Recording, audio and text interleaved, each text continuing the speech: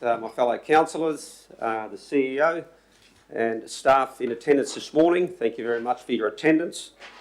We have almost a full attendance, bar for Councillor Wade Rothery, who I believe is going to be phoning in and participating online. If there's a nod from somebody to say that that's the plan. So we'll accommodate Councillor Rothery as the best of our ability.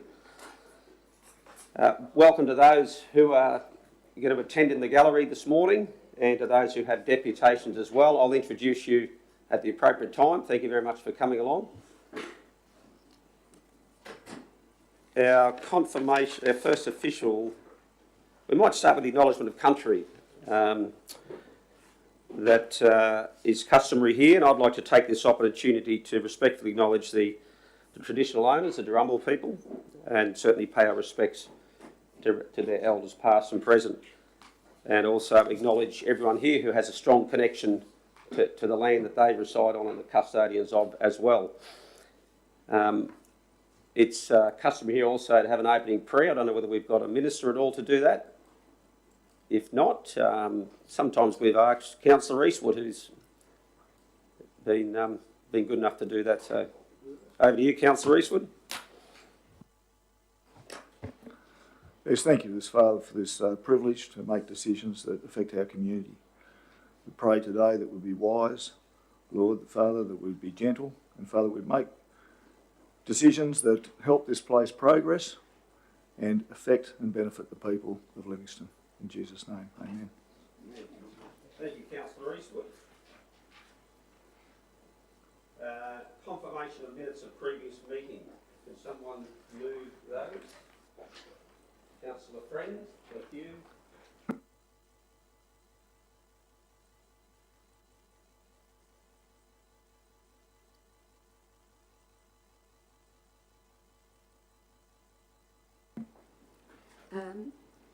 We had were supposed to have a deputation from 2 persons on the one topic, and only 1 person came.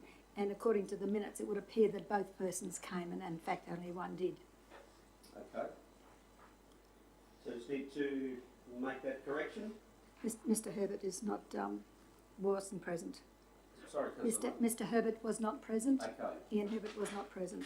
He was down as being one of the deputies, but he wasn't actually here. Okay, so we can capture that to make that accurate. Okay, with that only change, yes. Are we happy to go to the vote on that? Yes. All those in favour? Thank you, Councillor.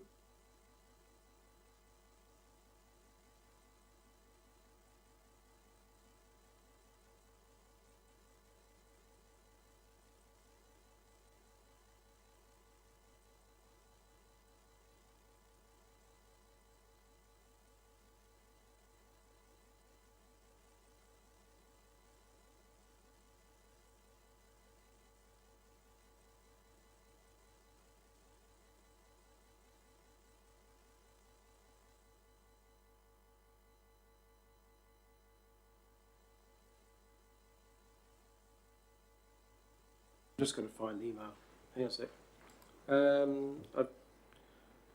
I, Rhodes Watson, have a declarable interest of item 11.1, response to questions and notice from Councillor Mather with Flood Road, Yamba, as my son is in a relationship with one of the family's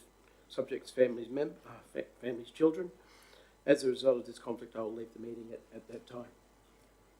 Thank you, Councillor Watson. Any other declarations in matters on the agenda? Councillor Eastwood. Mr. Mayor, I had a previous, there was declarable conflict of interest according to the room on 11.3. When it comes to 11.3, I'm asked that the new council vote in regards to that, because I don't believe I have. So just to qualify, you're saying that previously an interest had been determined in relation to the Cooey Bay master planning that had required yourself to leave? Yes, it required myself and yourself, Mr. Yep. Mayor. And I'm going to challenge that today. And yeah, see how we go. Okay, so at this point you're saying you don't have a conflict That's exactly to address. what I'm saying, Okay. Mr. Mayor. Mr. Mayor? Okay, yes, councillors. Through you Yes. to Mr. CEO, just to confirm, Yes, there was an issue in 2023 where yourself and both Councillor Eastwood did leave the room. I'm just asking the CEO if there have been any updates since that time.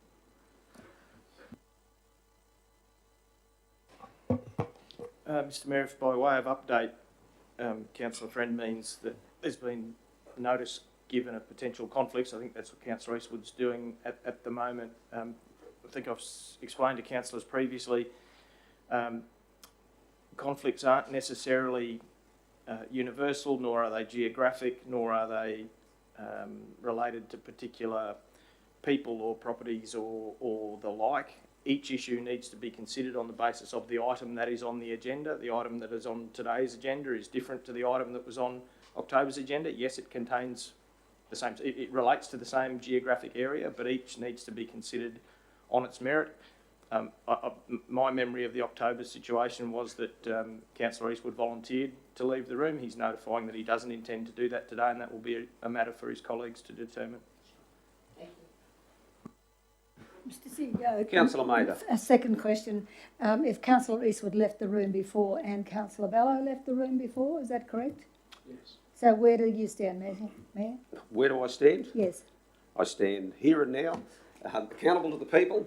No, but ultimately, my understanding was that that the table voted that there was a conflict, not so much a voluntary conflict. That I'd have to look it up. have to look it up. And I guess to provide some more context, previous to another declared conflict was the only item that I felt that related to the Cooey Bay master planning processes when the council had to determine whether Rec Point was going to be a one-way or a two-way.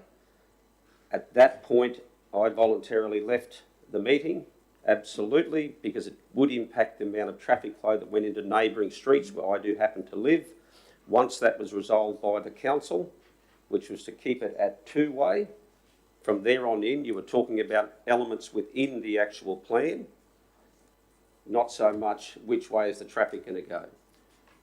So I would maintain that position now, that unless somebody is proposing to change back to one way or debating the merits of that, if it's more the elements within the plan, then I'm happy to participate, unless indeed the table would feel that that is not suitable, and that would be up to the table to vote on. Mr CEO, we're not talking about one or two-way streets today or where the traffic flows. We're talking about a budgetary item of $50,000. And I think because all councillors have a responsibility to participate in the budget, irrespective of where the roads are, I think we should all be voting on this one. And I don't believe there's a conflict because it's a budgetary matter. I think that's what Councillor Eastwood proposes to do, Councillor Mather, is make that declaration and allow councillors, including yourself, to make that determination. I think you've signalled the way you intend to vote. So Councillor Eastwood, you are declaring a potential conflict that you'd like the councillors to vote on, is that correct? I just wanted to clear up in that they voted last time on a similar item for myself and you to leave the room. I'm going to challenge that on a couple of things, and as it's a budgetary item too, it also makes it a little bit more clear that I will be staying unless the room orders me to leave or asks me to leave. But just to be super clear, unless someone triggers that, I'm staying here at this point until someone asks me to leave or votes majority that we need to leave. What's your course of action? No, I definitely intend to stay. Okay. Okay. Hopefully that's clear. Any questions at all, councillors, on that? Do you need a motion to determine that, Mr Mayor? Because it would involve yourself as well. I beg your pardon, Councillor. I said, do you need a motion that would determine that? Because well, you're both involved. Only if fellow councillors in the room believe that there is a conflict to deal with. Yes.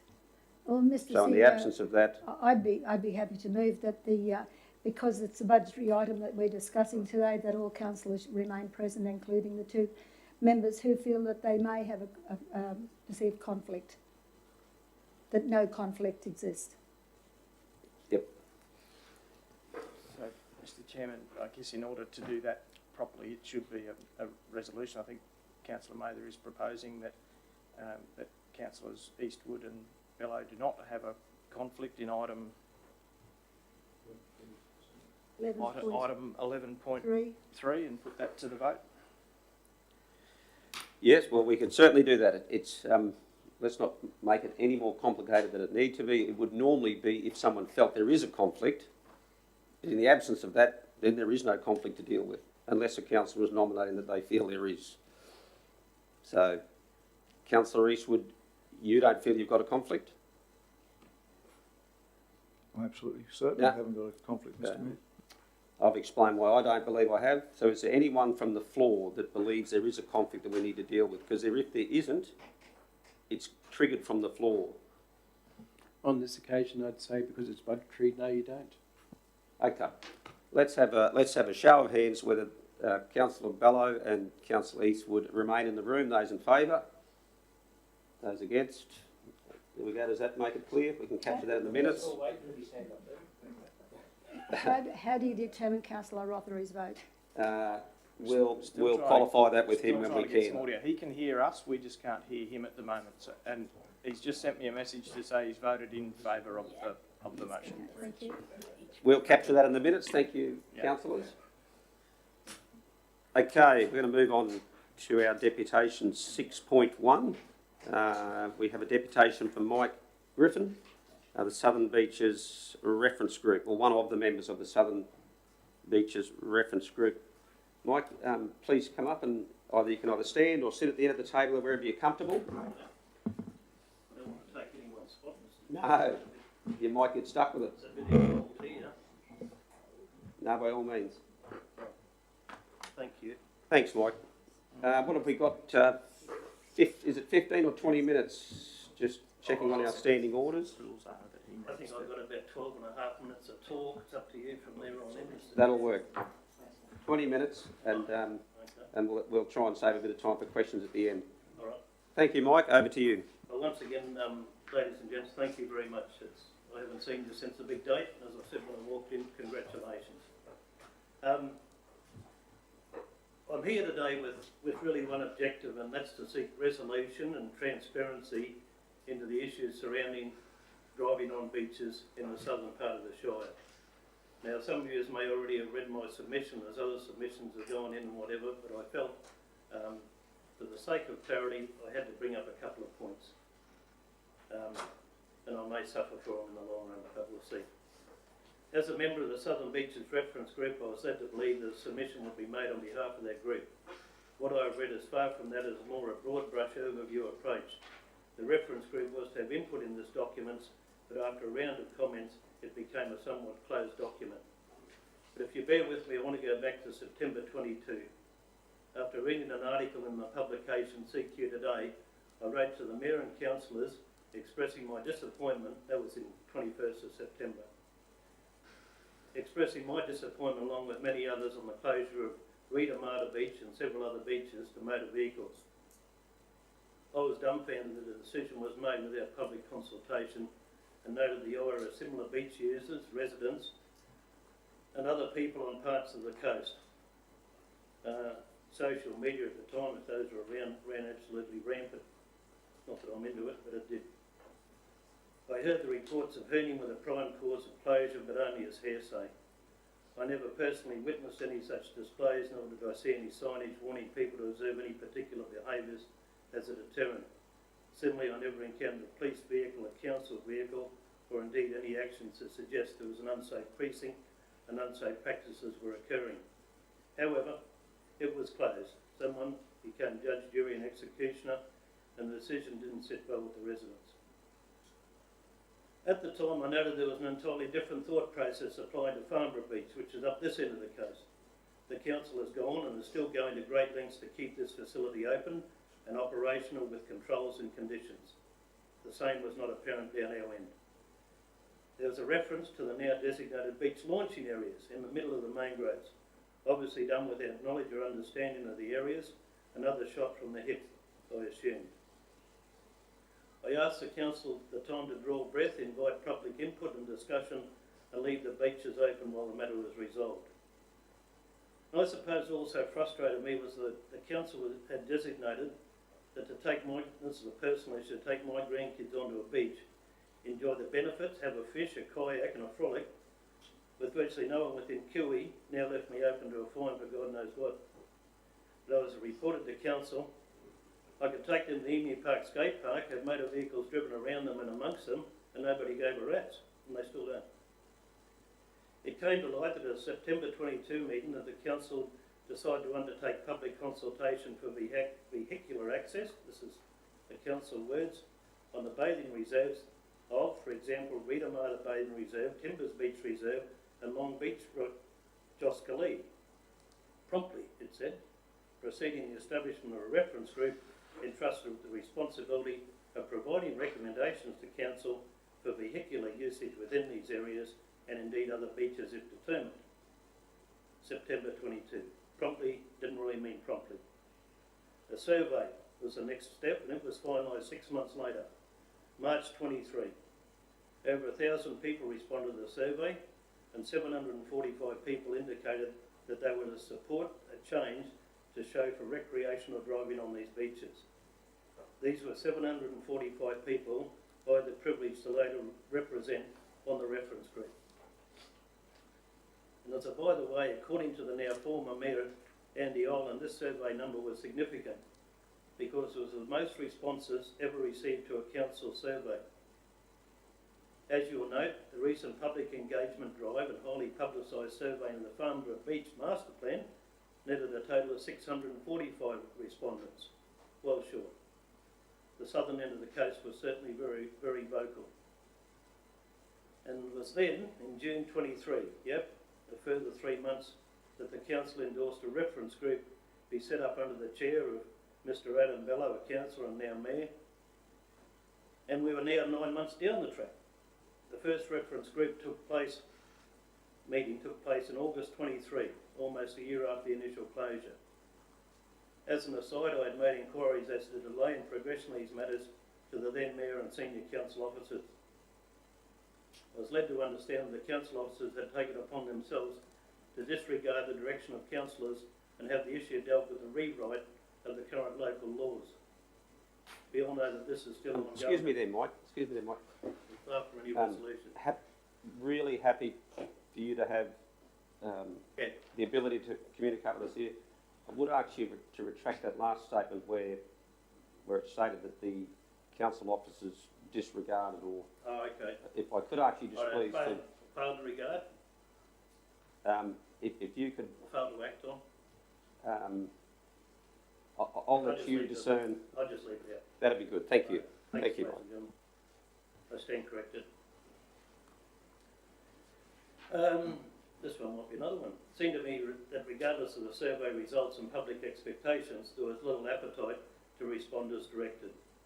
I'm concerned that despite the fact we've gone through a reference group process with unanimous outcome of votes towards reopening the beaches, there is still a lack of effort to overall support the voted outcomes. Indeed, during the process, it was very concerning that members of the group were advised by officers what would happen. Nothing had been decided, and I can assure you that was not hearsay. As with most of the reference group work, there appeared little support for any endeavours to progress the group's roles and purpose. And for those that don't know, the reference group terms were very specific. As Section 2 of the Terms of Reference document set out, the roles and purpose in short was to look at a number of beaches in particular, make suggestions on how to preserve and responsibly promote and use these beaches, and indeed identify any further beaches for consideration. The reference group would be a conduit for vetting of ideas, prioritisation and coordination. The terms of reference was effective from the date of execution and continues it until the group and council have both agreed that the intent of the group has been achieved and the outcomes accomplished. Well, I doubt if they have been. It appears once again the lack of appetite is apparent. But after reading the roles and purpose in terms of the reference document, I see little support the author of the council submission that there was any creation of false hope in reopening the beaches. The author also writes, it must also be noted that the lack of clarity in the reference group's terms of reference added to the complexity for both members of the group and council staff. There does not seem to be any lack of clarity when the roles and purpose of the terms of reference are read in context with the original council decision to set up the group and look at ways to reopen the beaches. It was very hard also to maintain any momentum in the group, and this was because it was populated with a considerable number of people who supported a negative stance on these matters. This led to a great deal of positional posturing within the group, and mutually agreed ground and or advancement on the objectives was rapidly eroded. Similarly, when arguing that the unsuitability of beach access points with significant overlays, into land overlays, restrict access, etc., the notion that it doesn't add up.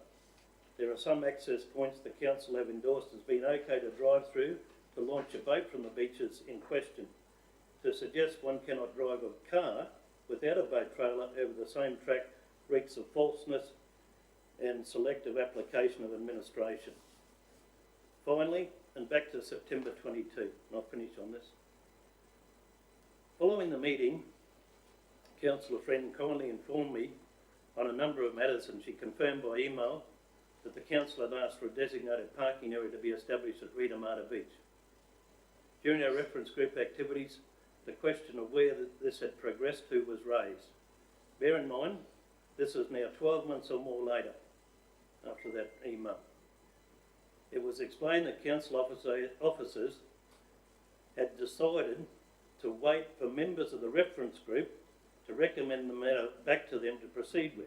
You might recall this, Mr. Chairman.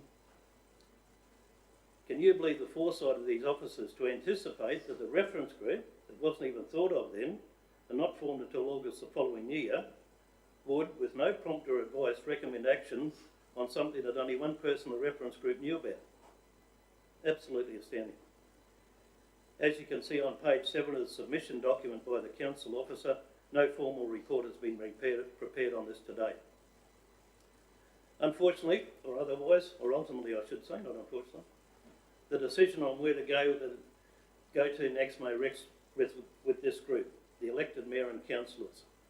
I'm sure, along with many, many others, the reopening of the beaches can be progressed safely and satisfactorily to all. I, along with others, have offered all energies in the development and introduction of education, awareness and best practice guidelines to make this happen. All that is needed is support. I have offered mine at all stages of the process. And I thank you very much for your time.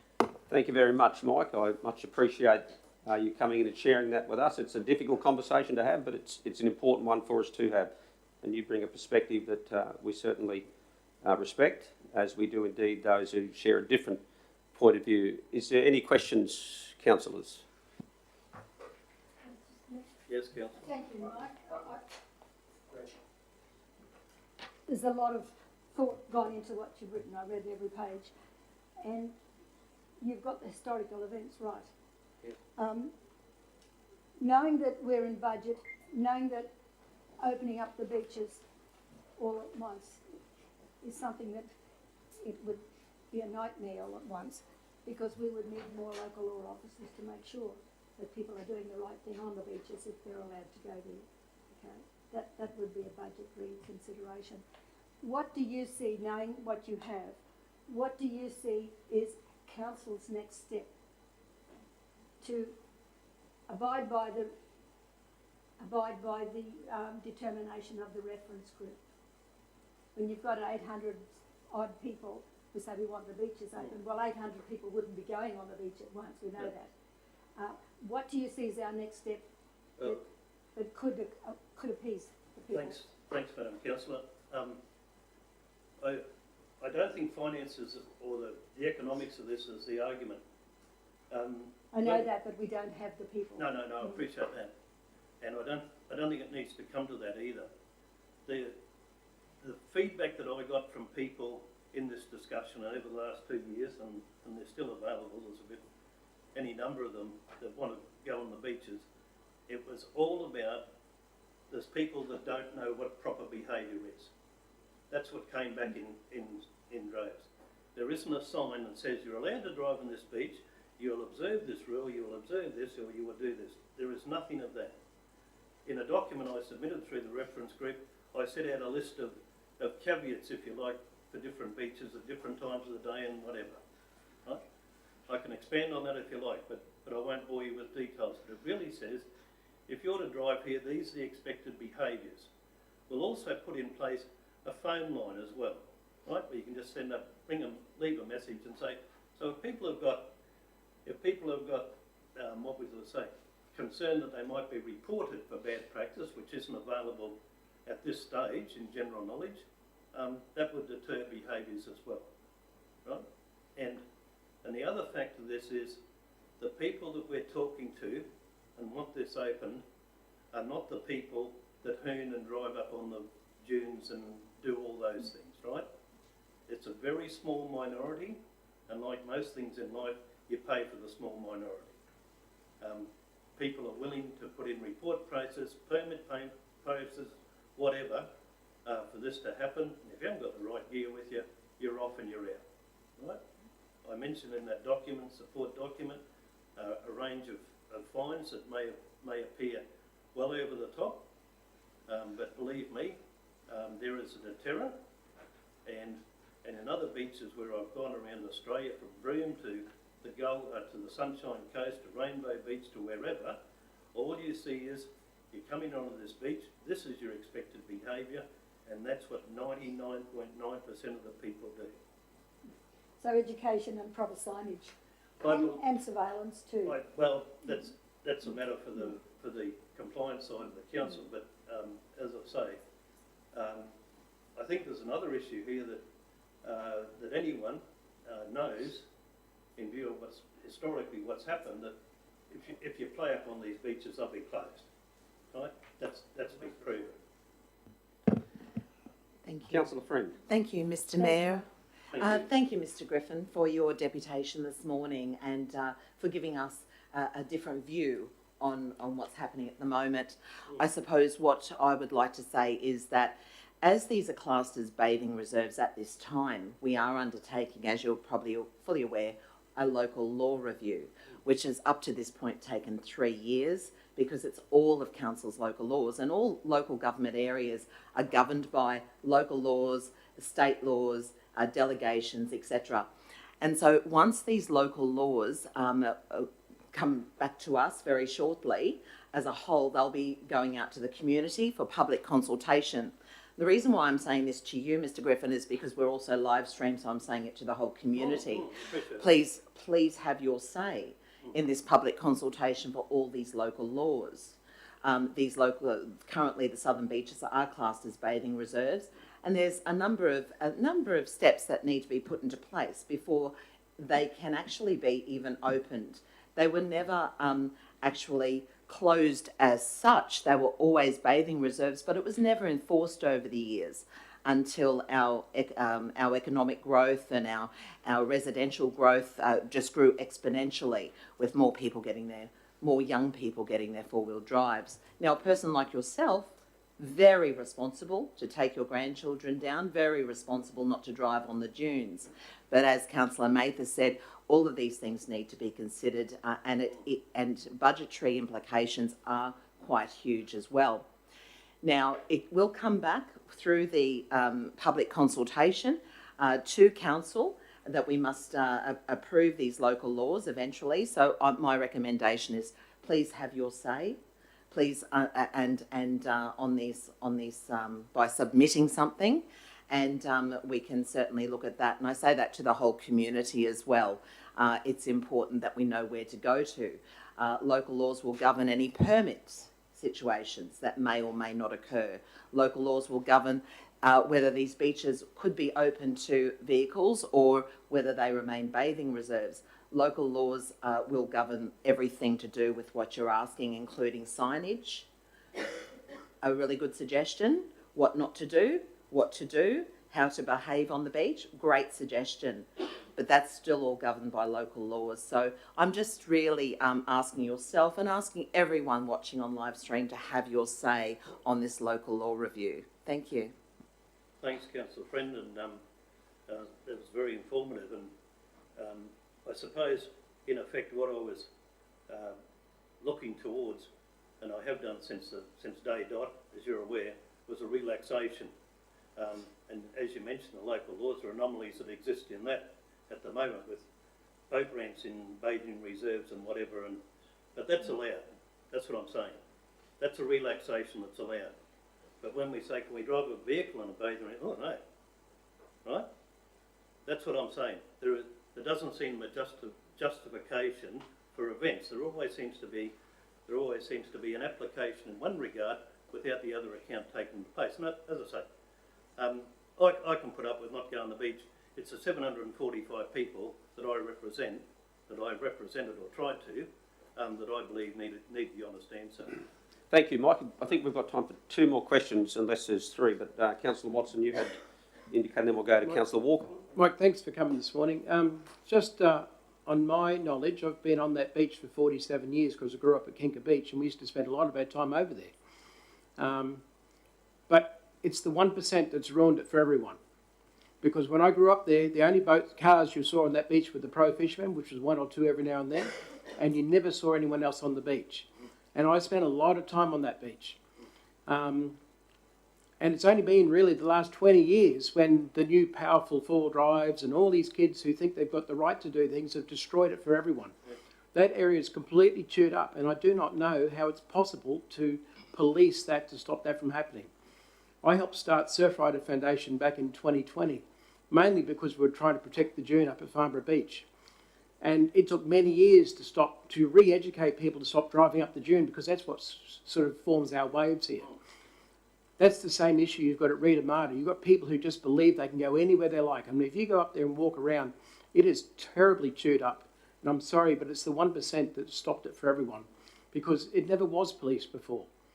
And the people who did drive on it, which you did see for every now and then, rarely, was they took their time. They weren't driving fast. They weren't trying to make new tracks and things like that.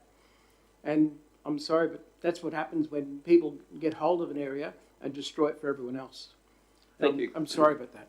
No, thank you, Councillor Watson. Perhaps more of a statement or observation. Yeah. I will go to Councillor Walk on. Could I just thank Mr Watson for that enlightenment, really. And yeah, I remember walking there as a kid and checking the fish nets that used to be on Kinka Beach, right? Don't know whether we should have been, but we did. But anyway, and I wasn't just talking about Rita Marta, Rose. I just wanted to be clear on that. Yeah. Sorry, I was only using that as an example because you brought that up. There is all the other beaches in contention, and one that isn't mentioned is Mullumbin Beach, where they have the blow cart, a big festival. Can't drive a car on there, unload your blow cart. Thank you, Mike. We're going to go lastly to Councillor Walk on, and then we'll wrap things up there. Thanks, Mike, for the deputation. I suppose it is my question, maybe a bit in line there with Councillor Watson's. One fisherman, like yourself, to another. Fishing around this area is really important, and we know the beaches and the role that beaches play on our reef, as well as our waterways, and what happens on our beaches, like migratory birds, and the impact that migratory birds has on fish populations, etc. So probably the question that would lead from Councillor Watson's is, we see the impact that it has on the environment into Farnborough Beach. What do you have that may be different, or the impact in opening these other beaches to the south? I suppose once again it falls. Oh, thanks very much, Councillor Walken.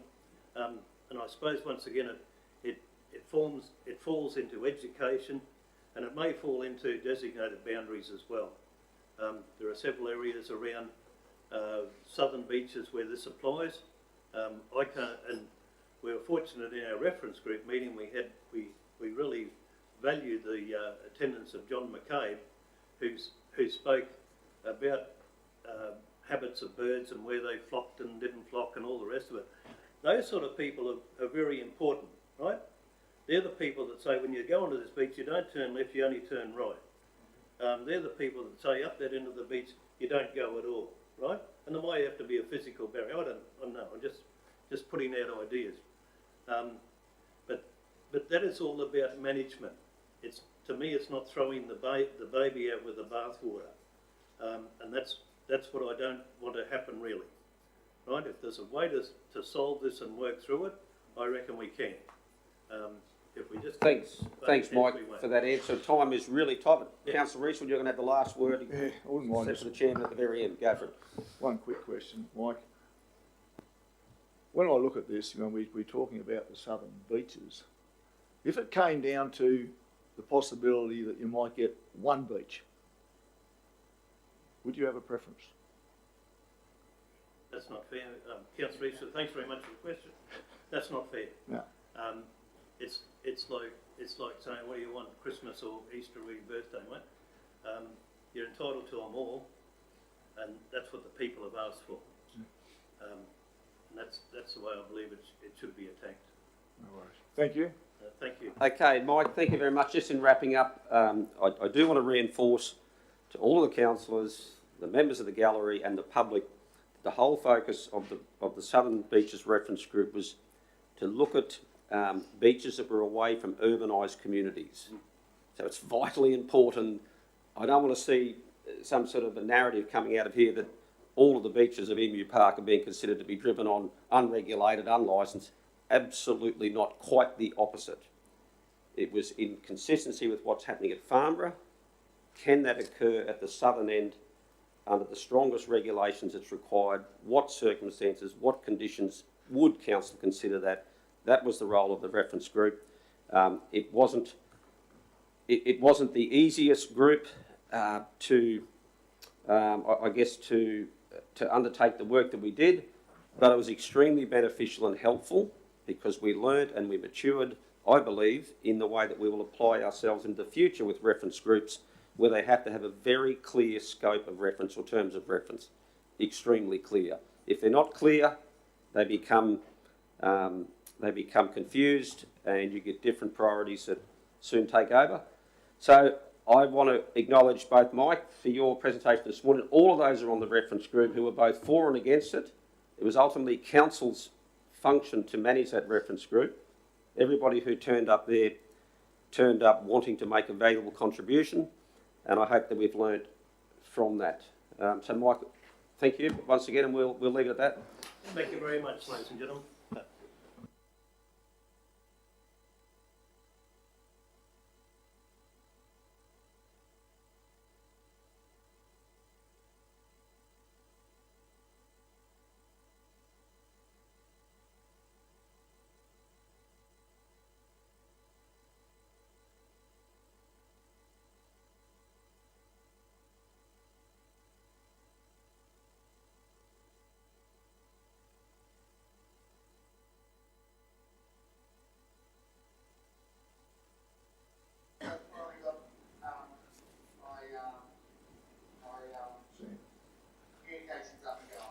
Excellent.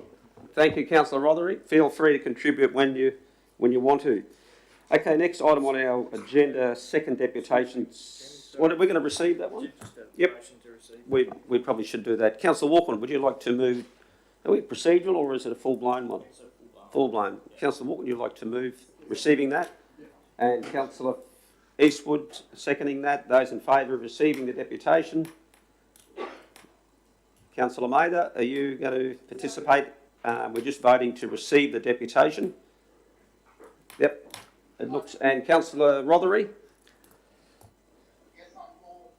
Okay, that's unanimous, thank you. Item 6.2, councillors, deputation from Mr. Bill and Lawson Geddes. Come to the table, gentlemen, wherever you. Well, I'm just going to come up for now. Basically, Lawson's been thrown even shorter notice than me. Yeah. Straight into this because, you know, I think it's important to keep in mind that we have already had a deputation on this, which I was unaware of.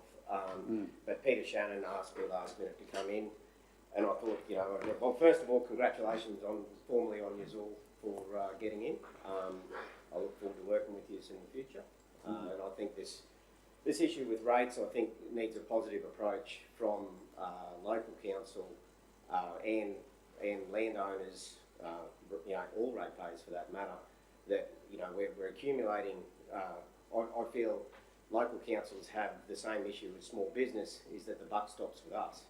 you know, if we're setting up a system where rates can't cover our costs, you guys are going to know about it just like we know about it. So that's really. But I've got a little bit put together here that I'll go through. I tend to get a little sidetracked, so I'll just keep myself on track. Keep you back on track. This will keep me on track, and then, you know, there's bits that go back into what Lawson's already covered with his last deputation, and he's done some research into that. And I really don't want to go back over ground that we know, and so we don't have to start at scratch again. We've got two new members.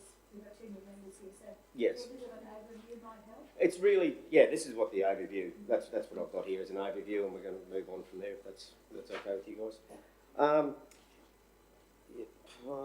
Yes, so myself, I grew up on Doonside in the local area. We've been on the same bit of country for 150 years. Lawson is on where my father was with his dad for the same amount of time, so we've been in the area for a long time. And one of our concerns that we're finding with rates is they're starting to creep up in the territory of, you know, interest payments, wages. Like they're a major factor of what we're contending with, and that's a two-pronged approach, as you know. We've got our unimproved value getting set by state, and there's a to-ing and fro-ing between council and state as to where this rise is coming from. The concerning part is how quickly it's rising. That, you know, we're up against another property value rise in August, and if it can't jump to the percent that it's jumped in the last, you know, since 2019. And in my opinion, a lot of our political influences have changed dramatically since COVID, or you know, COVID, post-COVID. And I think some of this needs to be brought back into line, and have some critical thinking put back into whether we're functioning at a level that can be sustained. So Louis done quite a bit with down the Auditor General side to see if he can where it actually stands. One of his suggestions is to change the way the bans are done through council as well. So the way you guys set, because you guys set the cents in the dollar, we need to be able to make sure, that's even across the land. Like us fellas with bigger acres are starting to get, you know, considerably high with our rates. But then again, if you have a look through, and that goes into our residential side of rates as well, we can't be seen to just pass the buck to residential and commercial side of things.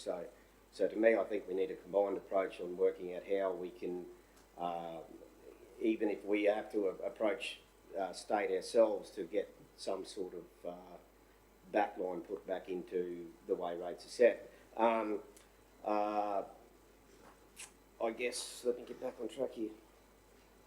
Yeah, the issue we are stumbling across a lot is there's a disconnect between what we're paying and what we're receiving in rural rates especially.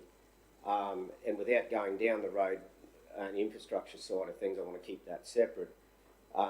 We are supposed to be exempt from land tax, but if we are getting a considerable amount more put on our rates and we're not receiving that, we're basically getting land taxed.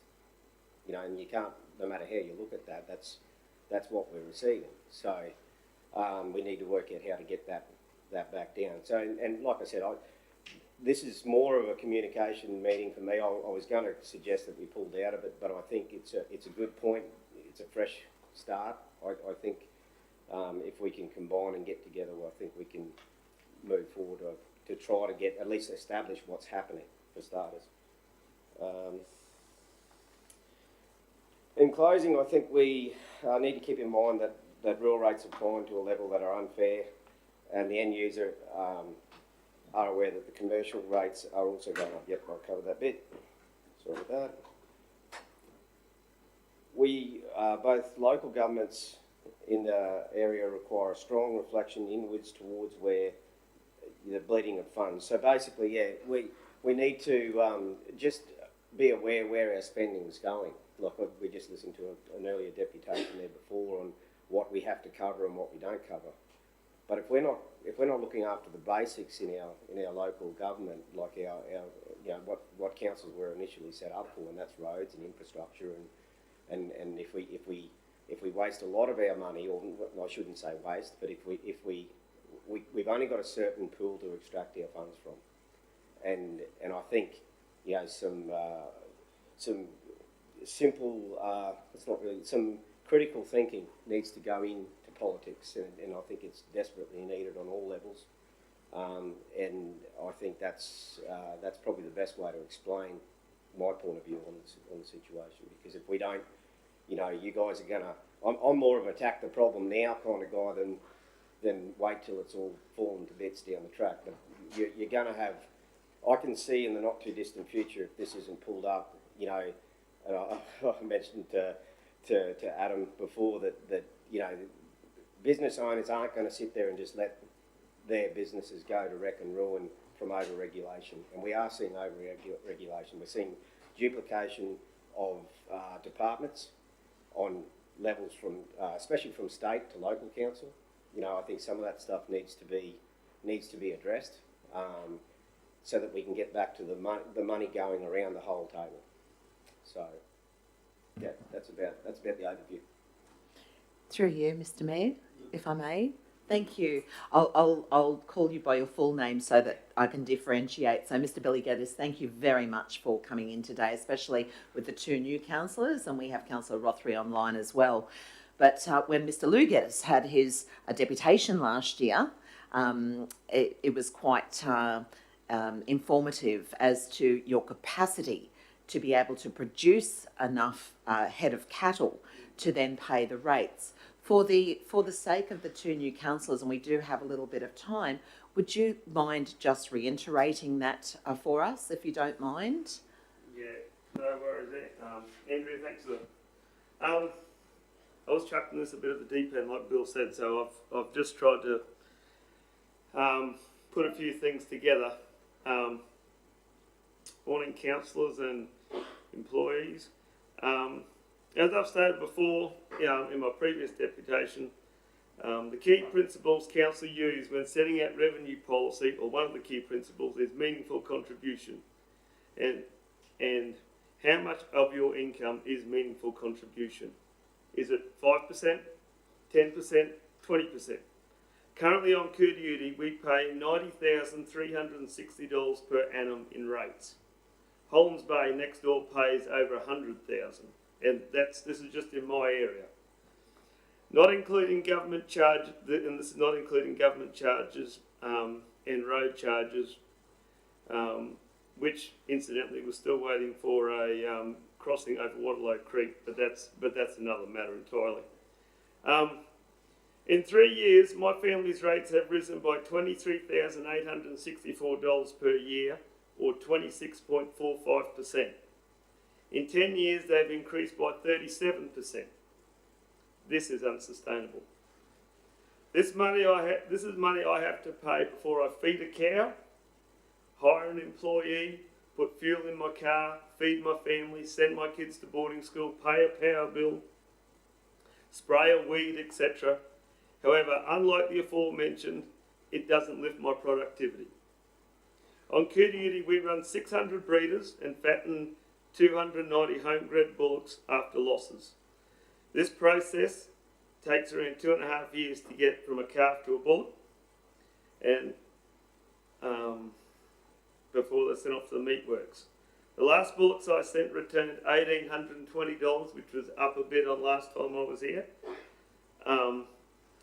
So I must sell 50 of my homebred bullocks for the council, or 17% of my homebred bullocks on my place just to pay my rates. Is this a meaningful contribution? But I'm not here to lay blame, yell, kick or scream. I just want to try and find a meaningful solution for myself and all the rural landholders, and indeed people in the Shire as a whole, because it's just not sustainable. Currently in Livingstone Shire, we have 2 rural rate bands. 6A is 1.6 million and under, and 6B, which is over 1.6 million, and we are charged at 0.9, 0.747 cents in the dollar and 0.9036 cents in the dollar respectively. Our solution to the increase is to increase the number of bands as been done in other shires and to great effect. So as your property values rise, which they will, because they're not making any more of it, and between housing, mines, and other things that are taking up area, they're not making any more country. And this allows the valuations to increase, but they will lower the cents, but it lowers the cents in the dollar, which keeps rates at a fair and meaningful contribution for all concerned. I've had a bit of a play around with how it could be done, but it's pretty rough. I think you could keep the 1.6 million and under and charge it 0.8 cents in the dollar. 1.6 million to 4 million at charge 0.7. 4 million to 8 million, charge 0.6. 8 to 12, charge 0.5 cents in the dollar, and over 12 million, 0.4 cents in the dollar. But that's your department really to work all that out. But for example, the Banana Shire has several rural rate bands, with the top rate band paying 0.38 cents in the dollar.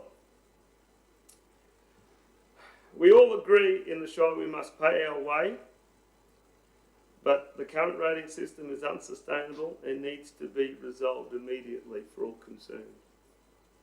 Yeah, like I said, I would have liked to add some more information, but it's Thank been you. on the last couple of weeks. Thank you, Lawson and Billy.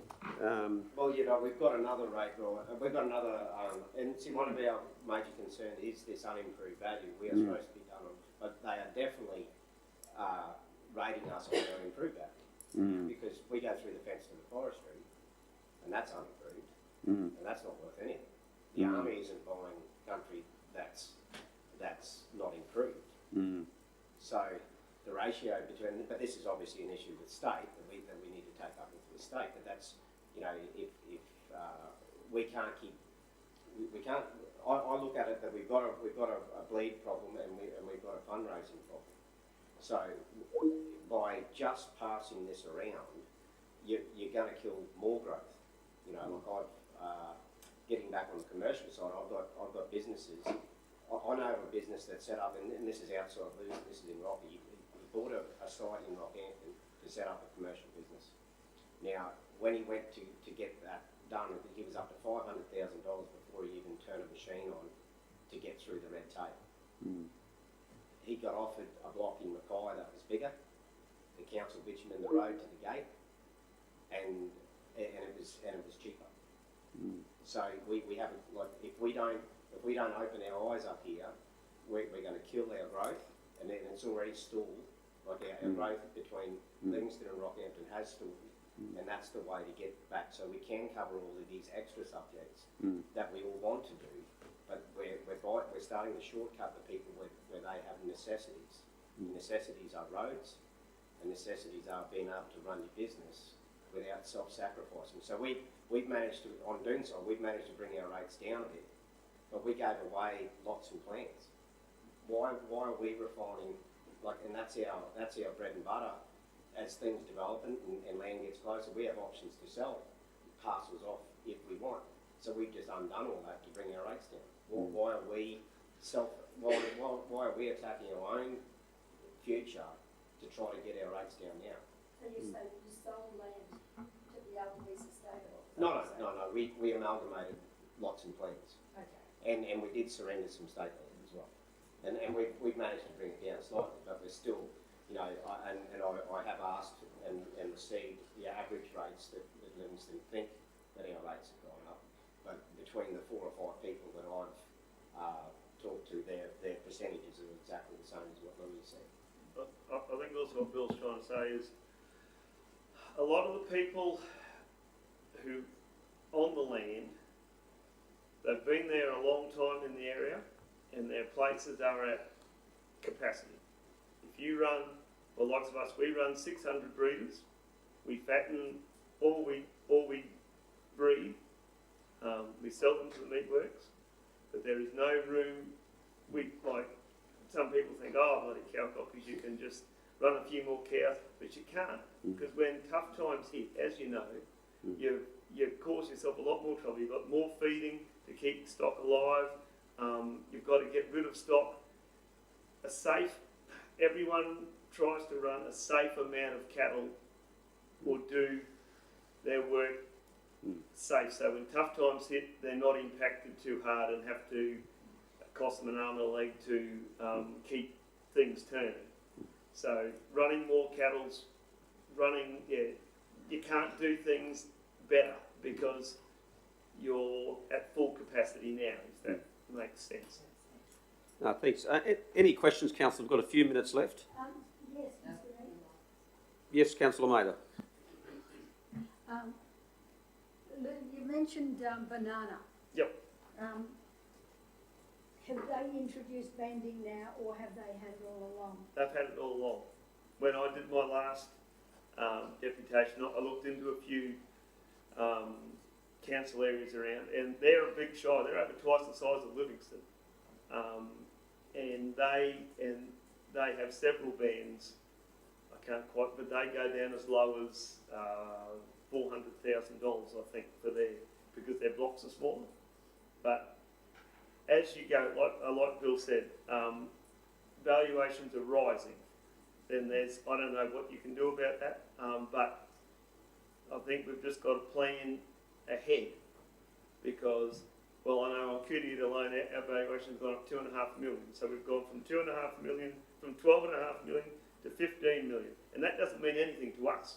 Like that's only Paper. yeah, well, that's only paper. That's only, like we've been there 150 years and don't really want to go anywhere else. So the valuations are just a guide for the council to charge their rates, but it's things aren't going to go up. So we've got to try and do something to get them down to make people more sustainable. Thank you, Lou. Any other questions? We've got 1 minute left, councillors. Well, I only need half a second. Then over to you, Councillor Maida. Our council can find out what Banana's doing as Yep. far as banding goes. I agree with you. Banding is the answer. It's the answer. I think so too.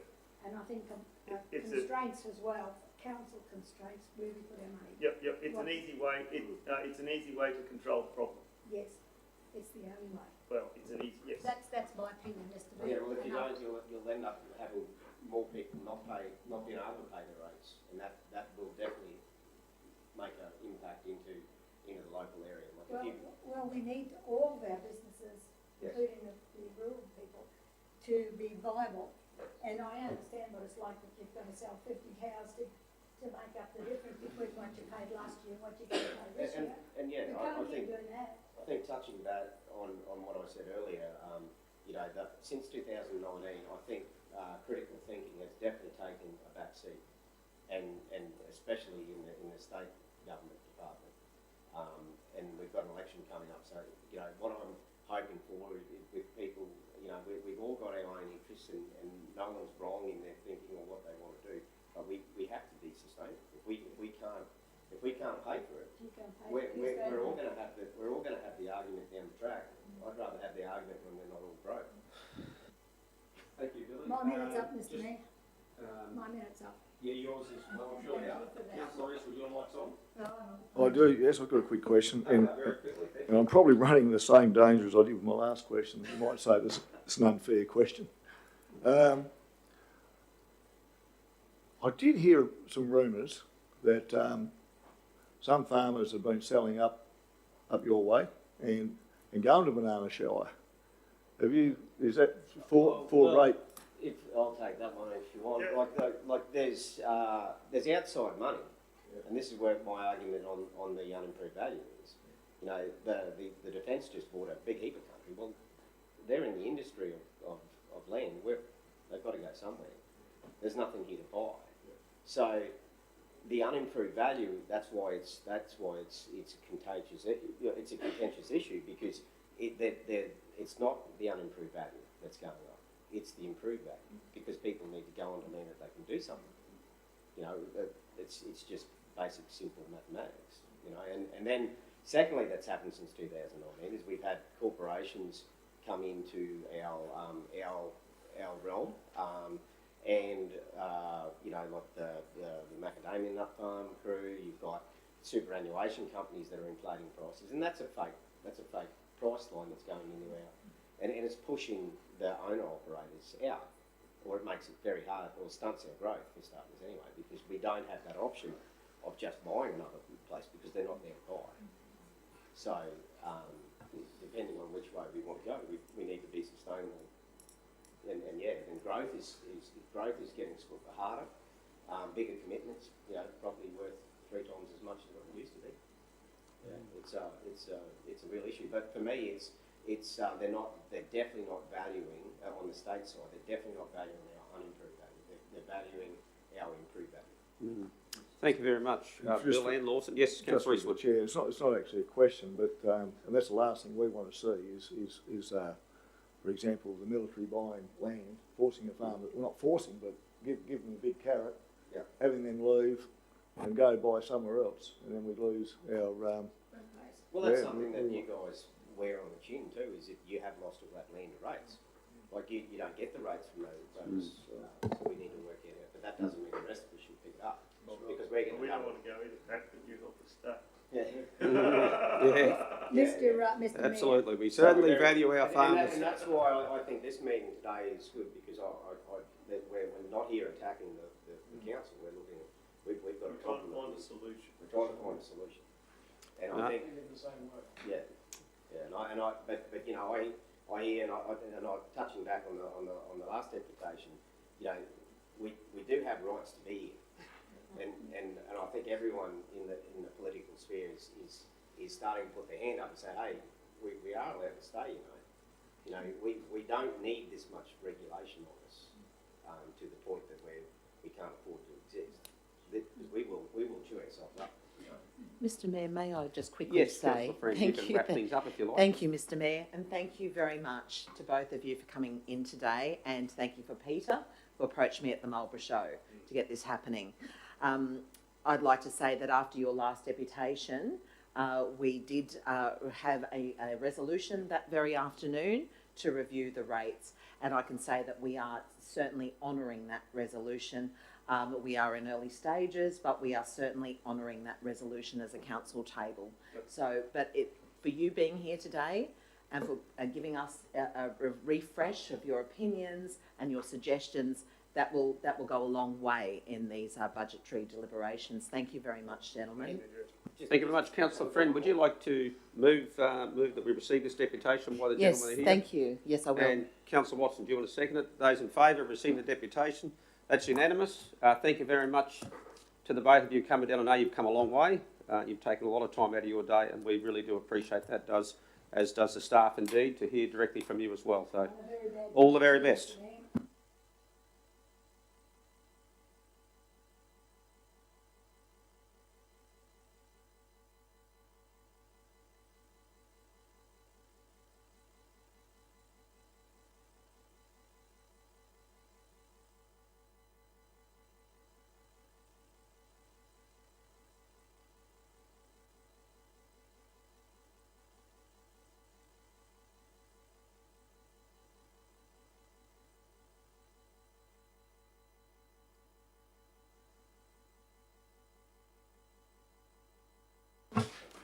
Okay, that concludes our deputations. We can now move to item number 7, business arising or outstanding from previous minutes. What's our time actually, Mr. Chair? What are we, 10 past 10? We'll push on for a little bit more then. Business arising or outstanding from previous meetings. Councillors, any questions on that table? Thank you, Mr. Mayor.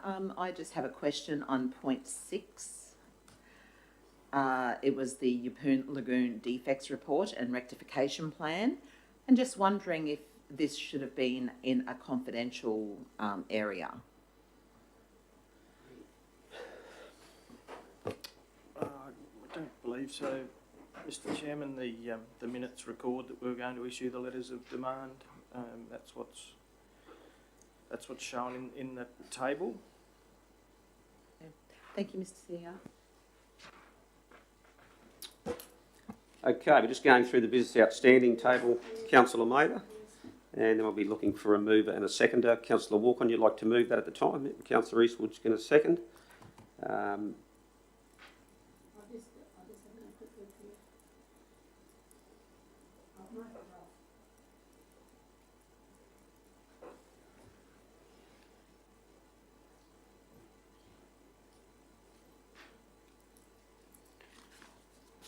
I jumped over 7-1. We can come back to that.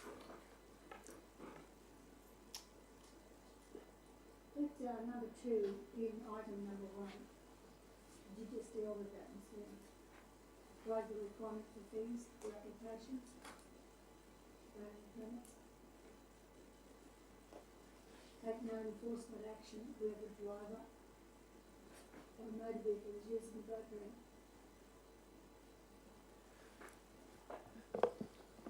So is that enforced now until we actually have confirmed the local laws? Through you, Can Mr. we do Mayor. that? I will allow the CEO to answer. Mr Chairman, would have given effect to that resolution was passed 3 years ago. We would have given effect to that at the time. That would be the current practice. And as councillors know from last week's workshop, we're coming to the point of community consultation on the local laws. Things may remain as resolved or some other once that process is concluded. Thank you. Thank you. Centenary celebrations in Newpark Jetty. Prime Minister's office has responded and declined attendance. Mr Mayor, if we're going to have any celebrations around that jetty, I think we better repair it first. Right. Looks like Councillor wants it. We're already on the committee and we're getting it done. We're going to do fundraising starting from October 26. It's already in place. Because there is no money to do anything with right now, and we've already been speaking with the council engineers, and there's an approximate price of about $300,000 to bring it back to its original condition. Is there any, through you, Mr Mayor, is there any grant available or anything that would allow us at external money to be able to do something historical of that kind? I'm sure the officers would be exploring every opportunity if indeed there is, and we probably don't need to resolve that here and now. No, but it's just a thought that we might need to explore. Yeah. So, Most definitely. just as well the Prime Minister's not coming up because it's not fixed yet. Oh, the idea was to celebrate the 100 years with him and hope he brought his cash chequebook with him. Okay. Councillors, any further items? If not, Councillor Walk-on, you're moving that. Councillor Eastwood seconding. Councillor Mather, your light is on, but we're going to need to move on, giving the... Just a question Yep. on that last one. Continue maintaining the existing rate and his avenue, etc. Have we got a policy? What number there is that? Sorry, Number Councillor. 7. Number 7. Yeah. We talk about increased monitoring and patrolling of Farnborough Beach. Have we got a policy that deals with it, and guidelines and educational plan? Have we got all that in place? Awareness? I can do my best to answer, but perhaps one of the staff or officers would like to. Well,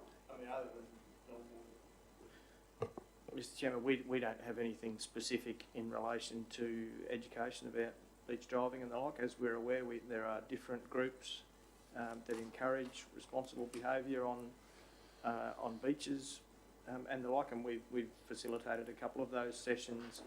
The name of the group escapes me just at the moment, but we've had a couple of those in the last couple of years, but we don't have specific resources, personnel or marketing collateral to do that. We work with those other groups. well, can I just say, Mr Griffin came here this morning and really what he was trying to convey to us is that we have to educate these people. And if we've got no mechanism by which we can educate them, or at least have a policy, or that we can actually show them these are the rules, these are the standards we expect, and we expect you to abide by them, otherwise you're out. And if we've got nothing there, that's one of the first things we need to concentrate on. Yeah, probably. We've got no guidelines or policies. We're not We're barking into the wind. Just picking up on the CEO's point, notwithstanding the effort that council has put in to develop the Farmer Beach Master Plan, Yep. which was a significant body of work over the last Absolutely. 3 years, the result of that has been numerous recommendations which are informing a safer way for vehicles to operate up on Farmer Beach. We've had new signage just installed there, which I noticed at Bangalee only fairly recently.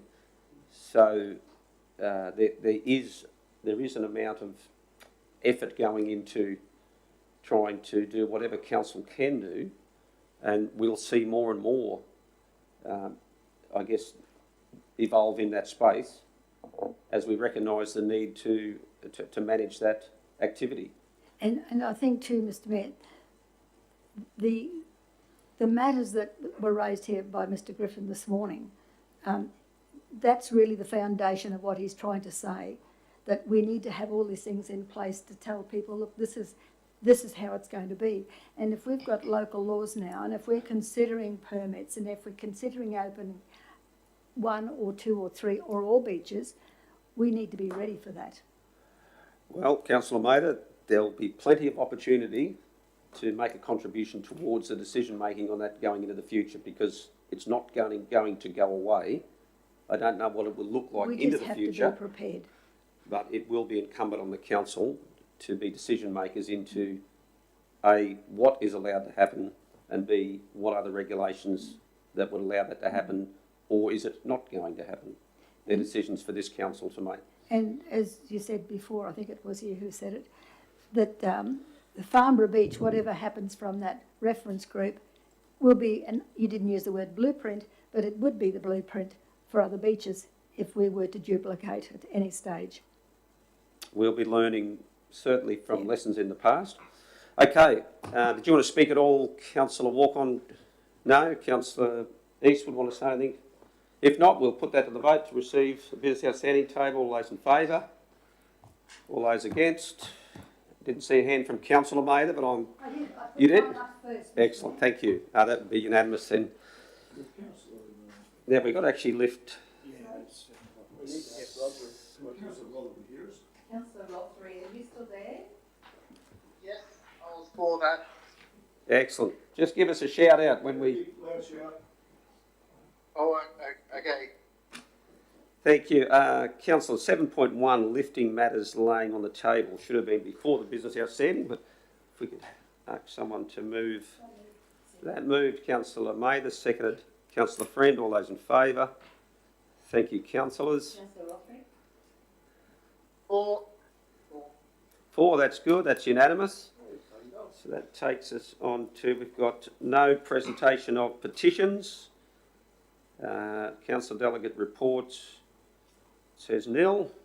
Item number 10, question statements, motions on those from councillors. 10.1, Councillor Mather, sewer services at 52 Marine Parade, I believe.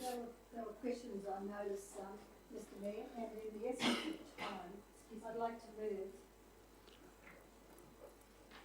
move, in the absence of responses to the questions on notice, re-sewerage issues at 53 Marine Parade, the questions lie, the matter lay on the table until the June meeting, where responses to the questions will be expected. So you're moving a procedural Yes. to lay this particular one on the table? Yes, because we don't have answers to the Although questions. in order to lay it on the table, I guess, I suppose we can vote to just adjourn it to the next. In normal ways would give the same effect, but you can certainly pass that procedural motion. Yep, okay, And procedural I'll- motion Yes, Mr. Mayor? to And, adjourn to the next item, to the next meeting. To the next meeting where we would expect to have those answers available to those questions. Yeah, just help me out there, Mr. CEO. I guess our practice on this, or our policy, is to... Yes, Mr. Mayor. So the long-standing practice has been for questions to be presented to a council meeting and the responses to be provided to the subsequent meeting. We have tried to truncate that in the last 12 or 18 months or so. So where it's possible to provide the responses to the meeting where the questions are presented, we've endeavoured to do that. That hasn't been possible on this occasion. Okay.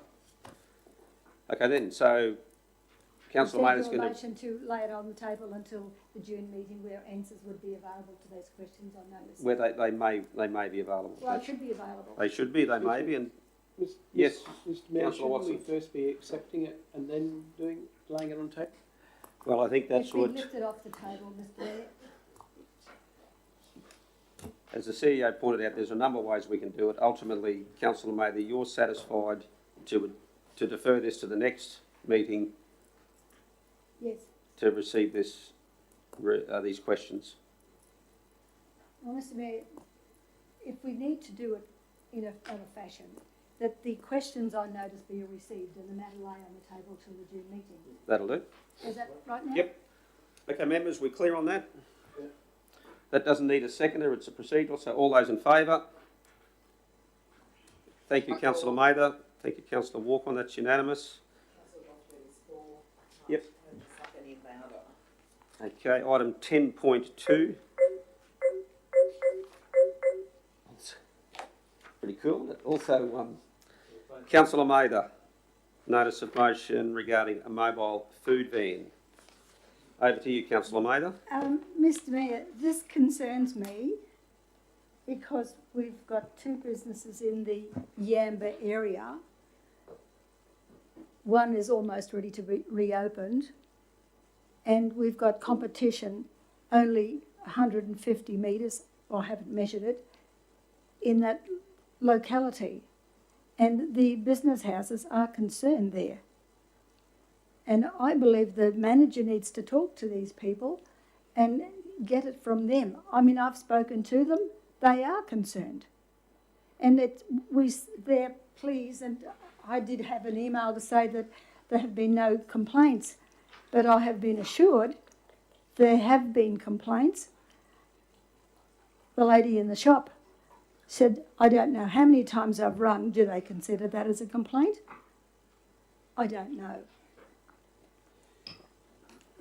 But I would like, and I would move, that the manager be asked to meet with these two businesses to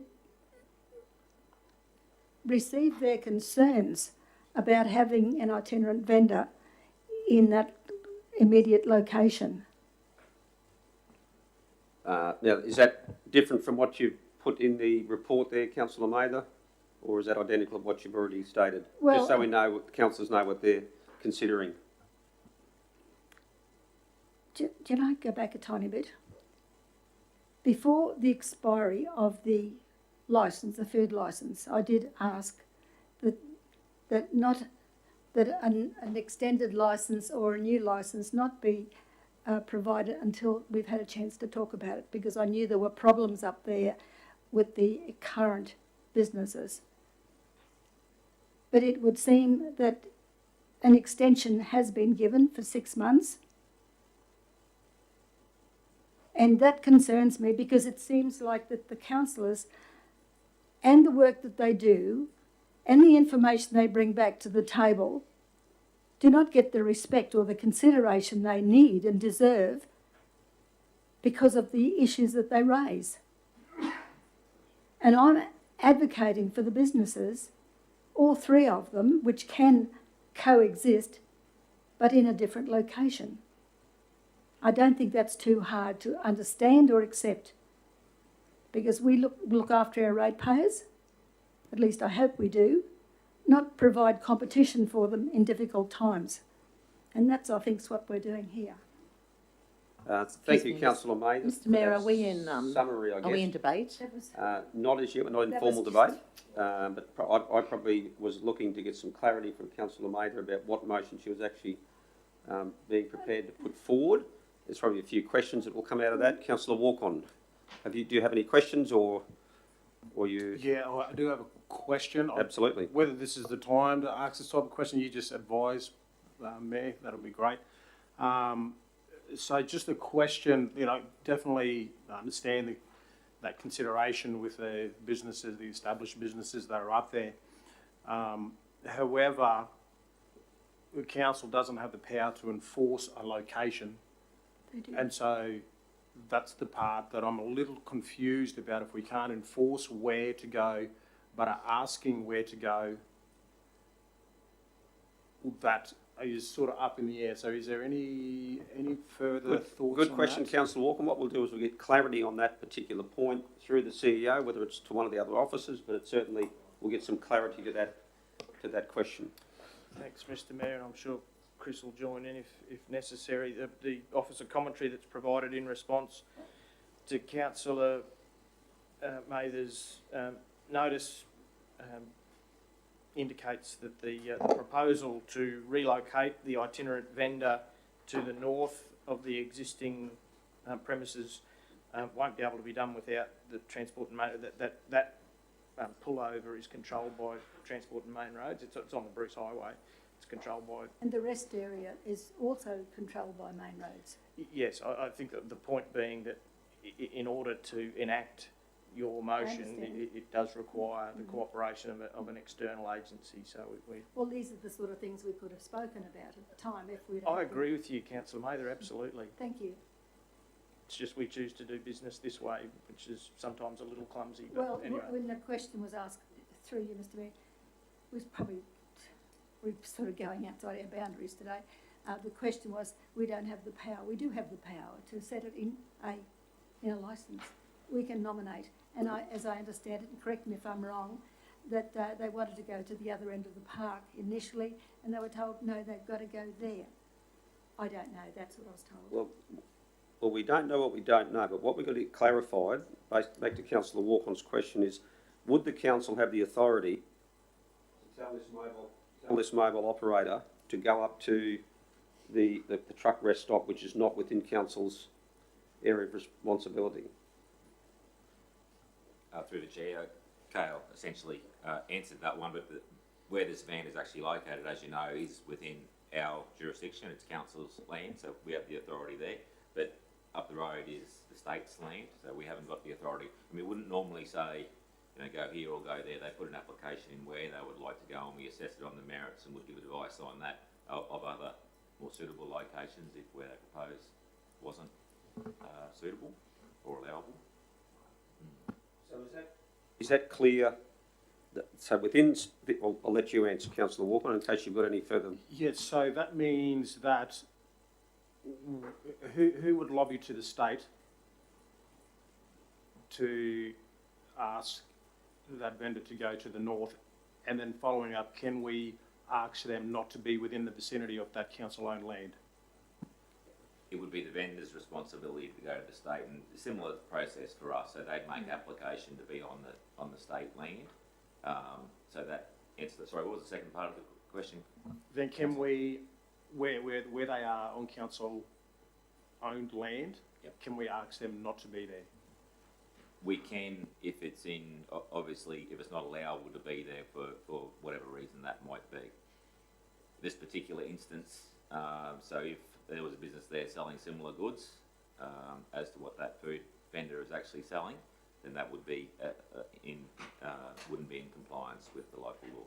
But that's just at 150 metres, isn't it? That's what the conditions are normally set at, yes. It doesn't actually specify a distance in the local law. It talks about a specified distance, but for quite a number of years, as contained in this report, council has run with 150 metres radius.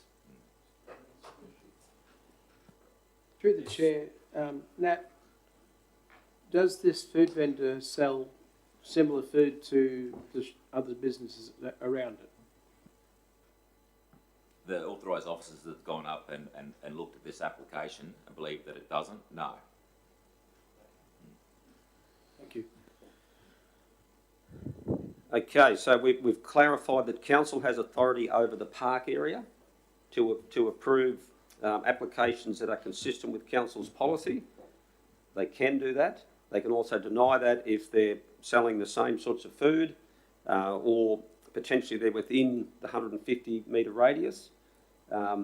Does the park allow for that vendor to be positioned beyond that 150 metres and still be within a council authorised area? Unfortunately, that park up there is all just within 150 metres, even to the most southwestern part of the park. It's just within 150 metres. So even at the most further extremity, would that be consistent with council's current policy in terms of the distances? 150 metres. So if, I guess I asked the question that if it was down here along the coast somewhere, would that distance trigger a non-compliance and the approval not be provided within the limitations of what that park is currently providing? If it was within 150 metres and it was similar to your bricks and mortar businesses, Yep. we wouldn't allow it, that's right. Okay. Yes, Councillor Watson. I'm going to turn that one off. I'm just, where this van's positioned, is it in a safe place for vehicles to pull over or not? Because the reason I asked that question is I recently saw another, I guess it's a coffee van that's been put at the base of a hill and around a blind corner, and I'm wondering if that's safe, because I'm looking at the two of them, and they're both on 100-kilometre-hour sections, that's all. 80.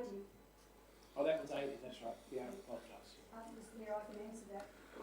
I've had to get onto main roads to put a yellow line outside of the cab where the coffee van is, simply because the trucks are pulling up, they're partly on the side of the road and obstructing views. So I have to get onto main roads to put yellow lines up. And I understand they're coming through the park now as a drive-through.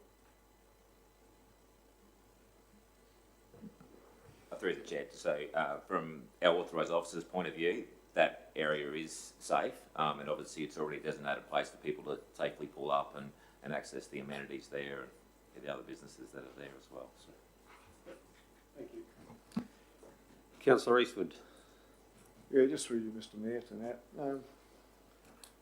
We actually visited this premises, and so the reason that the van wasn't there, but there was a sign where he has it was definitely within the 150 metres, and that's because they sell food or foodstuffs that the shop in the hotel, the hotel's closed, don't sell. Is that right? Yes, it's most definitely within 150 metres from the shop across the road, but it comes back to the menu being essentially rather different. You know, talking about steak sandwiches, nice fresh food from the food van, whereas we believe across the road does not offer that sort of same food. I guess the only similarity might be your cans of soft drink and those sorts of things, but the rest of the stuff is completely different. The rest of it.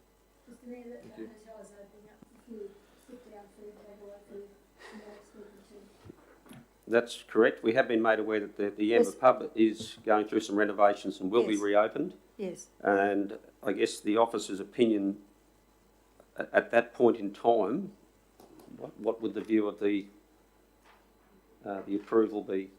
So we've conditioned the permit similar to exactly the same they have been for every other permit, so that they still have to comply with the requirements. So if they're within the 150 metres of a bricks and mortar business, and obviously if that other premise opens up and starts selling the same goods, as in steak sandwiches and nice fresh stuff, then they'd have to have a look at it, and the vendor's well aware of that as well.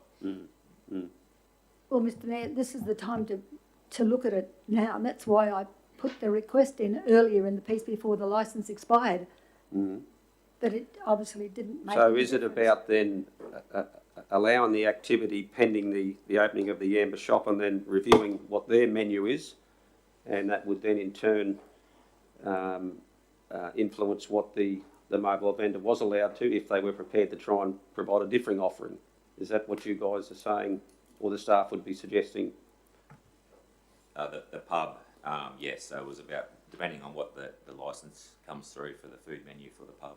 Yes. So And do we have any idea of when they're likely to open, or? No.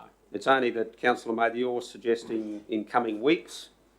Mr Mayor, I'm suggesting that the managers go up and talk to the people in the two businesses and get a first-hand account of what they're doing, what they sell and what their problem is. Because, I mean, you and I both had 3 phone calls a day on this matter. Yeah, that's true.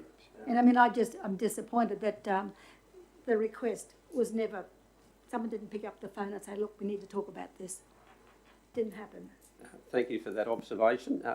Yes, we've got the director joining us here at the table, so. Yes, thank you, Mr Mayor, and through you, I just might answer a couple of those questions.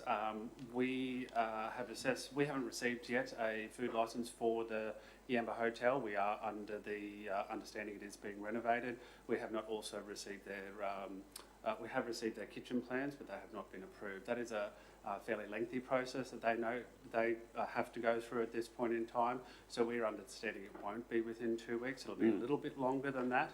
What we will do, and what we have conditioned the current licence for the food ban, is based around the Yamba Hotel opening. We have put a condition in there that says it will be reviewed in 6 months, or when the hotel is open.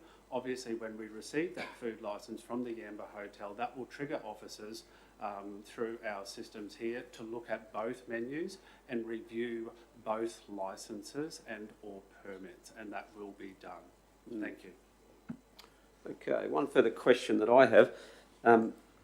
Can we categorically confirm or permit or authorise that the coffee van or the mobile van is not to sell any items that are in conflict with the service station? I might answer that, Mr. Yep. Mayor, if that's okay. The service station currently doesn't have a food licence. They can only sell packaged goods. Yep. That is authorised under that Food Act.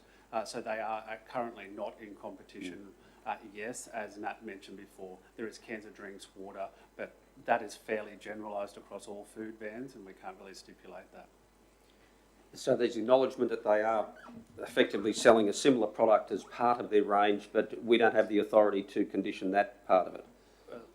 Through the chair, not in relation to the food. The food is totally different. Yes, there is cans of drinks, bottles of water that are similar. And we don't have the authority to say you can stay there, but you're not to sell anything that the shop across the road is selling. Yes, you can. Yes, yes, we can condition what we choose to. That they might appeal that condition. Similarly, as I've been inviting Councillor Mather to do, if you wish to revoke the issued permit, you can do that too. Okay, where to from here then, councillors? Well, Mr. Mayor, you need a seconder.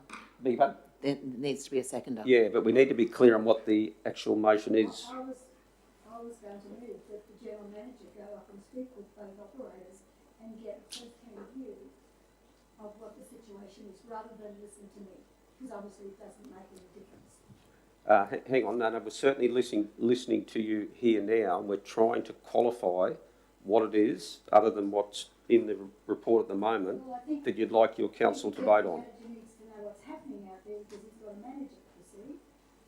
Well, I understand that this is a result of that. We've got both Nat and Greg here providing us with... What we're doing, we're rotating around the food ban. We're making sure that everybody complies with the food ban, instead of the other way around. We've got people there paying rates, okay? They're ratepayers. And we've got a licence here for a food ban. And I love the food bans. They're in the right place at the right time. We all love them. But I think we've got to be fair about this as well. I'm saying, once we identify with the issues that the business houses are having and will have, we've got to be the officer, the general manager needs to be familiar what they're saying to us. Mr. Mayor, Because mate. it's not just a matter we can't have soft drinks because he's got soft drinks. It's not like that. It goes much deeper than that in business. Right, so Councillor Mather, just so I'm clear, are you saying that the motion you'd like to put to the table, which would require someone to second it, is that the general manager basically engage further with the persons or the parties involved in this matter, and then bring something back to the table to reflect the outcome of those discussions? I'd like you to go up and take these officers with him if you like, that's fine. I'd just like them to all be on the same page, that's all. Well, so we've got some clarity, I guess. Happy to entertain the question. We've got some clarity now on what the actual motion is, and that is, Councillor Mather, as you've just said, for the general manager and the staff to re-engage with the parties involved, if it requires an on-site visit or however they go about doing that. That's what I was looking at, rather than a paper trail. You know, go up there and have a face-to-face and just... Yep, well, okay, so that's your intent, that's your belief. Is there anybody... Yeah. Now, a question from Councillor Yes, Brent. thank you, Mr. Mayor. Appreciate that. So, a couple of questions, really. Have the officers already attended the premises up there to speak to the proprietors? Through the chair, not as a group, no. Right. Okay. Have the health officers gone up there to speak with who issue the food licences to speak with the proprietors? Through the chair, yes, it's part of the process, councillor. Okay, so officers have already gone up there to speak with the proprietors. My second question, Mr. Mayor, is thank you very much for helping that clarification, Mr. Mayor, because so what in fact we're doing is we're not receiving the council recommendation that's noted in the agenda, but am I right in saying that Councillor Mather has now given it an amended? Yep, that would be, if it's Councillor Mather's intention not to move forward with this recommendation, well then, in the absence of something else, this would be an amendment of some sorts that I'm prepared to allow, so we can actually try and move this thing forward. So the officers have already gone up to speak to the proprietors, though. Well, we've heard the officer's response, so it'd be over to Councillor Mather as to whether she still wants to proceed which way. Yes, I think I would like the officers to go, so that you can get a first-hand look at, first-hand input from these people who they're quite distressing, actually. They're quite distressed and quite angry. Mm. And angry at us. Okay. And I think it would go a long way, Mr. Mayor. Okay, so we have a proposed motion from Councillor Mather, something to the effect up here. Any further clarity in that, Councillor Mather? Yes, to find a way forward to, in relation to the food ban. Right. Okay, and would you be wanting to attend, or do you want councillors to attend, Councillor Mather, or is it? Look, I'm up there every other week. Right. I'm happy to go, but I think the officers don't need me there. Right. They'd be quite capable of talking to them Okay. in their own way. Yep. Mr. Mayor, thank you. Thank you. Yes. Mr. Mayor, may I offer a suggestion in relation to the recommendation that General Manager and officers go to Yamba to speak to all operators, since we do have an impending operator coming? Yep. And to find a way forward in relation to collaboration. Okay. Collaboration. It doesn't say what it's about. Yes, but It's a jolly good start. Okay. Collaboration. Now that's teamwork, Mr. Mayor. Okay. Well, we'll see what the result of that is. Okay, we've got a mover in Councillor Mather. Yes. Is there a seconder for the motion? The motion will change, Mr. Mayor. Yeah, that's it up there. I'm happy to second that, Mr. Mayor. Okay, Councillor Mather, would you like to speak to that motion? I think enough's been said, Mr. Mayor. We just need to move on and get this matter resolved in the most amicable way we can. Thank you. Okay, any speakers against the motion? Councillor Friend. Thank you, Mr. Mayor. I speak against this motion today because I believe the officers have this already in hand, especially now that we know that there's a clause in the licence for the mobile food vendor in relation to the opening of the Yamba pub, which we're all very excited about. The food van in question also has complied with all the regulations, including being 150 metres within a fixed premise that does serve alternative food to the fixed premise. And we've also learnt that council cannot advise the proprietors of this van to change to a location that is not in council's jurisdiction, owned or in trust of. And they've also complied with health regulations and safety regulations as well. So we really should listen to the officers because they have this in hand already. What I'd like to say is these people that run the food van are a young family residing locally within that surrounding area. And the Queensland Treasury competition policy states that competition helps drive innovation and the achievement of higher quality and better goods and services for all consumers. So I'm speaking against this because I believe the officers already have this in hand and that officers have already attended. We've learnt that the food's not the same, that they comply, that they're conditioned for when the pub reopens, and I don't believe that this should go any further. Thank you. Thank you very much, Councillor Friend. Anyone speaking for the motion? I will just Yep. briefly, Mr. Councillor Mayor. Eastwood. Yes, I always believe that collaboration and is a good way to break down doors and to move things forward. Whether we get a different result, we'll have to wait and see. But I just think that it probably is a move in the right direction, and will certainly help to appease one business owner. Okay, anyone speaking against the motion? Any further speakers for? Oh, yep, I'll speak in favour of the motion because there are a couple little nuances here that make this particularly difficult.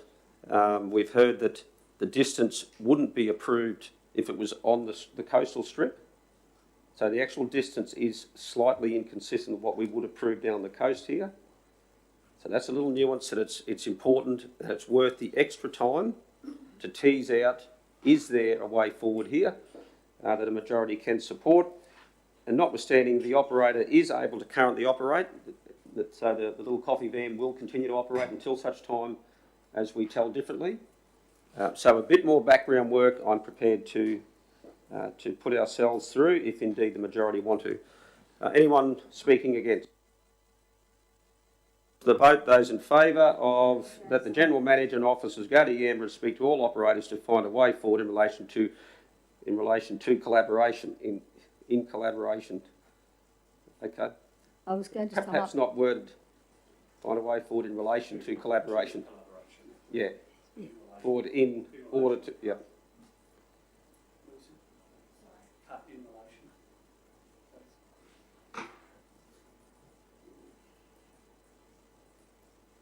Okay, everybody clear? Yep. Councillor Mather, Just to sum up, Mr. you're Mayor, welcome to sum up. I don't have much to say, except I think it's very good, and I thank the General Manager for his input there, because I think it'll be a first-hand experience to feel what the rural people feel, because they're not in the town, they don't have the town thinking, but they do have the town, they have similar feelings when they're in business, because they do worry about that. So, yes, and I think anybody who hasn't spoken to either of them, either of the businesses, would be advised to do so, to have a first-hand understanding of that. Okay, well, we have a motion before us to consider. Those in favour? Those against? I'm against. Okay, record that, Councillor Rothery against. The motion is passed. Thank you, councillors, and thank you, staff. General Manager, Andrew. I like it when the CEO prompts us about morning tea, so procedural motion to break for morning tea. Looks like there was enough hands, yes.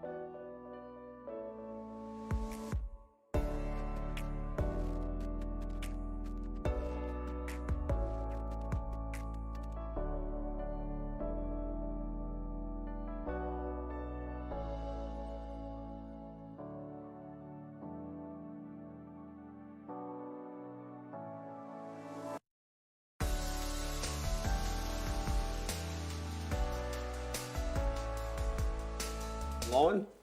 We'll procedural motion to restart the meeting. Councillor Friend, those in favour? Yep. Okay, we are up to 11.2, is it? 11.1, response to questions on notice. Councillor Mather, Flood Road, Yamba. Councillor Mather, what's your... Just two things, Mr Mayor. Councillor Watson was going to declare an interest in this one. He's not here to do that. he's already declared it earlier in the meeting. So he made that public declaration earlier on. Doesn't he have to do it at the time? No, you can do it at the start of the meeting, at that point in the agenda where it identifies it. The minutes will note that he's absented himself following the morning tea break. Okay. And the other one too, that I believe that I read it somewhere in the agenda, that it's going into confidential. It's in the officer's commentary there, yes. The responses have been distributed to Councillor Mather. Yes. It intended that they be confidential. Yes. Yeah, so I mean, I've got my copy there. So You'd like to move... just to remove that the matter be dealt with in confidential section, in committee. And that the report and responses to questions provided be received? And the matter be dealt with in committee, yes, in confidential. Yep. Okay, we've got a seconder there. I think, Mr Mayor, that Councillor Mather was proposing to move the meeting into closed session, if I understand correctly. When we do have confidential session, we just move it to that section of the meeting. We don't have to go into committee now to deal with it. We can just refer that to the confidential section of the agenda. Yes, I'm just not sure if your colleagues were proposing to discuss the matter at all. Councillor Mather, they were just going to receive... Well, Councillor Watson's gone out of the room. That's right. I mean, if we're not going to deal with it now, and we don't want to go in and out of meeting all the time, if we can deal with it all at once. Is there anything to discuss, I guess, is the question. Well, yes, there's a few things I'd like to discuss Right. when the time comes. Well, I guess the point being, though, is that these are responses that are being provided. Yes. That's the purpose of And the... yes, and I'm thankful for that, yes. So the officer's recommendation that the Well, report and responses to questions provided be received. Yes. This is the time for those, they'll be received, but they're displayed in the confidential section of the meeting. And they'll be discussed further in the confidential section. Well, not necessarily, because it's not an item on the business to discuss the questions, it's to receive the questions. So you've asked the questions, they're going to be provided to you. The questions be received and the matter be referred to the confidential section of the agenda. No, the responses will be provided in the confidential section of the agenda. Through you, Mr Mayor, Councillor Mather, are you asking for a procedural motion to lay this on the table until the confidential section of the agenda? Well, that's what I've been trying to say. No. Well, that may be the case, but the questions are going to be received. The questions now for us to, whether we support receiving these questions or not, they are going to be provided to you in detail or to any other councillor in the confidential section for those who choose to read them. But there isn't an item on the agenda to debate the contents of the questions that are going to be displayed in the confidential section. And I think we need to deal with that in confidence. I don't mind that it's in confidence. Now, they will be in confidence because Yes. they're required to be because of the nature of the questions. Yes. But So in terms of... So you just want to receive the questions? Yes. Receive the questions on notice and they be referred to the confidential section of the agenda where the responses to the questions will be provided. That's pretty well what we're all probably agreeing on is how it need to be done. Yep. So Yep. you're moving that, Councillor Mather? Yes, Mr. Yep. Mayor. Is there a seconder there? I'm happy to second that. I don't think anybody's Need for listening, debate? Mr. Mayor. No need for debate. Anyone speaking against? Okay, we'll put that to the vote. Those in favour? That is Wade. Councillor Rothery? Yeah, I'm in favour. Yep. That certainly passed. I'd have to say closely unanimously. I'm not sure on what the standing orders say about whether someone declares a conflict and doesn't participate, but we can get an update on that at some stage. It'll be recorded, exactly. Thank you, Mr. CEO. Moving on to 11.2. Sorry, Councillor Mather, I didn't quite hear that. I heard something like favourite. Right, okay. Everybody's got a favourite. Well, they shouldn't, but they do often. Right. Okay. Thanks, Councillor Watson, for coming back online with us. 11.2. Response to notice of motion, Councillor Adam Bello Keppel. No, not that one. Hang on. Hang on. I thought you were talking Cooey Bay. You're trying to get me into trouble here. Righto, what are we doing with that one? 11.2. What's the resolution there? For some reason, Mr Mayor, but it would simply be that the report be received. Okay, if there's no questions, I'm happy to move that we receive the report there. Councillor Watson, you're seconding? Excellent. Questions, Councillor Friend? Yes, Mr Mayor, now that we're in debate, are you going to be speaking to this? Because I'd like to speak to it. I'm happy to allow you to do so. It's receiving, I believe we're receiving the report, according to the CEO. Yes, apologies for our oversight, but the intent is simply that the report be received. Okay. Yep. Councillor Friend. Oh, thank you, Mr Mayor. I've read through this and I do commend you for your original notice of motion dated the 20th of February at the ordinary meeting that was submitted when you were a councillor. I can see that council is already undertaking, or as you've quoted, pulling every lever in their authority to minimise the impact to the general areas and noise from unauthorised vehicles and motorbikes in this area of Timbers Beach by undertaking installation of signage, beach patrols and infringement notices being issued. This tends to be in direct contradiction to what the Southern Beaches Reference Group has wanted to occur, because they do want to drive through this private access and have this access to continue to drive on the beach. If the Southern Beaches Reference Group have their way, this notice of motion and the subsequent actions that are already in place according to this report to minimise the environmental impacts and noise nuisances will continue to be a thorn in the side of those local residents who demand action in minimising these complaints. Therefore, I accept that at this time council have, and currently, as long as there are no changes to driving on Timbers Beach, we'll continue to pull every lever in helping to stop this antisocial behaviour. So thanks very much for putting this forward, and I am wanting to thank the officers in local laws, the rangers and their admin and everyone associated with pulling every lever. Thank you. Thank you, Councillor Friend. Anyone speaking? I'm going to say that was speaking in favour of the motion, Councillor Friend. Yep, thank you. Anyone speaking against the motion? Not against it, I don't know if it's in contradiction to the reference group recommendations. Happy for you to provide your commentary in the debate. No, I don't have any commentary. I just need to know how it was in contravention. Is that a question, Councillor Yes, Mather? to the Speaker, yes. Well, Councillor Friend, if you would like to entertain the question, I'll grant that. Absolutely. In contradiction, we've heard from Mr Griffin this morning in his deputation in relation to allowing all the southern beaches to be open to vehicular access of some sort. Now, what our rangers are doing with this particular area in Timbers Beach is place surveillance cameras there, put signage up that people aren't allowed on the beach.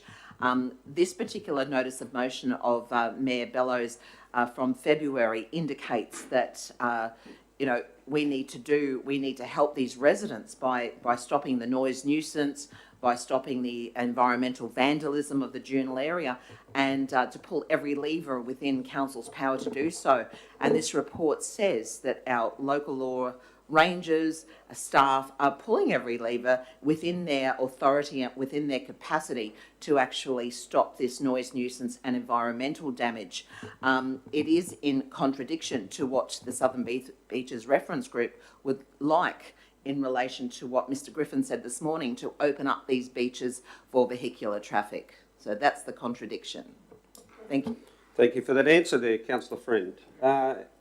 Any other councillors wanting to speak either for or against the motion to receive the report? No, I'm happy to wrap up. Certainly in receiving this, and perhaps provide some further observations to the debate that we've already heard thus far. I don't really need to defend the Southern Reference Group, although I was certainly on that. That is a collection of individuals trying to perform a function for the council to provide clarity about if a certain circumstance was to occur, how they believe it could occur. There is absolutely no way that council would endorse the Southern Beaches Reference Group if it was going to increase vandalism and antisocial behaviour. So I think that's probably quite an overreach to state that that would be something that the Southern Reference Group is going to condone. Certainly not the case at all. Point of order, Mr Mayor, I never said that. Point of order, I never said that in relation to antisocial behaviour. My point was that further vehicular access can cause noise nuisance and environmental damage. Well, we certainly know that vehicle activity on beaches can do all of those things, but that's why council regulate appropriately and would only do so if, in approving that, if it was appropriately regulated. That's not a decision for today to make, but it may be a decision for a future council to make. And we've seen the success of Farnborough Beach, which we all seem to be advocates for. Maybe there's the opportunity for that to occur down at the southern end, maybe not. In terms of the Zilsey Cove area and the Keppel Cove area, and only recently Facebook has lit up once again with an enormous amount of illegal motorbike activity, both on the beach, on the dunes, on private land. Yeah, it's not specific to one area. We have an absent landholder who doesn't seem to be that excited about managing their land and fencing off their land, which if they did, it would make it a heck of a lot easier for council and our council rangers to manage that activity. But when you've got literally potentially hundreds of acres there that is not fenced, it creates a much, much bigger problem. And a problem deferred, as I heard yesterday, is a crisis coming. We still have a problem down there. The community has been subjected to terrible noise. The environment, yes, is being certainly damaged by people who don't obey the law. The Southern Beaches Reference Group are law-abiding people, thankfully, but the ones doing the wrong thing are not law-abiding people. We need to be vigilant about how we protect that community and pull every lever we can and never stop trying to do that whilst that problem exists there. So thank you to the officers for the information, and we will all work together to try and reduce the problems that are down there. We'll put that to the vote. Those in favour? Councillor Rothery? Yep. Thank you. That's unanimous there, Lucy. Thank you. What have we got? 11.3, response to notice of motion Kurbay master plan.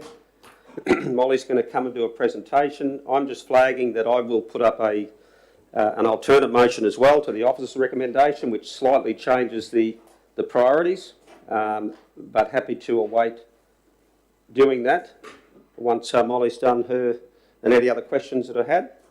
Over to you, Molly. Thank you, Mayor. Morning, everyone. So this report brings together the various previous analyses, community consultations that have been done in relation to Daniel Park in Cooey Bay, the Cooey Bay Sporting Complex, as well as the Rec Point upgrades, various bits of work that have been conducted within Cooey Bay, with different variations of planning stages, etc. So this report aims to bring all of that together to re-engage the community and commit some funds to then undertake those works. So I'm happy to take any questions. The report outlines some of the history of previous engagement, as well as provides attachments of plans that have been completed but not necessarily endorsed or adopted. Thank you, Mr. Thank you, Molly. questions? Councillor Friend. Thank you, Mr Mayor. Through you to Molly. Molly, thanks so much for this in-depth report. Would we see an engagement of the community in the years 25, 26? Is that what the target is for those years, where the engagement would go to the community then? So the intention is that in the next budget, so 25, 26, we would allocate some funds to consolidate those plans and hopefully within that same year engage on those plans so that funds that are set aside in 26, 27 could be used in 26, 27. Thank you. Thank you. Any further questions, councillors? Mr Mayor, Yes, Councillor Mather. could we get somebody put up a map to show exactly the outline that we're envisaging to develop? Because we started off with the Cooey Bay Park, and then we got on to Matthew Flinders and the walkway, and then we start looking at the streets. So I think it would be good for everybody to be on the same page as to see what the outline is as to how wide it goes and what area. Because, you know, $50,000, I Yep. think. While we're doing that, Councillor Mather, just if we could perhaps just leave it, just go back to that alternate motion that I put forward, just so you can at least understand the context of that in your future considerations of this item. So if you'd like an opportunity to read that, please do. We haven't got any hard copies of that. No, it's up on the screen here because I've only done it in the last, with the assistance of CEO in the last half an hour. Would you like me to read it out, Councillor Mather? No, it's good. I'm close, Molly, thanks.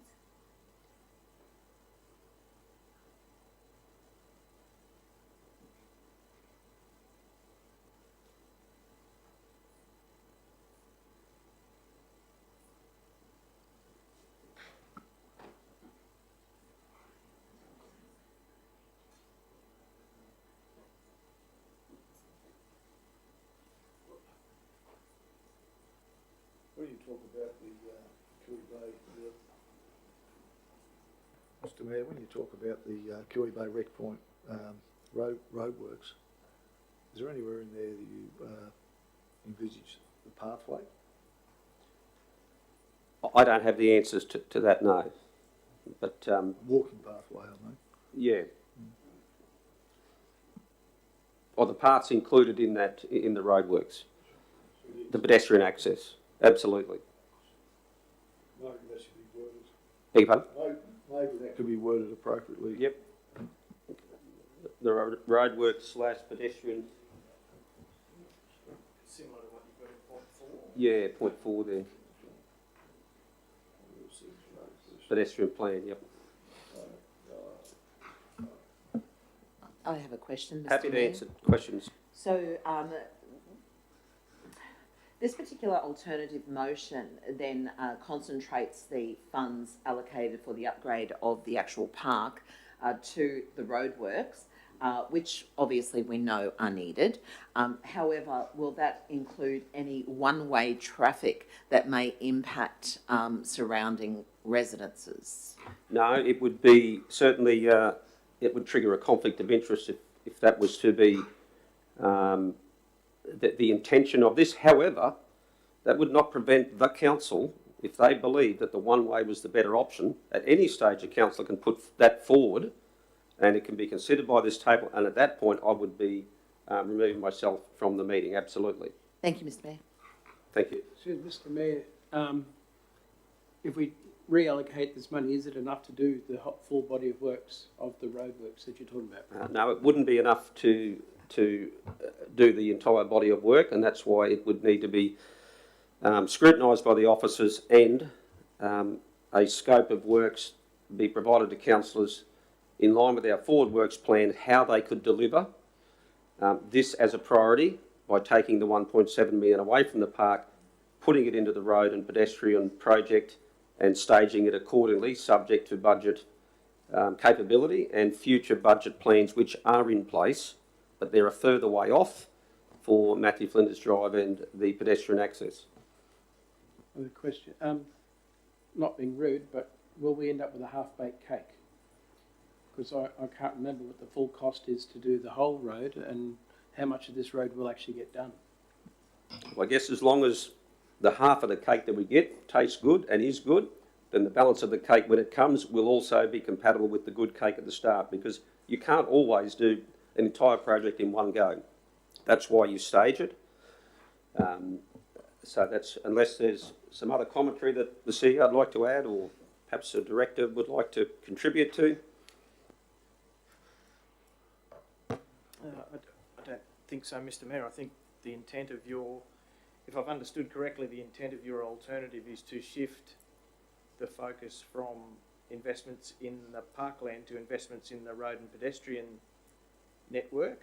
And if that's supported by councillors, then Councillor Watson's point is valid, in that notional allocation in 26-27 would be better channelled toward achieving those roadwork projects. And as you know, there is a big list of Wreck Point and Matthew Flinders Drive and Gregory Street and a whole variety of, and that sequencing plan that's been in front of the council a couple of times that we haven't reconciled just yet. This would be signalling that those things would be priority over Daniel Park improvements. Yes. You can see the map now. It's almost an impossible answer, but is there any indication of how much we'd be able to achieve with the extra 1.7 million? You're right, Councillor Watson, in that it's almost impossible to answer that question. But if you refer back to that sequencing plan, I mean, I can throw it up on the wall if you like, but you've each got it on email just recently. There is a variety of projects tabulated. For example, 26-27 construction of Matthew Flinders Drive from Wreck Point to Crisney Street, $2.5 million. Not current. That's new work. That's not currently in the forward works program. There is funding for the road upgrade between Daniel Park to Wreck Point. Look out, 3.475 million, 25-26. There's a lot of bits and pieces to do, as the plan shows. Some are funded and some are not. This would redirect the funds that were intended for the park onto achieving more of these roadworks jobs. Question probably, Yes, Councillor Eastwood. probably more for the CEO or for Michael. Are there any, I guess, available grants that would be we might? I don't want to. I'm just thinking about not taking the money away from the park. If we can get other money from the state, for example, that might come into the play for doing the Matthew Flinders Drive. So I don't know. Yes, there is a variety of opportunities that present from time to time for funding, some that are programmed and some that are not. I guess what the Mayor's proposing here with his alternative is that the roadworks should be our priority, should take our attention in the initial term. If parallel to that, an opportunity that is only about parkland setting can be secured to achieve some of these outcomes, then we would look at that. But this is a shift from, as you might recall, there was a bit of activity around Daniel Park late last calendar year, and that's what triggered the presentation of this report today and the recommendations to consolidate that planning effort and really to close that out, because it had never been finalised and formalised.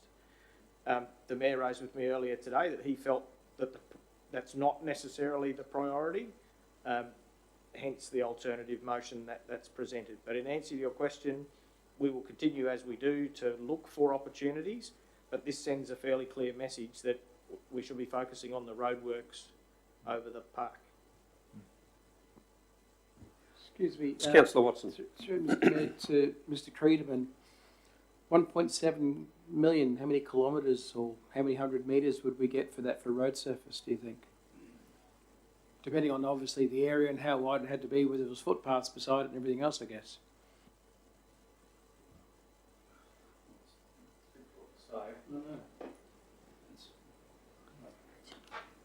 Thank you for the question, Councillor. It's really is difficult to say, and as the CEO mentioned before, the previous reports had a number of projects, road projects in stages, and it was in the order of 2.5, 3.5. Very difficult to say with confidence how far we could get with $1.7 million, but as Cale's, or the CEO's mentioned, it's about the signal, it's about the vision for road over park, I guess you'd say in simple terms. Councillor Mather. Question to you. Do we have a budget for Matthew Flinders? We've got something in the budget for Matthew Flinders this year, this coming year. Thank you, Councillor. We do have some budget over the next 2 financial years for Matthew Flinders Drive pavement rehabilitation. So the actual flexible gravel pavement of Matthew Flinders Drive has reached the end of its life, and it's a very rough road. It's been identified in our asset management plan for, I think, $1.4 million in the next year or two to rehabilitate the road. That just to bring it back to its original condition, not to widen it or enhance footpaths or anything. It's just to reinstate the pavement to smooth running surface. In your opinion, knowing Matthew Flinders, it's paper thin in part. Obviously, it needs attention sooner rather than later. And I'd rather see money be spent on Matthew Flinders and getting that in order. I don't know if it's not going to be widened, if it's just going to smooth it out, not widen it. Would that be sufficient though? Because I mean, if we're going to make that the tourist destination up around that bluff, it's only a little narrow road and it's got drop-off edges. And if we're going to sort of tidy up those edges, is it going to be wide enough for two-way traffic all through there? And the money to go with it too. Part of the pavement project will be to recondition the pavement, structural pavement, and then resurface the road so it's smooth running surface. It will be designed in such a way that it can be progressively upgraded and widened as we continue the master plan. It'll be safe and it'll be usable. It'll be a two-way traffic road as it is now. Excuse me, Mr. Mayor, can I Yes. suggest we lay this on the table, because we're going to start making decisions on the fly here, and we haven't given Mr. Creedman a chance to even work out if he can do it in these, in all these sort of things. I'm just thinking we're jumping and we haven't got any planning happening here. Just picking up on that point, Councillor Watson, thank you, as the CEO was pointing out, ultimately this is about what is the direction of the council, and this actually provides clarity, not the opposite. We're not after the answers here today as to the costings and how much the road can be done and what have you. This is about providing clear direction as to what we believe is the priorities for that area that we're focusing on. So that's what it's about. It's not so much about how far will it go. So I'm, by all means, move the procedural motion. We can deal with that. And may I move the procedural motion? I certainly can move the procedural motion. Move the procedural motion from Councillor Watson to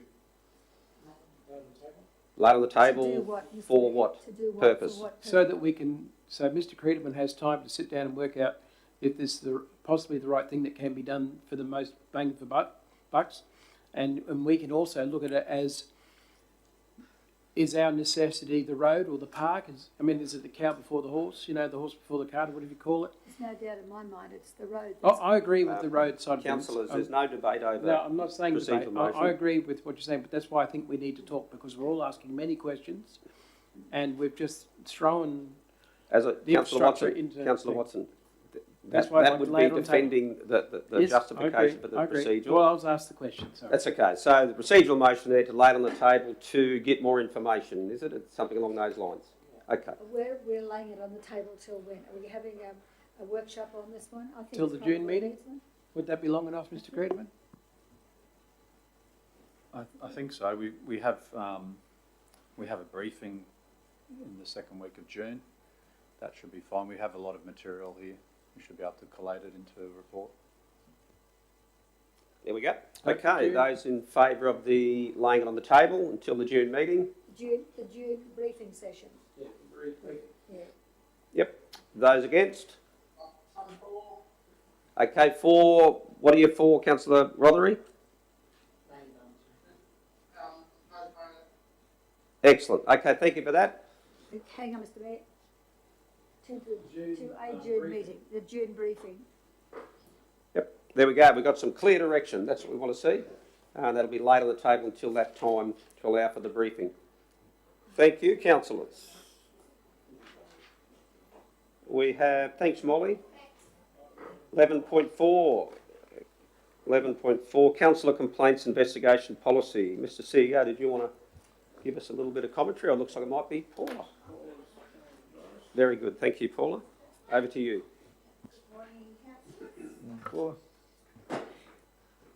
So there's just been 2 amendments to the Council Complaints Investigation Policy. So the first amendment there is in regard to the removal of clause 5.12. So this will ensure that the Council's conduct register accurately reflects decisions made in regard to matters. So, so where a matter has been resolved by an early resolution, it would state that it's been resolved by early resolution and not withdrawn. And where a complaint has formally been withdrawn by the complainant, it will then be noted as being withdrawn.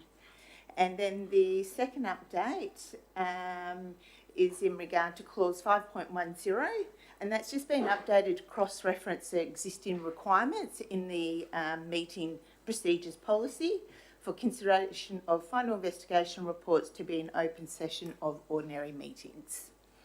Were there any questions in regard to those updates? No, move, Mr Mayor.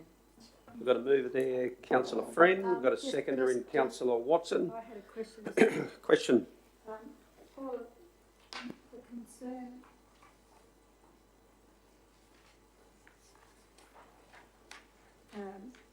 We've taken this part out. Where a complaint has been resolved under section 5.6, the CEO will update the register to reflect that the complaint was withdrawn.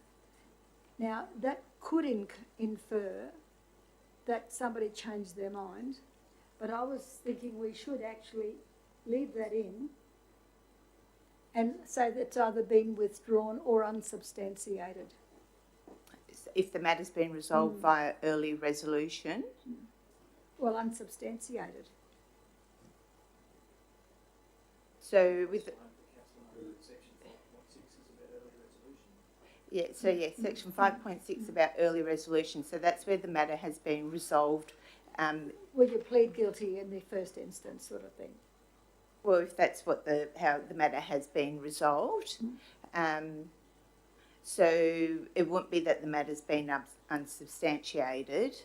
It's just been resolved via early resolution. And a complaint's withdrawn when the complainant formally withdraws the complaint. And the complainant being another person, not the OIA. The actual person who's made the complaint, correct. Yeah. So whether that's been withdrawn through the OIA process or whether they've come forward and withdrawn, but yeah, when the complainant must formally withdraw the complaint though. So in a case of somebody withdrawing a complaint, is there any penalty on that person for lodging something and then withdrawing? Well, it depends why their matter's actually been withdrawn. They may withdraw it because it may be that there's been more evidence or information provided to that complainant and that they may feel that they wish to withdraw the complaint. So it would depend on the circumstances in that case. I guess we can test it and see what happens. But if the complaint isn't vexatious, where they genuinely thought that there was a matter there, then no, there won't be any penalty on that person. It's only where the complaint can actually be determined that it's made vexatiously. Yeah. But yeah, if they made a complaint given on the information that they've got at hand and they believe that to be true and correct at that point in time, then no. Okay, thank you. It's okay. Excellent. Any further questions? If not, we'll... Councillor Friend, did you want to speak to the motion? No, thank you. No. Anyone want to speak against that motion? No, we'll put that to the vote. Those in favour? Councillor Rothery? Yeah, in favour. Thank you, that's unanimous. Thank you, Paula. What have we got? 11.5, I believe, is it? Council Facilities and Expenses Policy Review. Anyone wanting to provide any commentary? If not, was there a mover for this particular motion? Not on your Nelly, Mr Mayor. I gather that's a no. So, seeking a mover. Moved Councillor Walk-on. I'll second that. Mr. Seconded Mayor. Councillor Eastwood. Is there need for debate on that? Yes, Mr Mayor. Very good. Over to you. Those did you want to speak? Did you want to actually open the debate on that, Councillor Walk-on? That would be the protocol. Yeah, I'd appreciate. No? Oh, yes. Yeah, sure, thank you. Yeah, appreciate that, Mr Mayor. So the increase of 3,000 per annum to 10,200 per annum. I've looked and I've seen that Bundaberg Council has a travel refund policy of 18,000 per annum. They have 6,451 square kilometres, 99,000 people. Livingstone has 41,906 people. However, our square kilometres is 11,776 square kilometres. So in this instance, I see that the 10,000 is justifiable. Further to this, the vehicle reimbursement is worked out at 85 cents per kilometre. Doesn't really take into account the wear and tear on your own personal vehicle, tyres and servicing, the rising of cost of fuel, as well as fuel guzzling vehicles versus smaller fuel economic vehicles. And thirdly and lastly, the option of still allowing a logbook available for those who choose to go down that road is still available. That's the reason I speak. Thank you, Councillor Walk-on. Councillor speaking against. Councillor Friend. I just have some questions, Mr Mayor. Certainly. Through you. So on page 94, if a councillor has been booked into a conference, everything's been paid for by the council, and the councillor becomes sick, ill or bereaved, and will this support then be withdrawn and the councillor made to repay? That would be through you to the CEO. I hadn't really contemplated that scenario, Mr Chairman. I would have thought not. It's not something I've encountered before. I wouldn't have thought that was how we would proceed, Councillor Friend, but that's only in the 10 seconds I've been thinking about it. Thank you so much. There's no change proposed to the policy in that regard. Okay, thank you. And also on page 97, I just want to discuss how was the 12,000 kilometres annually calculated to reflect, and it reflects a dramatic increase. Previously it was $3,000 per annum, now it's up to $10,000.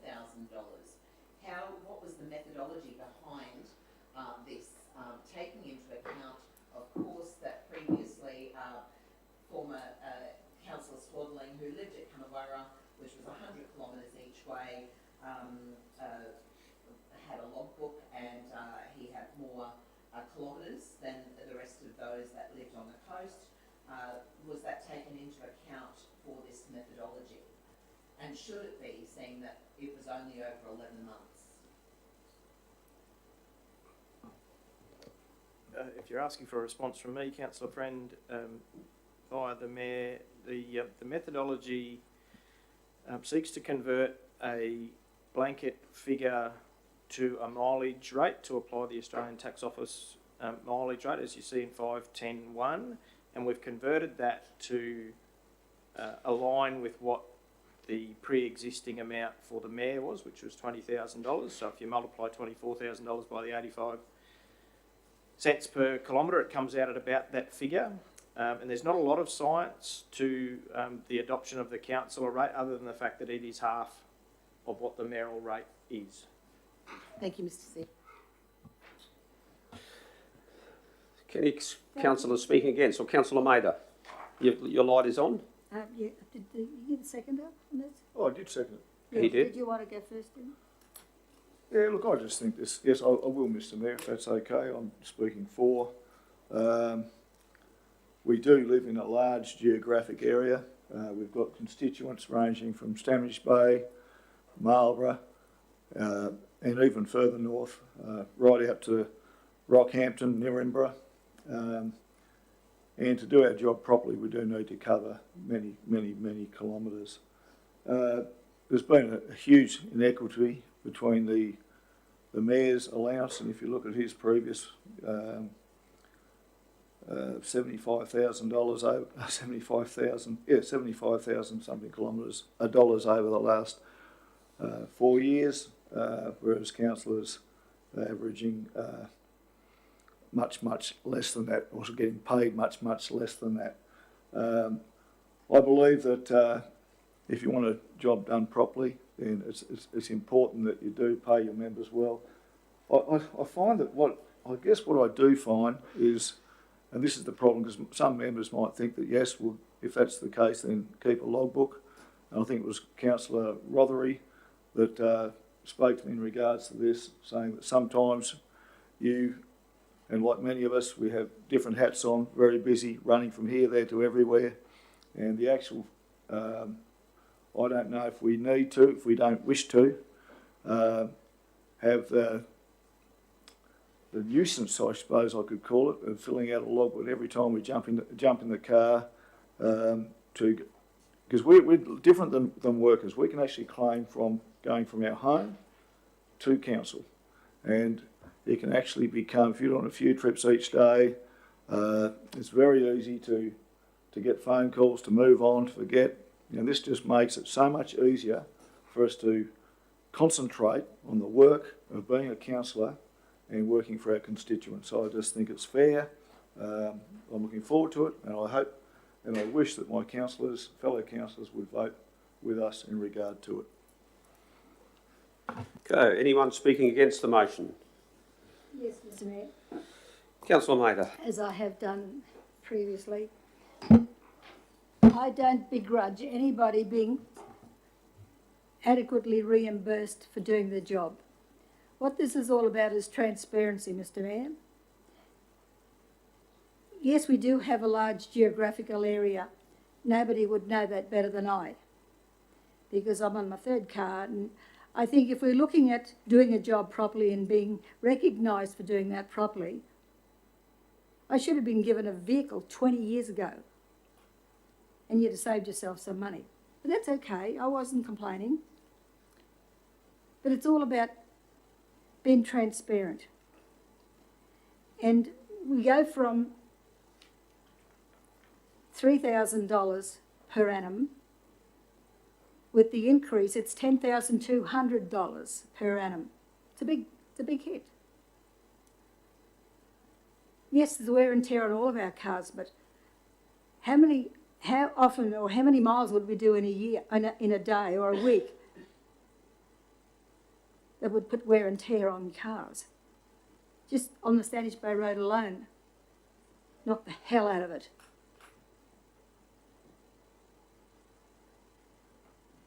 That's when a car should have been provided. And we're looking at Raspberry Creek Road.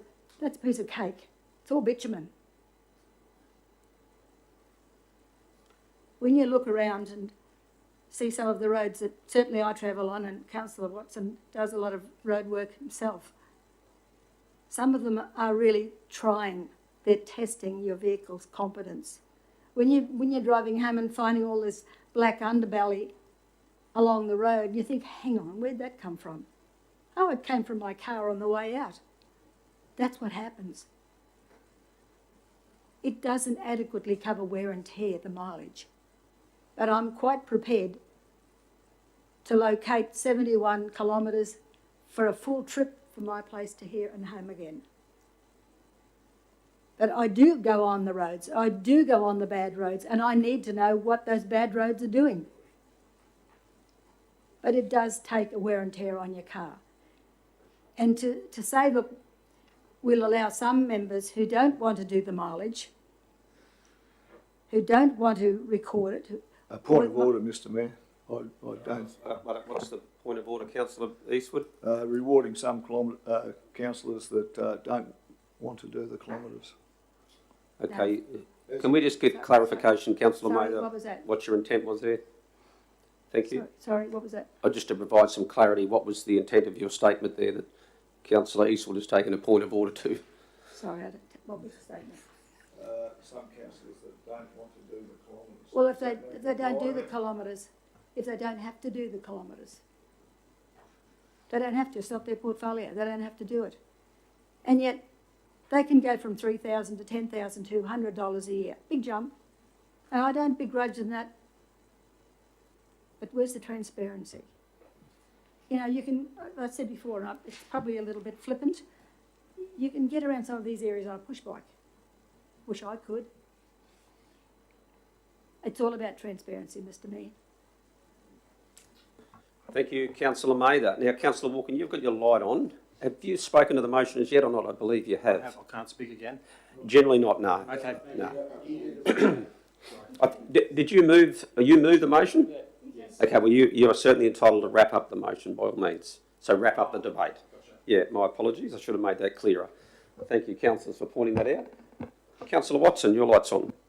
Speaking against the motion, I just want to remind everyone that if you are going to take this on, the ATO rate is based on depreciation, repairs and your fuel costs.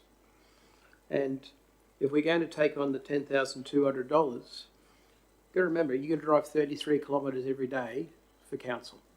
I know I do. I probably do more. But at the same time, I know that up until recently when my father was passing, I can tell everyone where I've been, when I've been and how far I've travelled. And that's the transparency I believe in. Okay. Mr Mayor, Councillor Friend, your light's on. yes, I'd like to speak against, but perhaps someone else might like to speak for it. You're speaking now. Or Wade, Councillor Rothery, did you want to speak at all? Councillor Rothery. Did you want to speak at all, Councillor Rothery? Either for or against the motion? I'm for. And have you got any arguments you'd like to make clear to the table? Just to, you know, you got 12,000. They worked it on around travelling 12,000, and I understand. Councillor Mather said that she does a lot of travelling up around the roads because she's part of roads. But you know, you got new councillors on now, and we've got different ideas and different ways we go about travel. And I heard Councillor Mather say that you know, some councillors don't want to get out there. Well, I can guarantee you I am one of those people. I've already travelled to Ogmore, Marlborough, Glenlee, Glendale. I've travelled to the caves already 3 times this year since I've been in only a couple of months. So you cannot compare councillors to other past councillors. I'm happy to put on social media. Well, I do anyway every time I travel out. So to be transparent, I'm very transparent with the constituents I represent, and I'm very confident that they would understand that the money that is needed for a councillor to travel the distance that is required, that they'd be fully confident in what the kilometres I travel. Thank you, Councillor Rothery. Councillor Friend, your light's on. Thank you, Mr Mayor. I'll speak against it. We've heard everyone's debate to this point. And guess what? I agree with those for and I agree with those against, in the sense that we need to be transparent. Councillors do travel a lot. They do undertake a lot of distance for their constituents, whether they just accept a one lump sum or whether they write their mileage down. I actually am speaking against, because I believe that writing your mileage down gives your constituents an exact knowledge of where you've been and what you've done. I mostly am voting against this because I don't One, I've looked at this, I've thought about it quite intensely, and I still don't understand the methodology behind the jump from $3,000 to perhaps $10,200.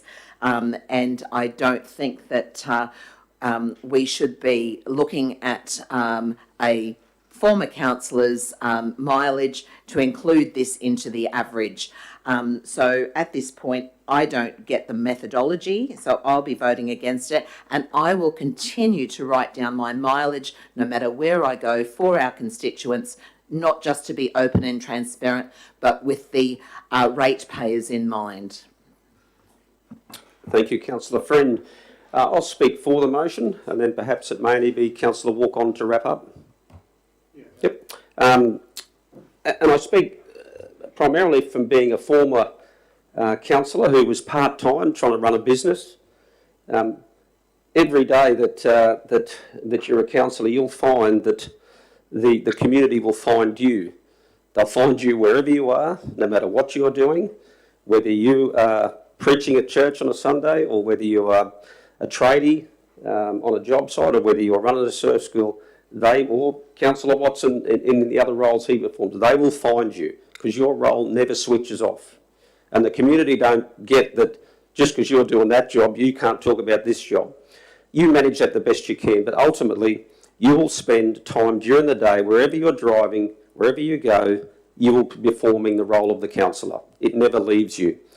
For many, many years, $3,000 was deemed to be transparent and accountable and did not need to be defended. So we had a tipping point that we were prepared for all of the arguments about transparency and trust. $3,000 didn't seem to trigger that. Any amount, if your argument is going to stack up, any amount should be too much. $1 should be too much to be given without a logbook. Why is $3,000 sufficient? Why isn't it $4,000, $2,000, $8,000? $10,000 is what's been calculated to allow for you for a year's driving in your role as a councillor. If you believe that you do not want to use that apparatus, you use the logbook. That is choice. And then to question, can you trust that the person is going to do those kilometres? What happens if they do less and they're going to claim that $10,000? What happens if the councillor writes in the logbook and says, I'm going to the Causeway Lake to do this work, but they don't? How do you know? Where do you trust? The more you try and regulate and ratchet down to force trust, you actually do the opposite. That's my experience. So I trust all of you, as by the oath that you swore, that you will, if you feel you're doing more than or less than $10,000, I hope you do the logbook. That's what I would hope you would do, because you'll have to resolve with the ratepayer in your good conscience how you go about claiming your mileage or whichever preference you use. So I hand trust over to you individually, and I'm prepared to support this policy in moving forward. Over to you, Councillor Walk on to wrap up. Yes, thank you. Here we go for the wrap up, and that is that transparency is a I would suppose that it's something that we all strive for as councillors, and I certainly strive for transparency as well, and it's part of the reason why at the last ordinary meeting that I didn't go for the 10,000 originally, because I did want to have transparency in the decision that was made of the increase of the 3 to 10, and the part that I find as I chewed on this over the weekend, the discrepancy between filling in a logbook, is that if, for example, if I was to take my daughter to school and drop her off into Rockhampton, where would I calculate point A to point B? Is it reasonable that I would calculate it from the Rockhampton distance at school and coming into the council office, etc.? Which for me provided a grey area, and I was uncertain that I was able to fully justify that, in my own conscience, and so I, upon all reason, I just think that it's the increase to the 10,000 and not filling in the logbook is something that could be, and worth considering as a new way to calculate. Okay, thank you, councillors, for your contribution. That wraps up debate. We'll put this revised council facilities and expenses policy to the vote. Those in favour? I'm in favour. Councillor Rothery, that was in favour or not? Yes, in favour. Okay, those against? Thank you, councillors. The motion is passed. That moves us to 11.6, Policy Review, Meeting Procedures Policy, version 10. Whether there's anyone from governance that wanted to assist us. That looks like Mr. CEO. He loves that sort of stuff, I understand. That's good. Okay, what's some major changes here that perhaps, or any changes that you'd like to take us through, perhaps firstly? So if I give a quick précis, Mr. Mayor, there are a handful of changes. I guess the top 5 that are worth drawing your attention to. Clause 2.24B, I have recommended amendment to require a quorum of councillors to call for a special meeting. So currently the meeting procedures policy provides that the mayor or 3 councillors can call a special meeting by signed notice. I'm proposing that the 3 be increased to 4 to represent a quorum of councillors. That's clause 224B. In relation to clause 281, I think 281 is a duplication, which is a list of items on the agenda, basically what the agenda structure should look like. I think that repeats clause 273. It's unnecessary in recommending its deletion. That's clause 281. Clause 284 relates to notices of motion. I'm suggesting that be amended. Prior to some changes a couple of years ago, there was some moderation provisions for the Mayor and CEO in relation to notices of motion. I think restoring those moderation provisions probably provide for better meeting procedure, and that's recommended to you, clause 284. What changed to that one, Mr. CEO? If we go to 284 in the marked up changes, Councillor Mather, on page 115, so it's actually 116. So the inclusion at the bottom, if in the opinion of the chair, so generally the mayor or chair of the committee or the CEO, the proposed motion does not satisfy the preconditions, which is that it warrants inclusion on a meeting agenda without processing in the normal manner, is framed succinctly and is relevant to the good order of the business of the council. If in the opinion of the chair or the CEO, the proposed motion doesn't satisfy those preconditions, it may be ruled out of order, and the ruling out of order is done in accordance with clauses 211.5 or 211.6.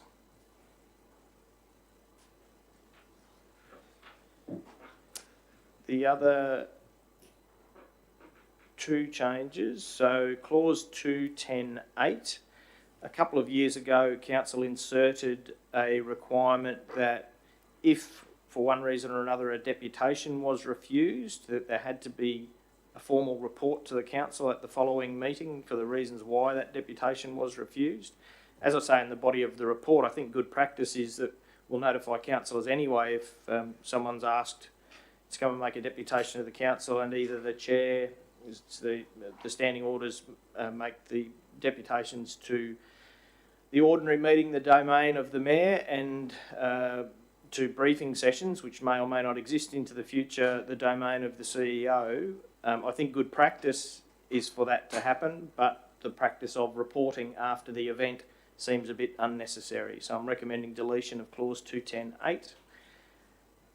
And then finally, clause 3.2 has been replaced in its entirety. The Queensland Government has released new model meeting procedures. We haven't embraced those in their entirety, but clause 3.2 that relates to councillor behaviour has been replaced to reflect the new model meeting procedures. And you'll I realise it's a bit awkward in the marked up version because there's lots of red in it, but clause 3.2 has been struck out and replaced in entirety to reflect that model. Happy to answer any questions, Mr. Mayor. Thank you very much, Yes, Mr. Mr. CEO. You're moving that in its current format there, Councillor Friend? Okay, do we have a seconder? We have a seconder in Councillor Watson. Councillor Friend, do you want to speak to the motion? Thank you, Mr. Mayor. I just think this policy draft states that there must be 4 councillors to call a special meeting. Previously, and for a number of years, it was only 3. I fully agree with this change as it just makes sense. In any meeting where decisions are made by a council table made up of 7, including the mayor, a quorum is 4 people. So calling a special meeting impacts on all councillors' time and prior arrangements. Decisions must be made by the democratic quorum of 4 councillors. So it again just makes sense to me to have these 4 councillors sign for a special meeting. Also, the changes in notices of motion will assist in being more succinct and clear notices of motions that come to the table. And I truly believe, as Mr. CEO said, that this policy reflects the new model meeting procedures of the state. Thank you. Anyone speaking against the... I will speak against, Mr. Mayor. Yep. I just got a question first, though, probably for the CEO in relation to 3.4. The way council... Page there, just the page that you're referring to, if you It's wouldn't 29 mind. of 32, and where it talks about I think council meetings being replaced with local government meetings. Yes. So I just wanted some clarification on what a local government meeting is, because the declaring of a conflict of interest comes into that.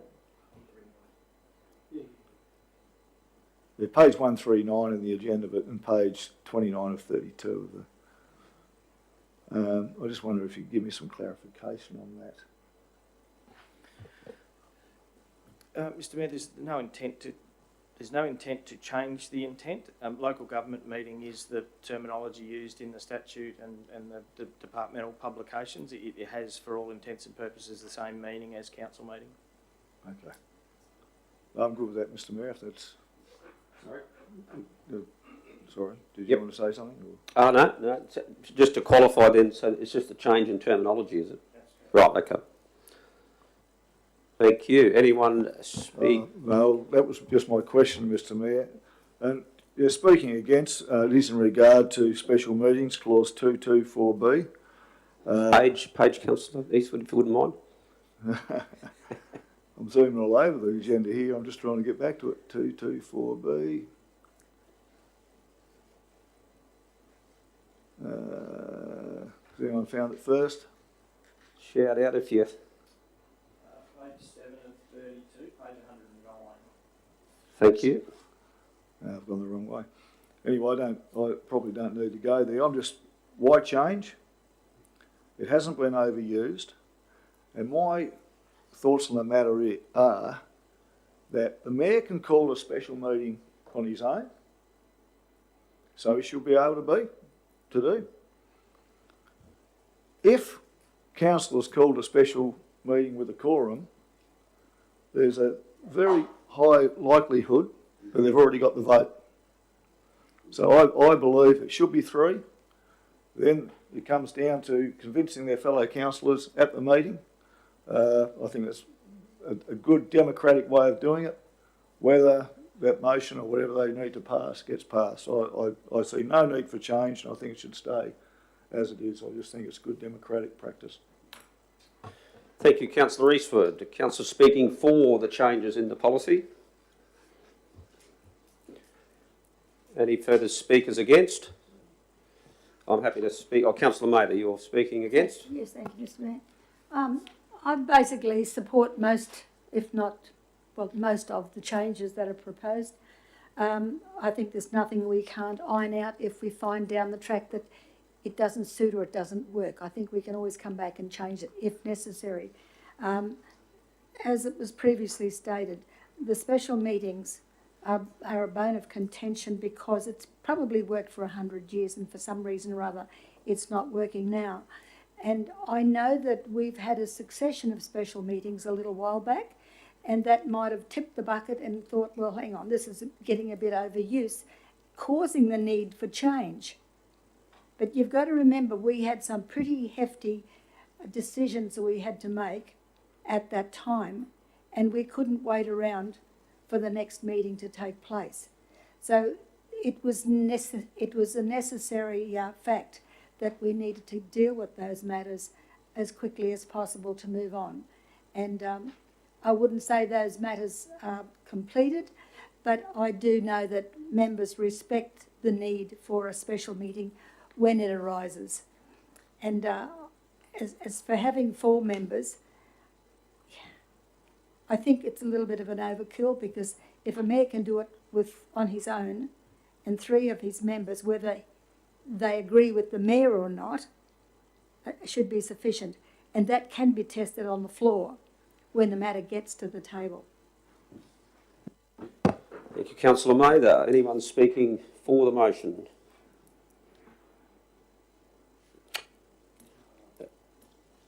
Okay, anyone want to speak against? I'll speak against, just on a number of points. Primarily the requiring of 4 to call a special meeting. I concur that 3 should be sufficient. I think Councillor Eastwood has outlined that very well.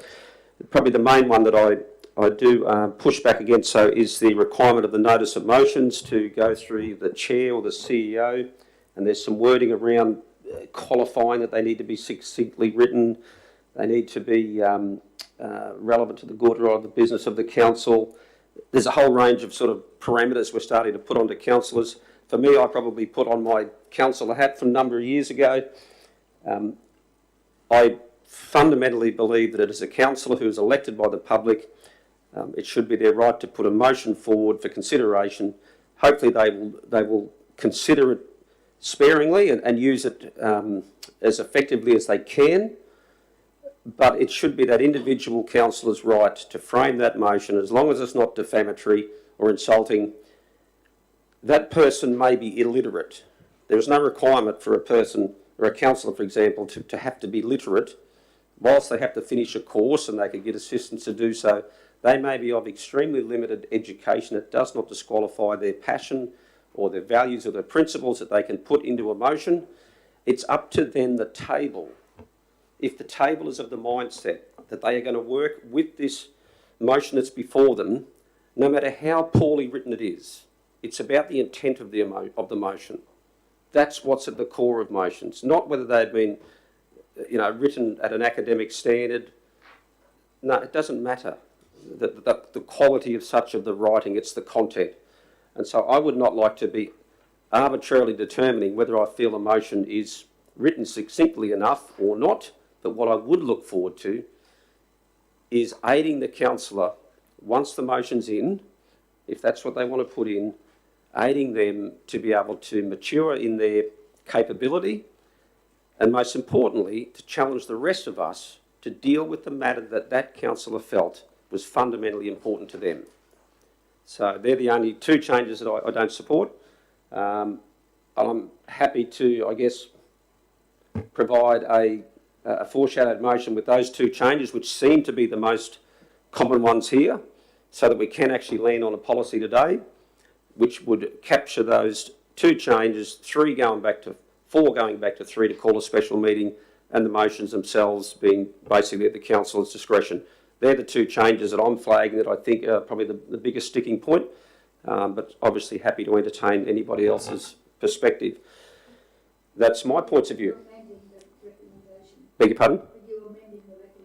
I'm proposing an order so that we can actually land on a policy today that they're the 2 that I've heard from the floor that seem to be the most consistent at this point. That may mean that this is not, in the event that this motion here is not supported, we either got to go back to a workshop or we can land on a decision today, pending the appetite of the table. That's the end of my debate. Else, Councillor Watson. Mr Mayor, look, I'm happy with the officer recommendations, particularly the special meetings. I felt that towards the last term that we were having special meetings for the sake of having them. and that quite often they'll just... Mr Mayor, point of order. I don't think that's fair. I don't care, that's what I would like to say. But if you that's fine. Well, it's probably a little inflammatory, but I guess you're entitled to your opinion. Yep. It would be perhaps mindful of the connotations of those statements. Thank you, but yeah. I also, I'm sorry, I can't read the damn thing without my glasses, sorry. With the notices of motion, I agree with what's been put there because there were quite a few notices of motion that were poorly written in the past, and I think they need to be looked at better. So let's try and tighten everything up. So I agree with what's here. Okay, there we go.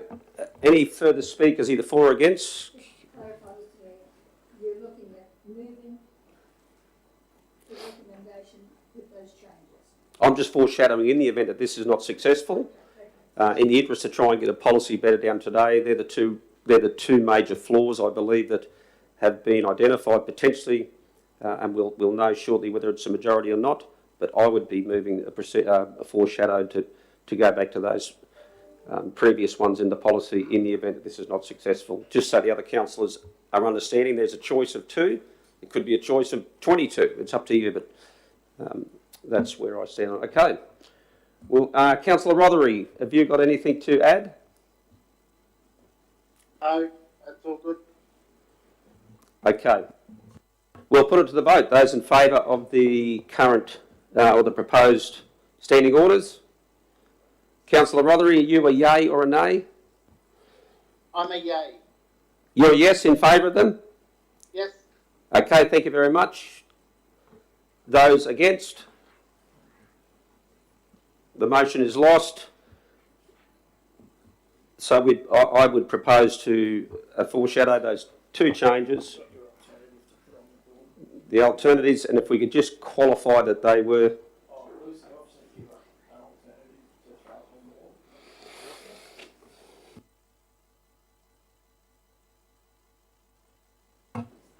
Lucy's going to make those changes to reflect sticking with our original...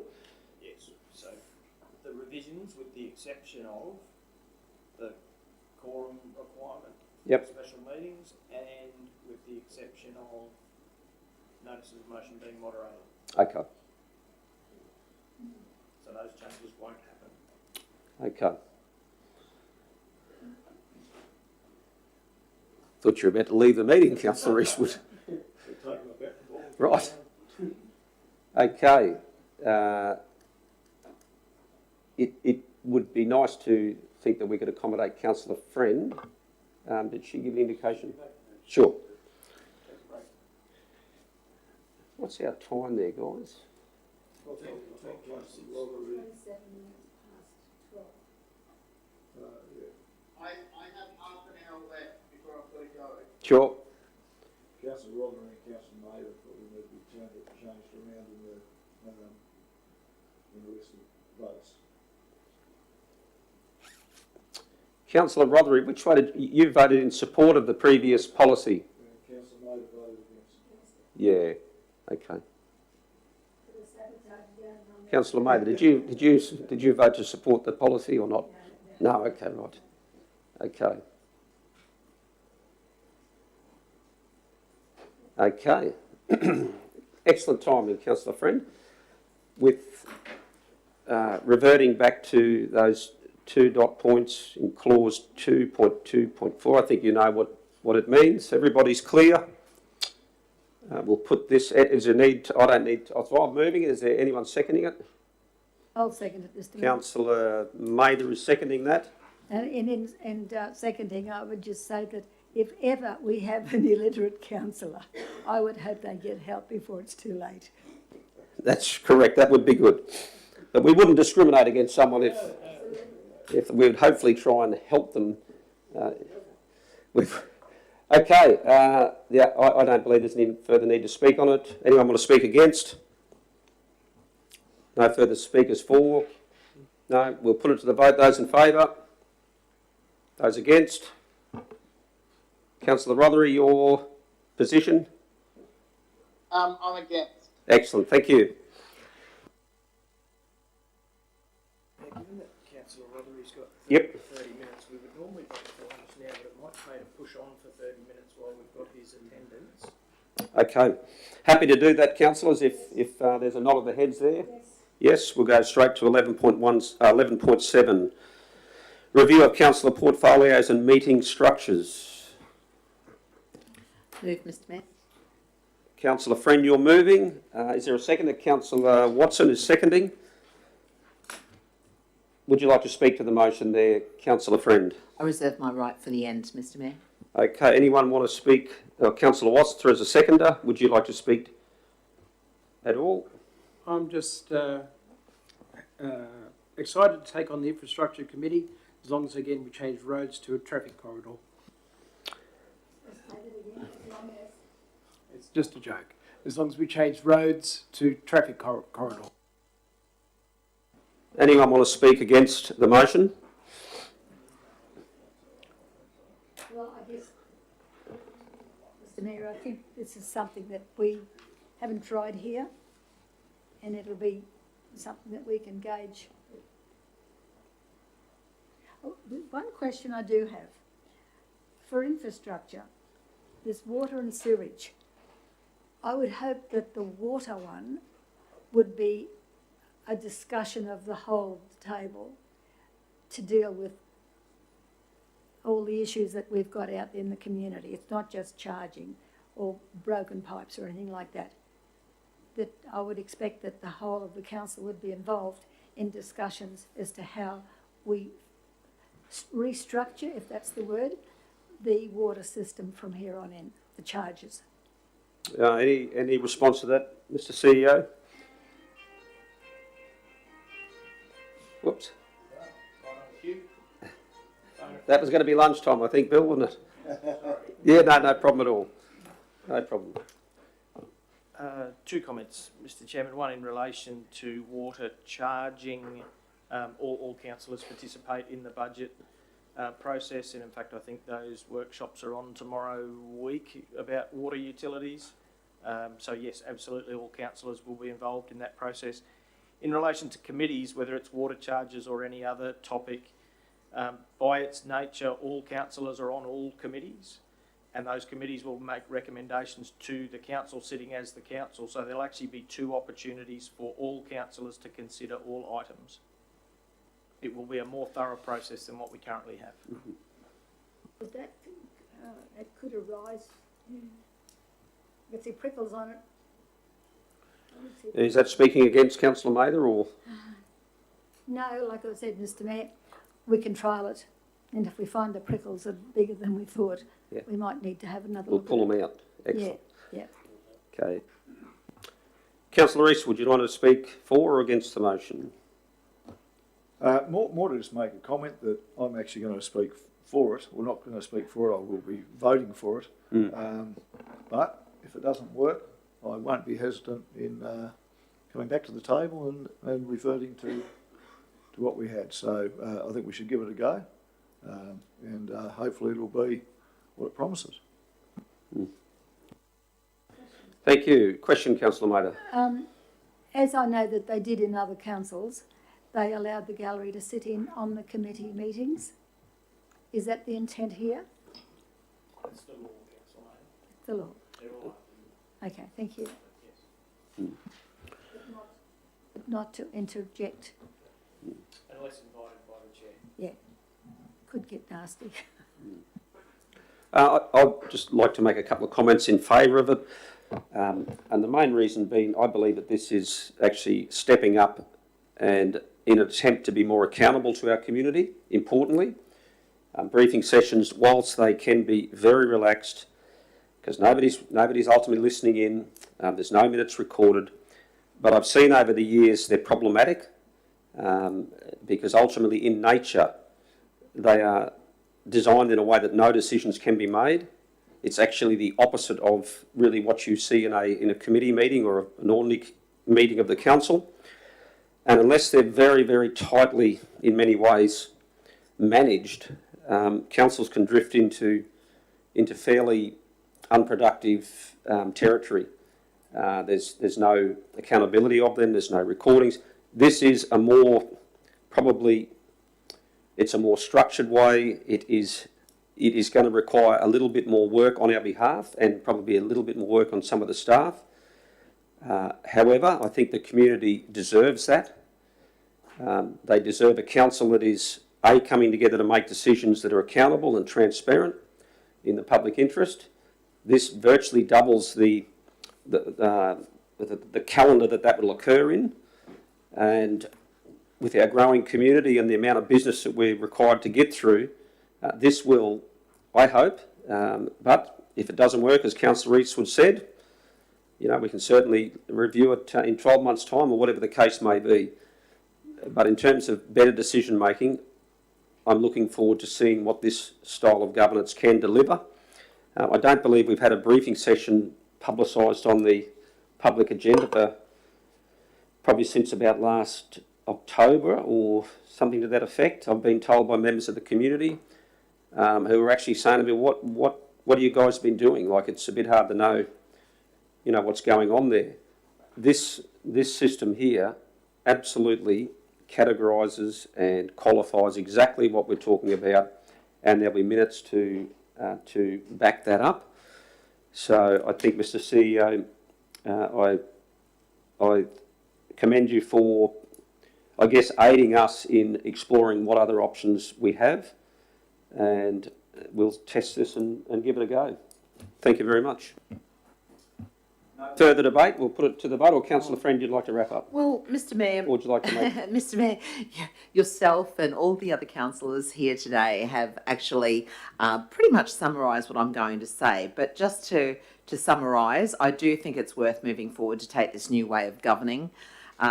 Since de-amalgamation, this has not happened. So having co-chairs for these standing committees will make it very equitable for all councillors, including councillors that are going to participate in all 3 standing committees by attending.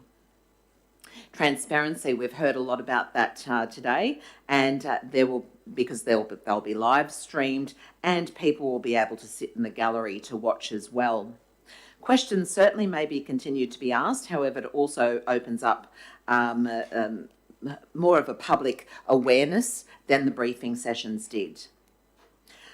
These standing committees also may reduce the lengthy ordinary meetings currently held by this council, which can go on for all day, including up to 8 hours. There is a saying, and the saying is there's no progress without change, and I believe that in moving forward our council needs to strive for this progress, which we are doing today. Thank you. Thank you, Councillor Friend. We'll put it to the vote. Those in favour? Councillor Rothery? I'm in favour. Thank you very much. We'll go to 11.8, appointment of councillors to external boards and committees.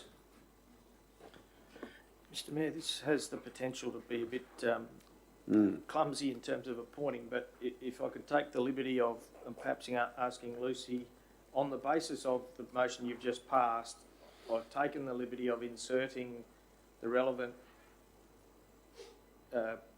committee chair into the logical committee appointment. If we could maybe just blow that up a little bit, and that might aid the discussion rather than going through one by one.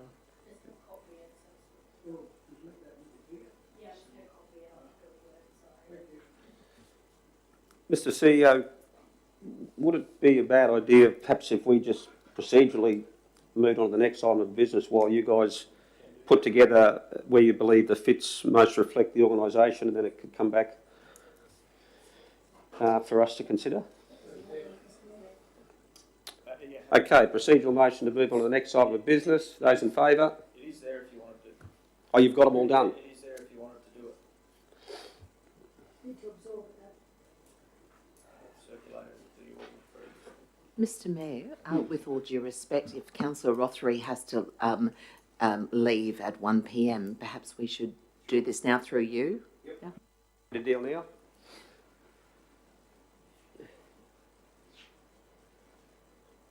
Mr Mayor, if I could, number one is a continuation of the current arrangements. If those 2 councillors are comfortable, we'd be looking then, everywhere there's an or, we'd be looking for one or other of the committee chairs to nominate themselves, or it can be and. and both can join that group, but the intention was each occasion where there's or that one or other would nominate.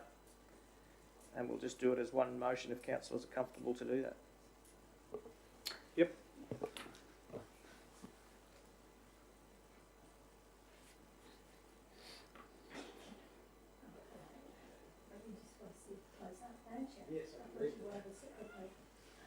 Yes, councillor Walk-on.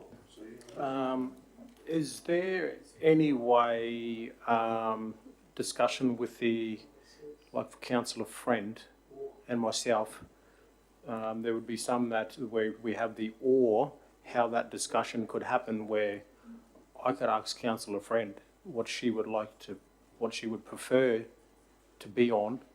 Is there any way that we can have that discussion, or are we?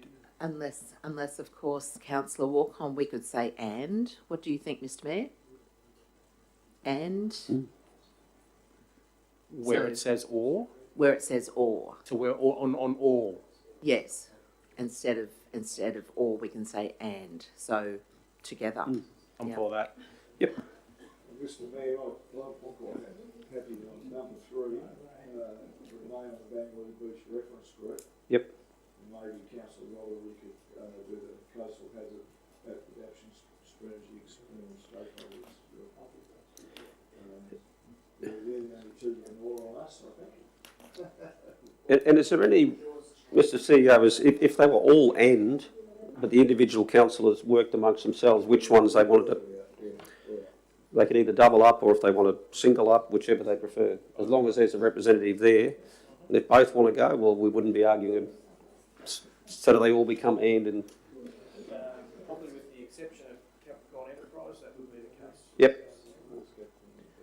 Councillors, satisfied with that? Councillor Watson, if the or was changed to an and then it was left to the two individual councillors to determine whether they both wanted to be involved or if only one. We're just trying to work that now, so okay. Yep. Looks like and has got the nod. And or, yep. And or was. So, Mr Mayor, it's probably just number 5, the appointment to Capricorn Enterprise. Just, it is currently Councillor Watson in his former portfolio capacity. There, under the new regime, the Mayor's probably got carriage of economic development matters. Sure. It is really, the constitution of Capricorn Enterprise provides for a councillor to be appointed to that board. The person taking that on should recognise that they become a director of that company and their fiduciary duty is to that company and not to the council. Yep. But it seeks appointment of a councillor to that position. We've recommended the Mayor. Okay, well I guess if there's any opposition to that, by all means that can come out in the debate. I have no problem with it.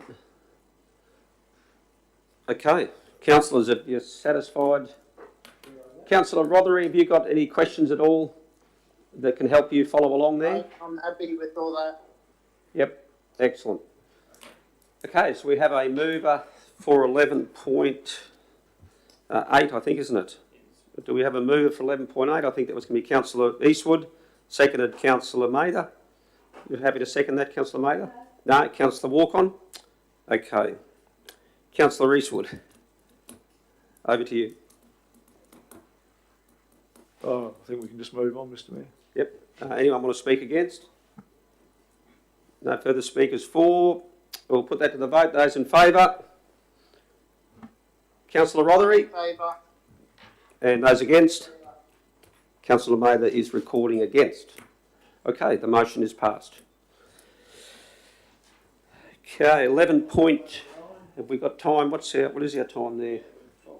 12:42. 12:42. A few more in. What's the question there, Councillor Watson? I thought. You good? You sure? I am indeed, Councillor. Okay. Yes. 11 You've point. already got it, but I'll resend it to you. We welcome Chief Financial Officer Andrew to the table for 11.9 monthly financial report. Over to you, Andrew. No, understand. Right, good afternoon, councillors. So today I'm presenting the monthly financial report for the period ending 30th of April, and it remains reported against the revised budget 1. We are currently reporting an operating surplus of year-to-date operating surplus of $18.8 million. It's worthy to note that both operating expenditure and revenue continue to remain within our year-to-date budget forecasts. So the reason for the significant surplus is largely due to the fact of the levying of the half-yearly rates back in January. All overall rates, levies, charges and fees and charges continue to remain in line with year-to-date budget expectations. As reported consistently for the past few months, interest earnings continue to exceed budget forecast expectations. It's reflective of our higher cash rates and higher than anticipated cash holdings. It has been offset by sales revenue and other income. So sales revenue is expected to achieve budget with strong sales and contracts being settled, being underway in settlement for the Gateway land. Employee costs year to date are in line with the overall budget, which does include adjustments for employee provisions which are made at half year. Materials and services are reported below budget. However, this does not include $10.1 million in purchase order committals. So we'll start to see a reduction in the outstanding purchase orders as we edge closer to 30th of June. Our total cash has decreased over the month, and that's largely due to where we are in the revenue and billing cycle. So it's in that in-between period where we don't have any large invoices that were out and that were due for payment. Sorry, councillors. So we have seen a $1.6 million reduction in receivables due to payment of outstanding rates and charges. Our overall outstanding rates are just over $5 million with 655 properties out of 18,534 rateable assessments under management. So these are ratepayers that have been proactive in making payment arrangements with council for their outstanding rates and charges. I just wouldn't mind if council let me take some liberty in just explaining our debt recovery process, because I understand there has been some interest of that of late. So council does issue a due date reminder 2 days prior to the due date of our rates and charges. That includes our water consumption notices. So 14 days after the due date, a reminder notice is issued. And further to that, if there is still balances outstanding, then after 7 days after that, so 21 days after the bill was originally due, those accounts are reviewed for consideration of whether we do commence more formal debt recovery processes. It's also really important to note that pensioners can enter into formal payment arrangements with council for payment of their rates by instalments, and this essentially means that interest is withheld for pensioners whilst the agreement is being honoured. Council will also consider other agreements for payment by regular instalments which pauses any further recovery action whilst the agreement is honoured by the ratepayer. So as a general guide, further recovery action isn't taken for amounts less than $2,000 or if payments are being made of a sufficient amount and of a regular nature to clear the outstanding debt over a period of no greater than 6 months. For any debts that are greater than $2,000, the payment should still be of a sufficient amount and regularity to clear the outstanding debt over a period of no greater than 12 months. So council does have, through approved policies and procedures, a level of flexibility to be able to work with our ratepayers who might be experiencing difficulties in paying their rates. Council also has adopted a hardship policy and furthermore has charged a lower amount of penalty interest since lower than the statutory amount since 2018-19. In regards to our procurement, 28% of our spend year to date is with businesses located within the Shire boundaries. Our total borrowings are just over $50 million. We're not due to make another loan repayment until June, so it did edge up slightly over the month of April because the last quarterly payment was made in March. Council has also been notified that our borrowing applications have been approved as adopted in our budget. However, no funds have been drawn down. Council does have until about mid-June to draw down on the approved borrowings, after which point the approval lapses and council would need to go through the entire process again in the subsequent financial year. In regards to capital, infrastructure charges continue to trend below our budget expectations, but sitting at $2.4 million that have been received year to date. Capital expenditure for this year, we've invested $21.5 million or 42.2% of the revised budget. However, it's worthy to note that $14.1 million has been made in committals for projects that have either commenced construction or about to commence construction. So essentially, this is about 75% of the total budget that's been allocated for this year. However, if we exclude the large one-off budget line item for the Rookwood Weir water allocation, this brings up the overall spend to about 90% of the approved budget.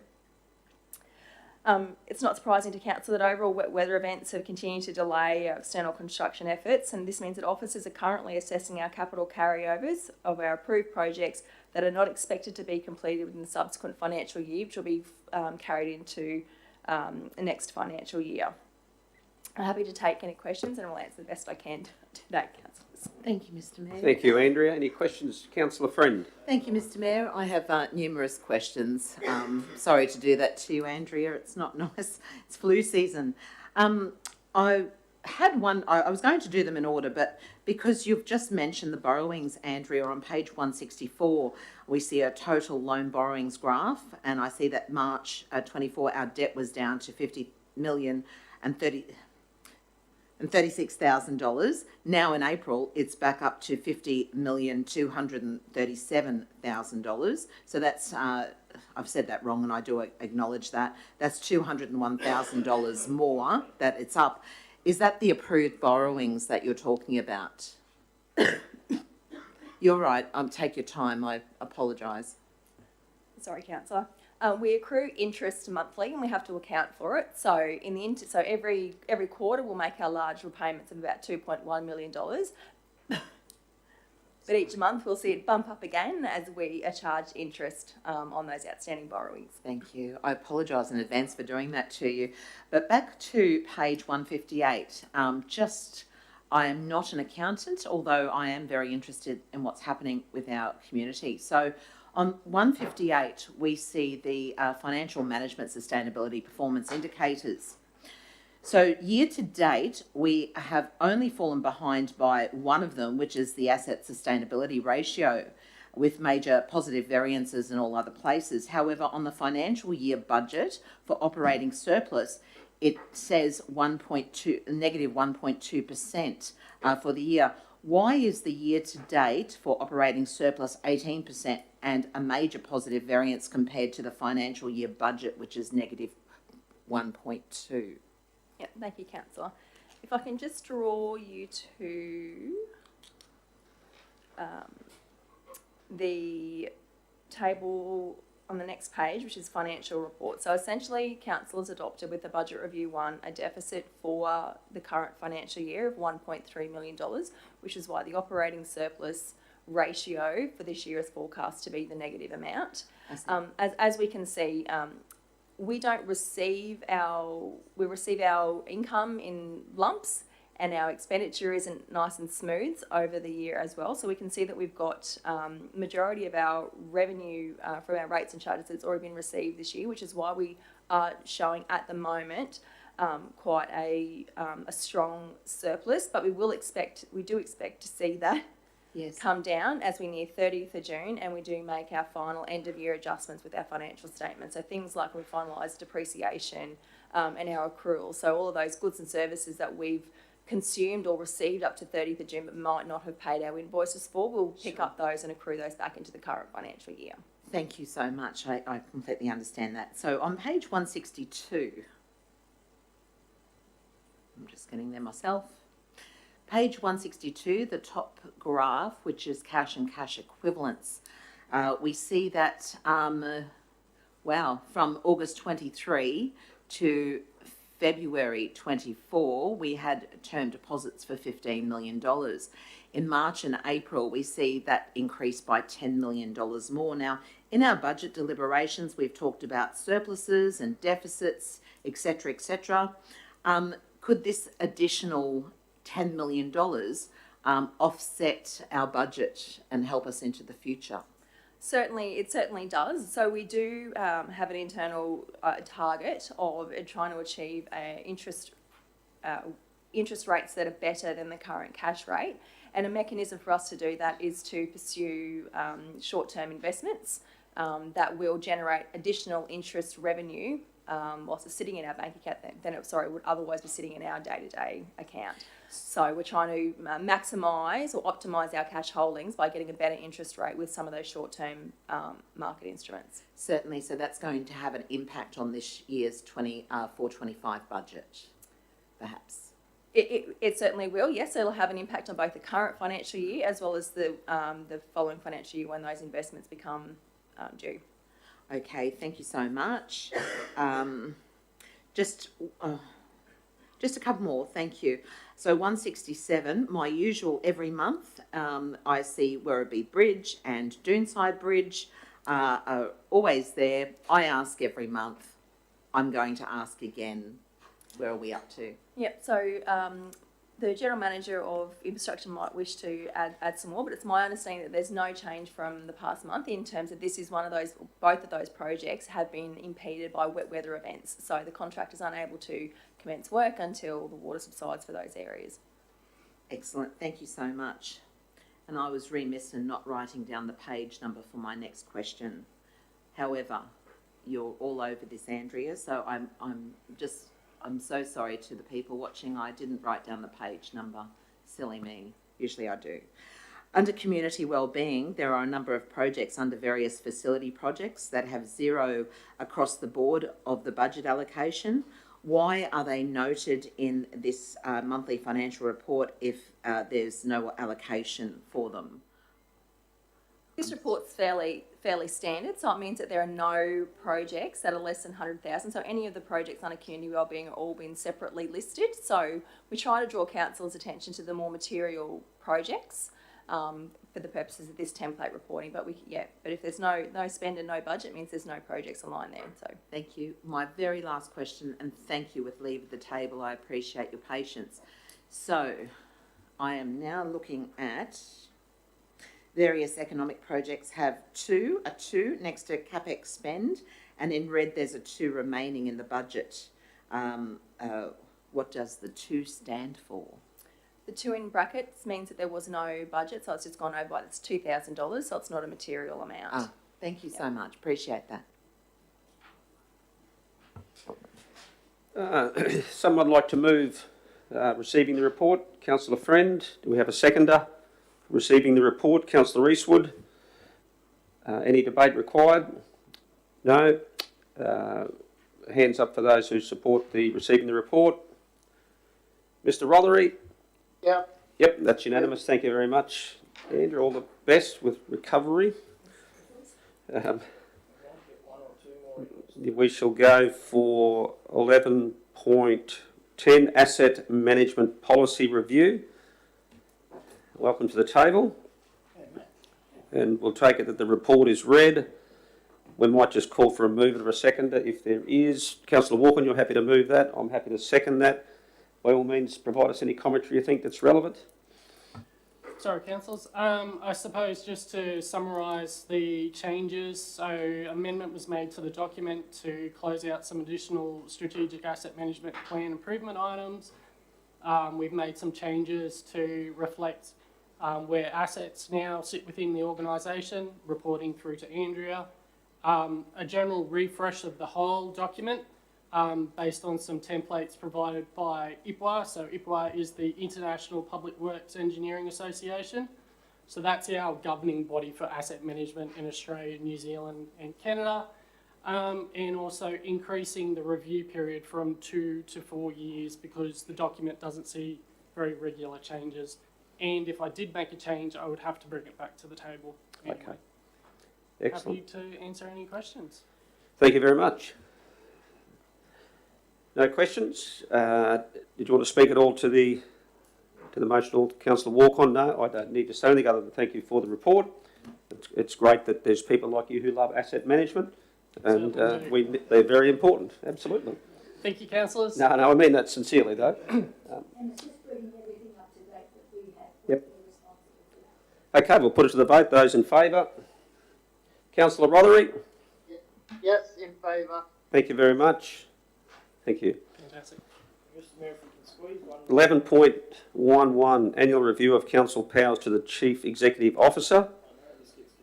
Gee, is he trying to sneak that through within 3 minutes? My goodness, I could almost... You can absolutely keep the heavy vehicle and animal care and stop route management. Yep. Okay. Waste reduction powers Yep. if you wish. That's 30 seconds we've lost, but okay, let's go. Good morning, councillors, or good afternoon, I should say. So under the Local Government Act, we're required to annually review the delegations register.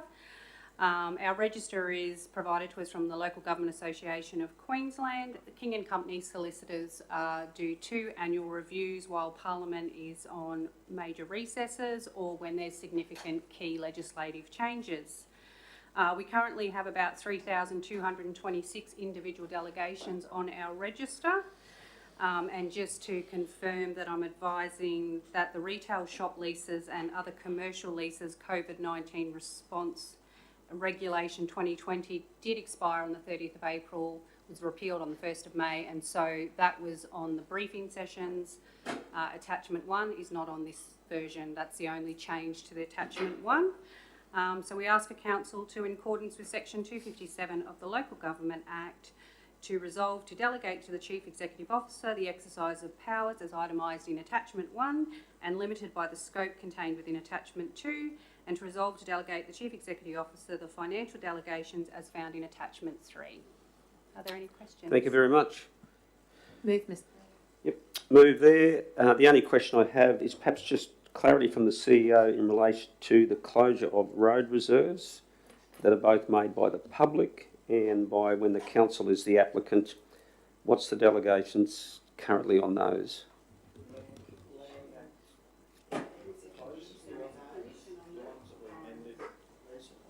Yeah, sorry, those ones need to come to the table.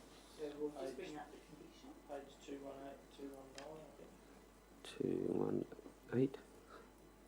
But are they part of these delegations today that we're voting on? Yep, okay.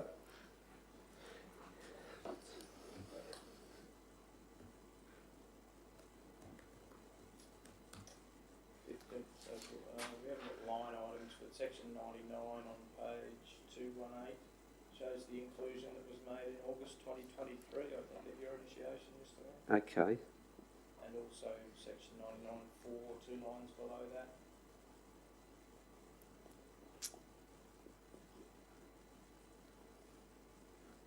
Sorry to be a nuisance there, Cale, but could you just direct us to Page 218. page 218?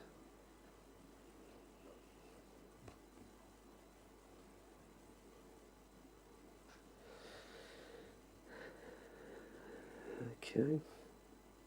Yep, and what was the line? Sections 99.1 and 99.4, so about halfway down the page, are up the larger sections, and over in the commentary shows 2 inclusions on the 15th of August 2023. Oh, yep. They're consistent with those resolutions passed at that time.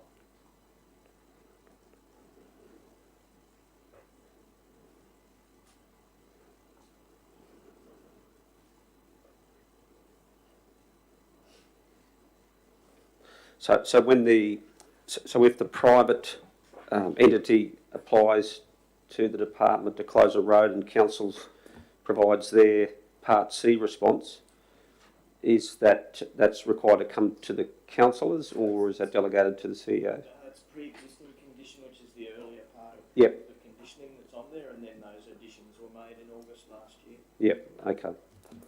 And in the event, though, where the council itself is the applicant, Yes. What's the arrangement there? This power cannot be exercised for making any application to permanently close any road reserve that is used for another public purpose, for example, a public park or recreation area, whether named or not, without a resolution of the council. That's when council's the applicant as well. That's correct. Yep. Okay, thank you. We have a move. Any further questions? If not, we've got a move in Councillor Friend. We've got a seconder in Councillor Watson. Was that the movement, I thought? Yeah, okay, excellent. Would you like to speak at all to that, Councillor Friend? Oh, Mr. Mayor, just basic stuff here. There are thousands of delegations to all councils throughout Queensland and for their chief executive officers. These have been an accumulation of delegations over decades, and as legislation by the state changes, so do some delegations, or it can also change, as we've just spoken of, through council resolutions. And without these delegations, council as an organisation would come to a standstill, as some delegations relate to others. It's imperative that we approve these delegations for the continuance of a thriving and progressive council. Thank you. Thank you very much, Councillor Friend. Anyone speaking against? Doesn't look like it. Anyone want to? Beg your pardon?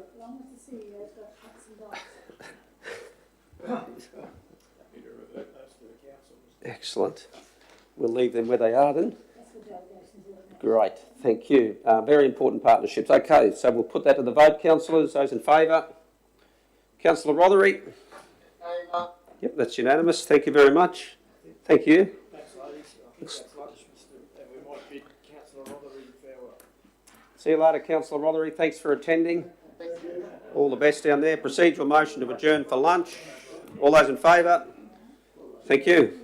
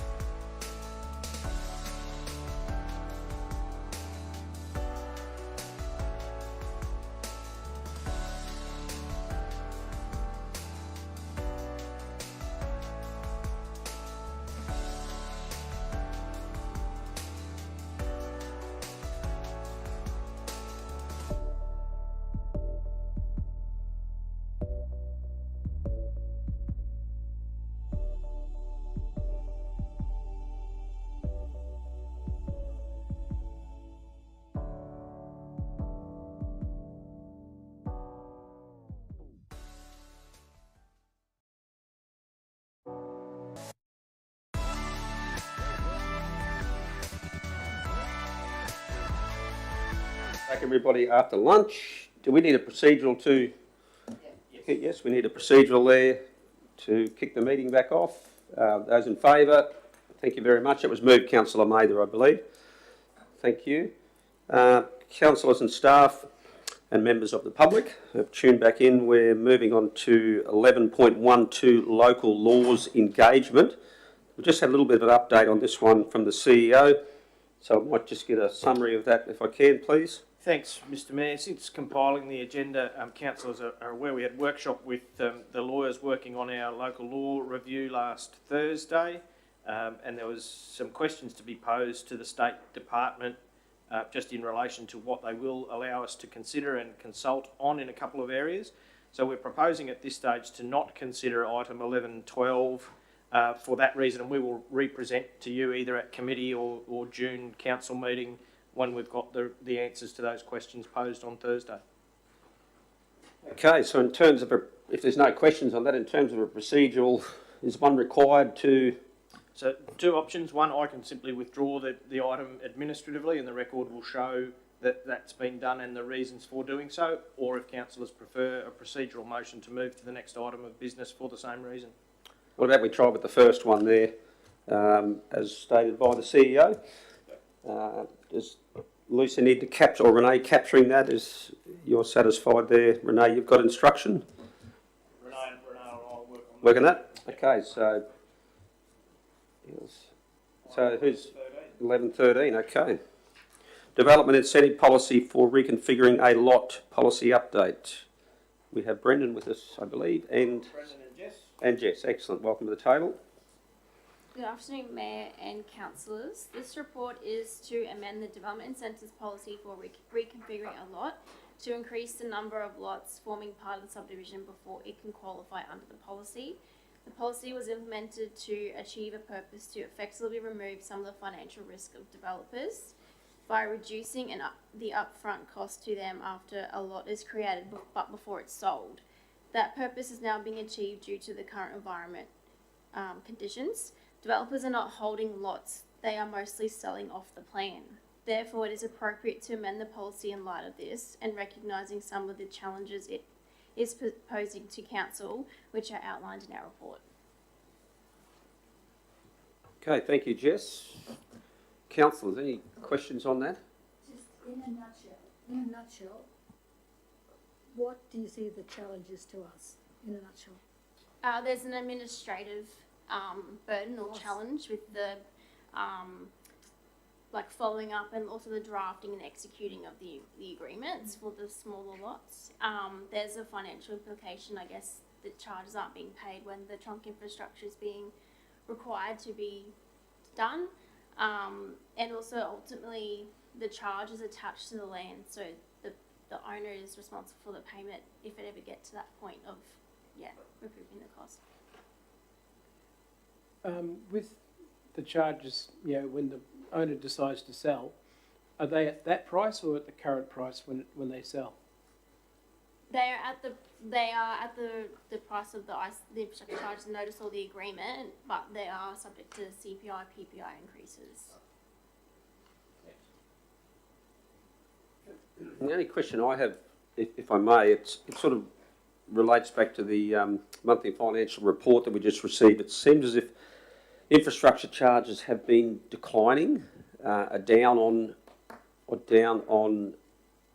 either models that we thought, or what's sort of going on there that, and I guess the reason I ask that is, if this was meant to be an incentive policy, how much actually has potentially the market changing somewhat, and are we cognizant of taking something away which was there to stimulate economy? Have we fully considered, I guess, the implications of that? Quick answer from the budget perspective. Thank you. The budget assumptions are based on an average of the past few years. So budgeting isn't an exact science. It's based on the best known information available at the time. So in previous years, we've exceeded what we had estimated in terms of infrastructure charges. we did see quite a substantial increase in the amount of infrastructure charges that were received or paid prior to the charges going up last time. So they were wanting to lock in those other fees. If we're deferring those charges, we're not receiving those funds. So if we're asking developers to pay earlier on in the piece, and that's a good thing, or at least benchmarking it to what they would need to be paying in today's dollars as well. So if they're locking in something from a couple of years ago but not paying it in several years' time, it actually sets council up as at a disadvantage, because we all know that the cost of delivering our services and providing that trunk infrastructure increases by more than CPI each year. Okay. So just to help me understand, do we see a pattern with the infrastructure charges declining? Is that indicative of less people coming or less people actually building properties? And through the chair, it's probably difficult to say. We can levy charges, and if a development doesn't go ahead, they don't pay the charge. The reason for that I couldn't say. It's not uncommon for that to occur. Which is not uncommon to occur, sorry? Well, yeah, it's not uncommon for council to levy a charge but then not receive it because the development doesn't go ahead. I couldn't say why. Maybe those charges are decreasing. There's probably a number of factors council need to look at. Okay. So thank you very much. So yes. Are we disadvantaged by them not, I mean, if the development doesn't go ahead, are we disadvantaged in relation to those that loss of income? Through the chair, no, councillor. No. As long as we're not the banker, that's my concern, and we're left carrying the baby. Well, just through the chair, just to clarify, charges only become payable when the use commences or a lot's created, and that's when it's taken to be an extra demand in our network, and that's when realistically and preferably the charge would be paid for the reasons just made earlier by the CFO. Okay. Someone like to move receiving this or adopting this? Councillor Friend is moving, Councillor Watson seconding. Any need for debate, councillors? No, we'll put that to the vote. Those in favour? Those against? Okay, thank you, Councillor Eastwood. Item 11.14, Memorandum of Understanding between Livingstone Shire Council and the rest of that.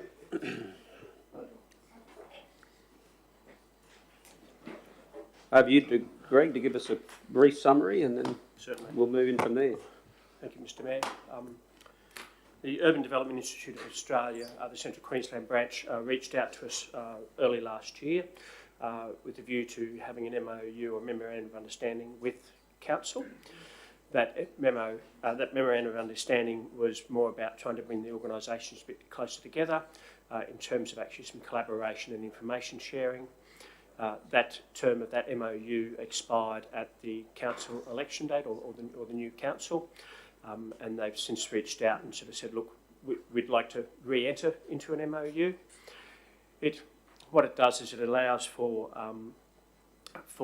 representatives of the UDIA to meet with council in a more formalised setting and exchange ideas or talk about current trends and so forth. I think it's particularly pertinent given that in the period from 2013 to 2023, Yeppoon was ranked number 7 in the country for growth out of all regional centres. So it's an opportunity for us to listen to industry trends. Have a take any questions? No questions? Who'd like to move? Councillor Walcomb's happy to move that, and Councillor Watson's happy to second. Anyone want to speak? I'm just wondering which one we're on, Mr. Mayor. We're on 11.14. Memorandum of Understanding. Yep. Greg, you see it as a fairly good entity to be involved in?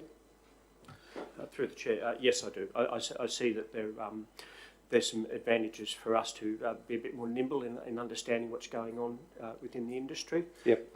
You would have noticed that recently we've had a couple of applications for things like relocatable home parks. Okay. Yep. Irrespective of the naming of those particular developments, they are very, very commonplace down south. Mm. Okay. Once before, perhaps we should go and take a look, get a bus ride and go and have a look at some of these places.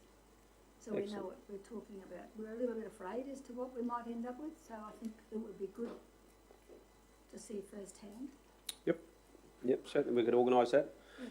Okay, we could pick that up perhaps after the meeting or at a later stage, but all those in favour of the motion, thank you. Councillor Rotherby is no longer with us, is he? So that's unanimous, I believe. Thank you, Greg. 11.15 road application adjacent to 9 Raymond Terrace, Yeppoon. Okay.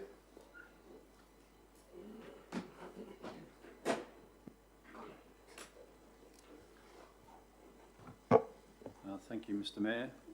So, councillors, the resident at 9 Raymond Terrace has put in an application to purchase road reserve, and part of the process is for council to make a decision, yes or no, whether we approve or object, so that we can complete the form, so they can complete the paperwork through to the state government, who will make the final decision. On page 329 of the agenda, there's a sketch there which represents the residents' desires, I guess you'd call them. So it's easy to see there what the request is on page 329.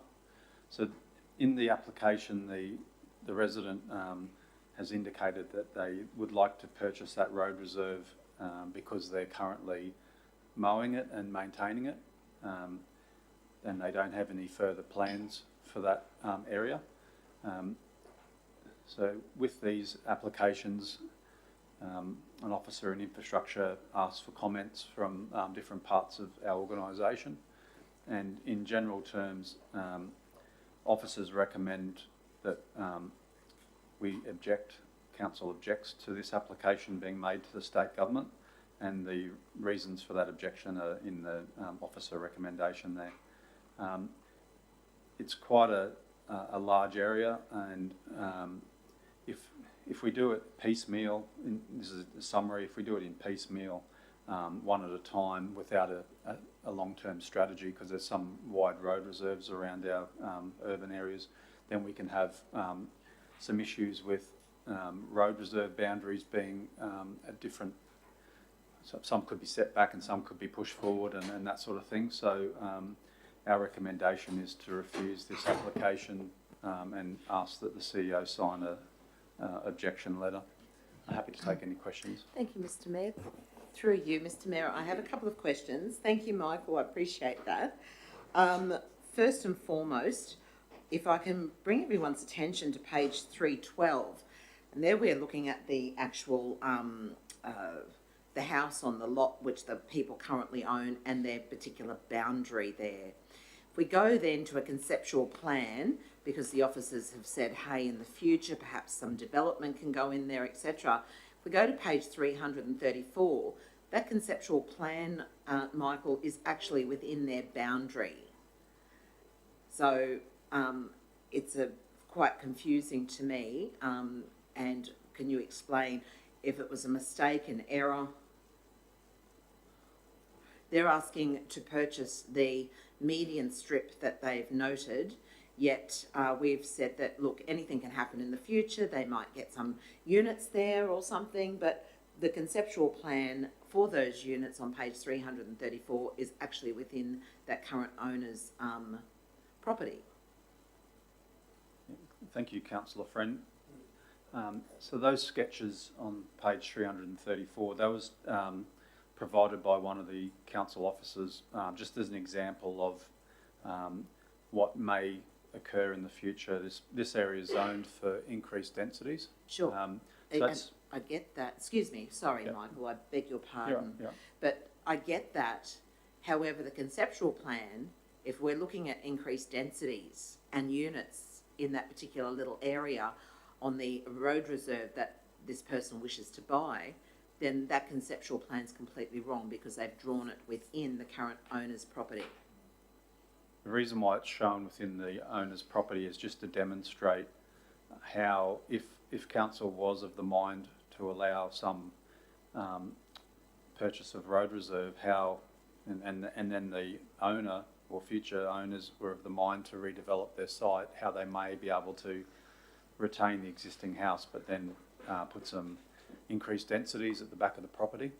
I see. So it's really just a concept, and the point of that attachment was that instead of doing these sort of things one by one piecemeal, this person may like to purchase some road reserve, but then the next property up may not, then we end up having staggered road reserve boundaries, which makes it very, very difficult. So it's really just to show if anything was to be done, it should be done as a strategy in time, but we can't compel property owners to want to put an application in and purchase land. I understand that. Michael, the other thing is, even though we're not quite there yet, the next item on the agenda is a road closure application for Baglow Avenue, and council doesn't object to that, and you're just saying that we can't do these things in piecemeal. So we're saying no to this person, and we're saying yes to the next person. Is there a reason, specific reason why this is happening? We're saying no to this person, but yes to the next person, and you're talking about piecemeal? Yeah, thank you, Councillor Friend. So this particular request is for, I think it's about 20 to 24 metres from the property boundary to the road edge. So and then it's about 40 metres. So it's about 800 square metres of road reserve that they're considering purchasing off the state. So if we end up having a property that sort of offsets the original boundaries by 24 metres, then without having a strategy to continue that within the area, then it's going to cause some problems with boundaries that are staggered. So that's where in this case, we're saying it's piecemeal. The next one, which we'll talk about, is a very small realignment of road reserve boundary due to a retaining wall encroachment. So it's probably maybe 3 or 4 square metres, not 800 square metres. So this is the magnitude of things is probably the determining factor for the officers to recommend the way they do. Question there, Councillor Watson. Through the chair, Michael, when you look at page 332, and it shows the potential of cutting up the road reserve, have we gone out and seen if there is a potential? Because this fella's probably could just be ahead of his time in his thinking, and he misses out because we haven't been ready for him. I'm just wondering if we should be running up the street and seeing if anyone else wants to purchase their parts, and seeing there's potential for more building. Just because this fella, you know, we're sort of saying to him, well, no, we don't want to do anything because we're not ready. But have we asked the others if they're ready? Because if it is, it just means more housing for us. We haven't done that, Councillor. It's not our general policy to look for road reserves like this. There is a section in the Land Act where residents can look to approach the state government to purchase road reserve and then amalgamate it into their land. But it's not something that we would go and door knock, I guess you'd say, the street to see whether they've got an appetite for each of those people. That they have to pay, I might just add, they have to pay the current land purchase price to the state. It's not sort of like a peppercorn transfer. So some people, this person may be of the mind to do that, whereas others may not be able to do that. Could I suggest in the letter that goes back to them that do we suggest that idea if they want to do it, so that they know about it? About whether they want to go and talk to their neighbours, and because it's an advantage to us in the overall scheme of things, isn't it? If we could get that area developed. I think there are some benefits there. We can talk to the resident in response, and they can if they feel confident to do that, they can door knock their neighbours and have a chat about it over the back fence and see if there's some sort of collaborative approach.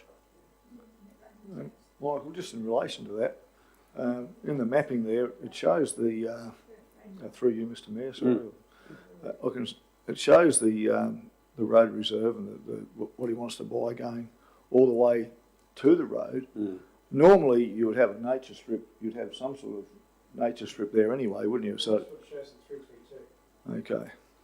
But, yeah, so I was just a little bit, so what's black mark, that's what he wants to purchase, is that right? When you go 332, there's red lines, and they've pulled it in. Yeah, okay.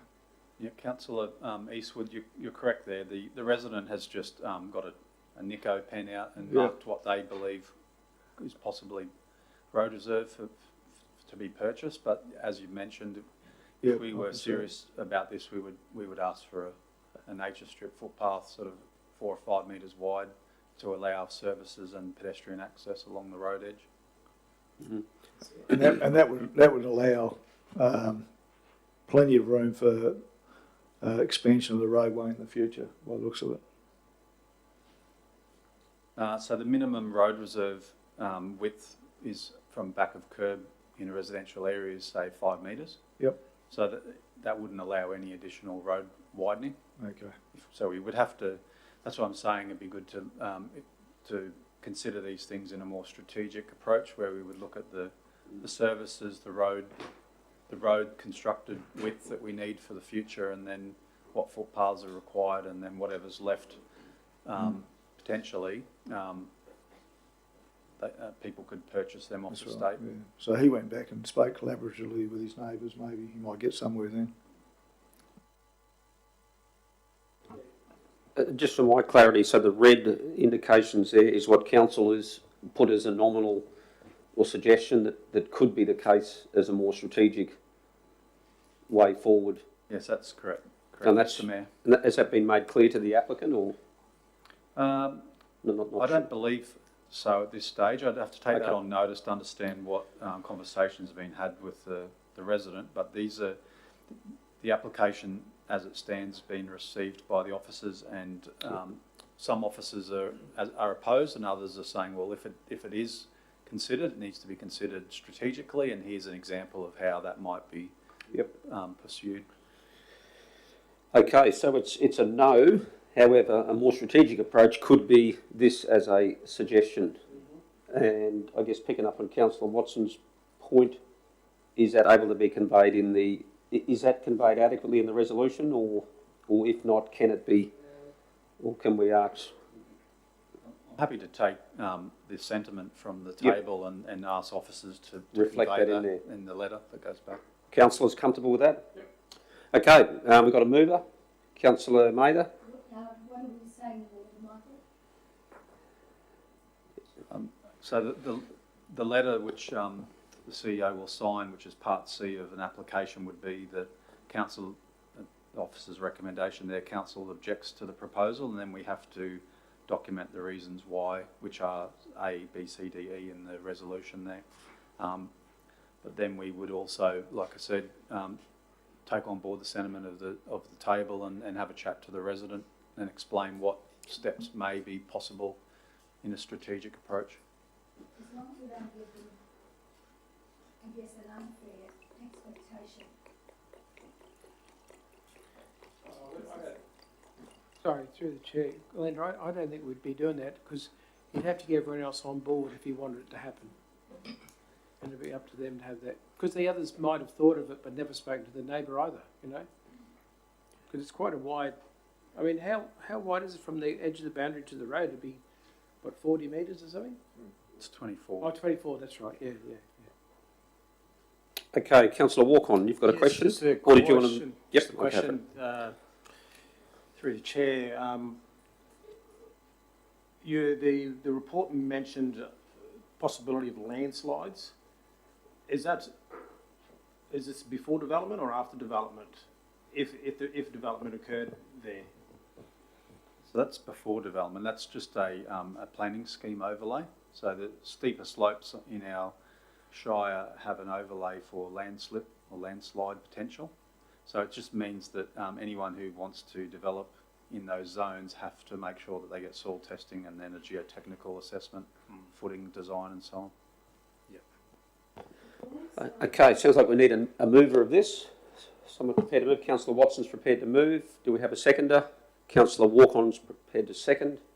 Yes, Councillor Mather. Just one last question, if you would know, Mr.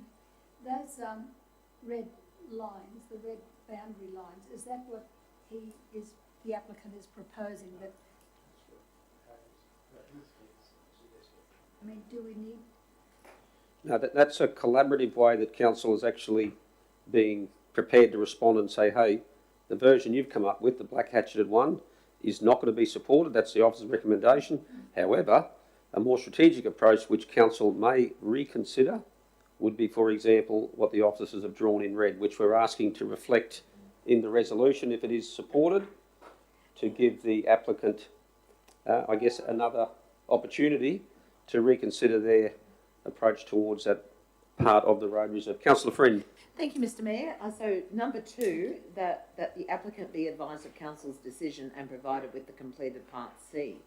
So that's the area where we're suggesting that red overlay map. Is that correct? Well, that's my understanding, because that's... No, I don't understand it. It's not very clear to me. Well, part C is where council elaborates on its response in the circumstances of this application, and Michael, the director, is just saying that if it's the desire of the table, which if need be we can actually put it into part 2, that council provide the strategic direction that would be the more preferred way to see this type of future development of road reserves, if indeed it was going to happen.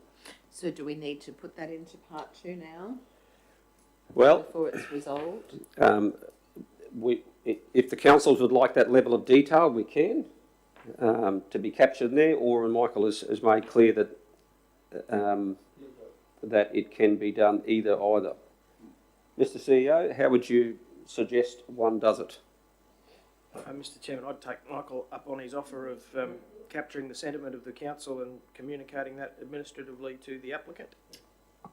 Excellent. And Michael, perhaps if you could even just CC councillors in or something to that correspondence, so that loop gets closed. Excellent.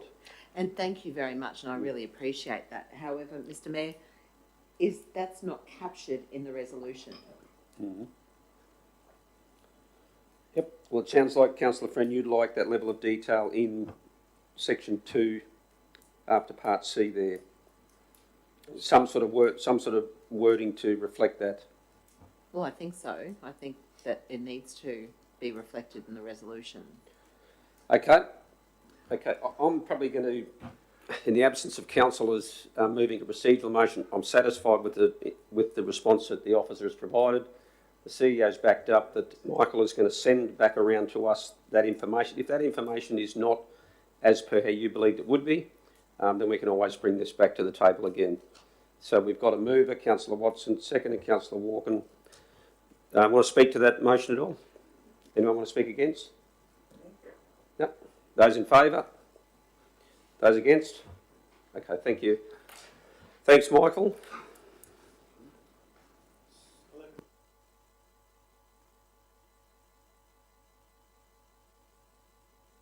So I might just introduce this one. Councillors, I'll go to the pictures again.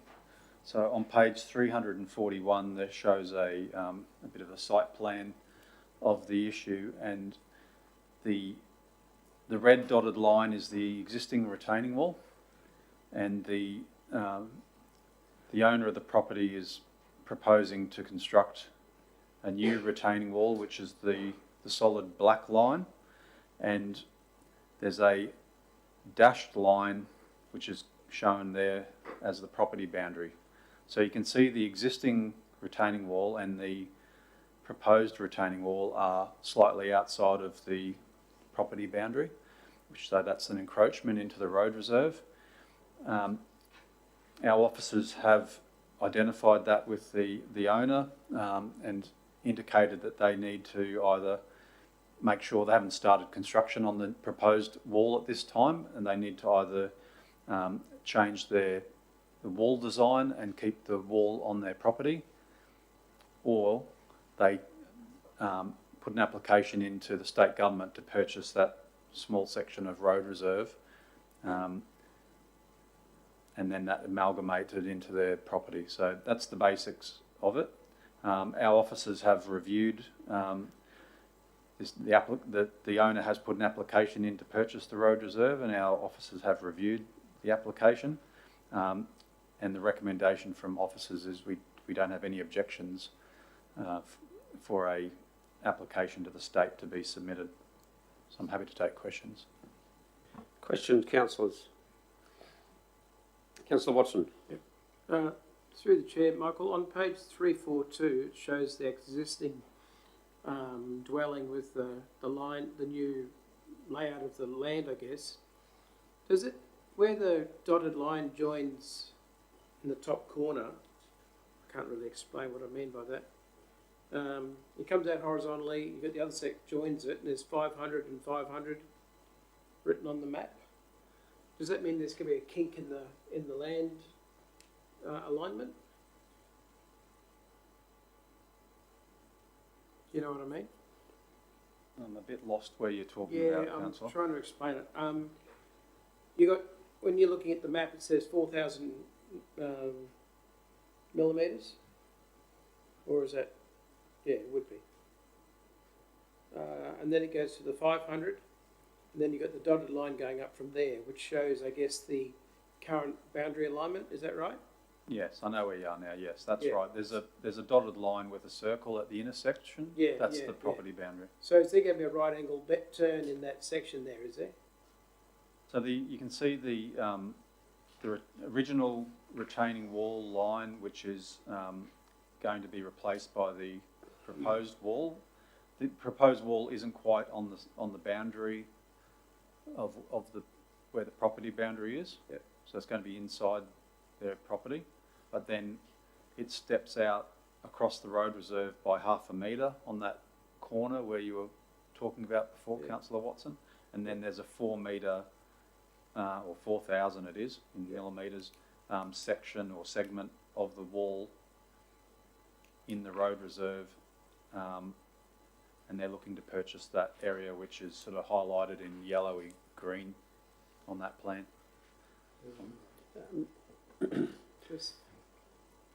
So that's why you're considering those. Just the question, Michael, is the applicant agreeable and desiring to purchase the balance of the land that the retaining wall doesn't pick up on their freehold land? Yes. So we've spoken to them. The officers have said you either need to redesign the wall back onto your boundary, or you need to make an application to the state government to purchase this road reserve, right, which is sort of about 10 square metres, say. So they've put an application in. They've obviously considered it, and they've decided to put an application in and pursue that. Okay. So correspondence that had been sent through to councillors, which I'm sure others have got as well, was alluding to, the best I could gauge, that they were preferring not to proceed with having to purchase the road reserve. But it sounds positive if that's actually not the case, and they're recognising the need to do that. So we've got the application there, I guess, is probably our evidence that that's what they're intending to do. Their intention is, and this resolution is supporting their application. Okay. Righto, if there's any questions, councillors? No? Yes. Yes, Councillor Walk-on. Yeah, I just got a question. I did speak with the owners this morning. Okay. And they were of the intention to purchase that road reserve. The question is there any reason why they just can't rebuild the retainer wall on where their existing retainer wall is? It's currently, thank you, Councillor, the existing retaining wall is currently encroaching onto road reserve. So the plan on page 341 shows a red dotted line, which is the existing retaining wall. Right. It's currently about 3 metres out from their front boundary.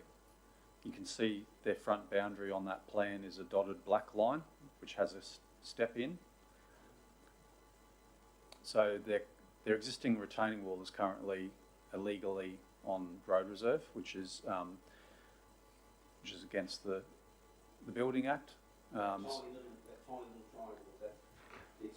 It's about 10. So it's about 8 square metres.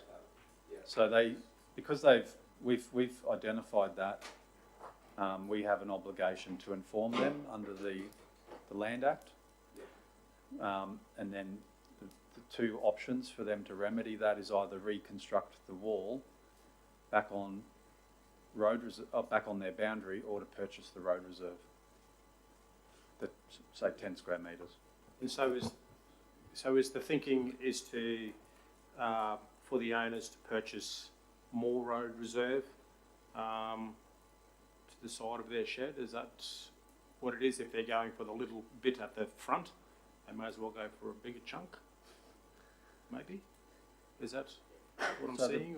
No, the plan on page 342 shows the area of road to be closed or for them to purchase. It's just that yellowy green highlight in that corner of their property, that northwest corner. That's all they've asked to be purchased and amalgamated into their property, which would then ensure that their proposed retaining wall sits within their land. Oh, I see. So it's not the other side where... Okay, great. Thanks for clarification. So importantly, on page 341, the proposed retaining wall in the black ink, as you can see, that would be quite somewhat increasing their land size or available land size as opposed to the dotted red line. But the only issue is that it triggers that front little triangle in the alignment there. So, okay, if there's no further questions, we have a mover for this. We've got Councillor Walk-on, happy to move that. A seconder there, Councillor Mather. Probably no need to debate unless you would like to. If not, we'll go to the vote. Those in favour? That's unanimous, I believe. Thank you, councillors, for those questions. Thank you, Michael. Right. 11.17, Cap Coast Kart Club Incorporated tenure renewal. Move, Mr Mayor. Moving that one, thank you, Councillor Friend. Do we have a seconder for that? Councillor Eastwood. We'll get some details from the staff. Thank you. Good afternoon, councillors. So the report pertains to the renewal request from Cap Coast Kart Club for the continuation of a due diligence lease for a portion of 2745 Yeppoon Road, Barmarie. I believe Molly printed off some maps to show the area, which is approximately 25 acres. I welcome any questions. Any questions, councillors? If not, probably just some clarity on it. So it's a 5-year extension? So they've requested a 10-year lease. They've requested 10. What's the recommendation? So for the due diligence, yep. To continue, if things move forward and they're going in their next steps, they will require a different lease. So just so I'm clear, they're wanting to extend their due diligence, yeah. lease? So they previously had a 4-year due diligence, and then now they've requested a 10-year period. 10 years for due diligence? That's the request, but we've made it clear that, so this allows the club to access and to use access to and use of the premises for the purpose of undertaking due diligence on the site. If they're aware that the current 10-year agreement does not allow for any clearing, construction or other works. So I think it's taking a bit longer because it is such a small committee and it is quite a big project. And that's just... That's a question. Just wondering, have they come back yet with how much of the trees they're going to clear on this block? No, they don't have anything prepared to show us as yet, and they're all subject to environmental reports, development assessment, application. So this lease is about extending their investigation period. They haven't provided that next step as yet for us to examine. I mean, I know they've been on it for 3 years. Is there anything that we haven't done to help them get there, or is it just takes time? Chris, our general manager, will respond to that. Yes, through the chair, we have now given them what they require to apply for these grants. For one reason or another, that may not have been done before. There was probably some change legislation in relation to what we can provide, and grants have started to be a little bit more relaxed in relation to what they require, as opposed to a full-blown development assessment. We can give provisional assessment, which we have done. That was, as I said, done maybe about 3 months ago from memory. They're now able to move through that grant process. And I believe, Molly, they have applied for 2 already, might be more, but certainly working with our CDSR team to move through that. So I would go so far to say it has only been that short time frame that they've really been prepared due to that pre-assessment from council to be able to move forward. Questions here, Councillor Walker. Yeah, just a question, just with the lease and the due diligence, does that mean then that there's a possibility for 10 years for no development to happen on that block whatsoever? It is, yeah. Okay, thanks. Yep. Because essentially it's, if I may, it's giving full autonomy to the go-kart or the leasee or the applicant. Exclusive use to the leaseholder, which would mean that nobody else can investigate or look at that site. But it is due diligence, so it also limits what the exclusive leaseholder can do. And just in, if I may, trying to understand it somewhat, potentially with, I guess, the objective to try and see them advance to actually being operational under whatever the conditions are that council deems is satisfactory if they could land on that. What's the vegetation, or is there a vegetation requirement on there, or is it just purely subject to what the application is? I believe, I can be more clear for you later, but I believe there is a vegetation state overlay that they would have to address. Right. Do we know what the extent of that is, or not? No, really? I can take that on notice and provide, although Chris. Okay. Yep.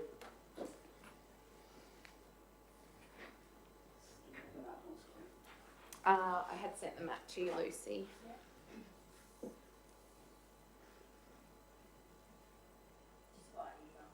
Yes.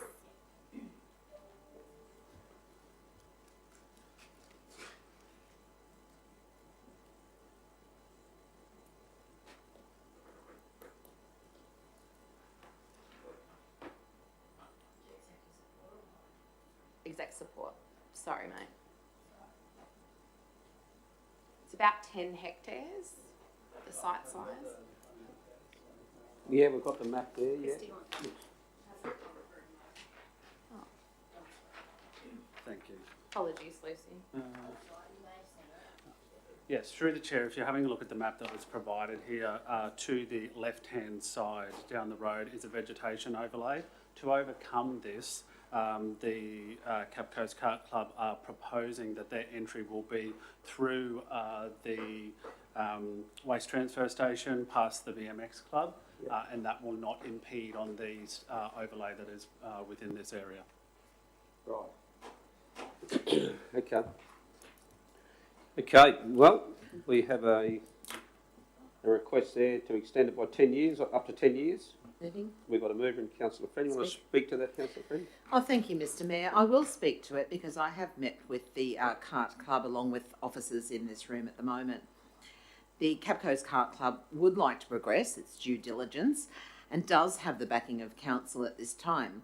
Council needs to continue our support for this club with this 10-year tenure to provide an opportunity for this club to obtain the grant funding and to be able to progress their vision. There have been other members of the community that have actually reached out and asked about the trees and the vegetation and why would we allow them to cut down trees. I believe that the General Manager of the Communities has just noted that there is a state vegetation overlay on this map and that the Kart Club will not be cutting down any of these trees. However, also another one of the concerns was our carbon strategy 2030, and how would these go-karts, enter into that carbon strategy? Well, when meeting with this particular club, not all certainly would be electric vehicles, but that's something they'd also like to explore into the future as well. Another concern of this person was, what about residential development? in our shire, this land could be used for residential development.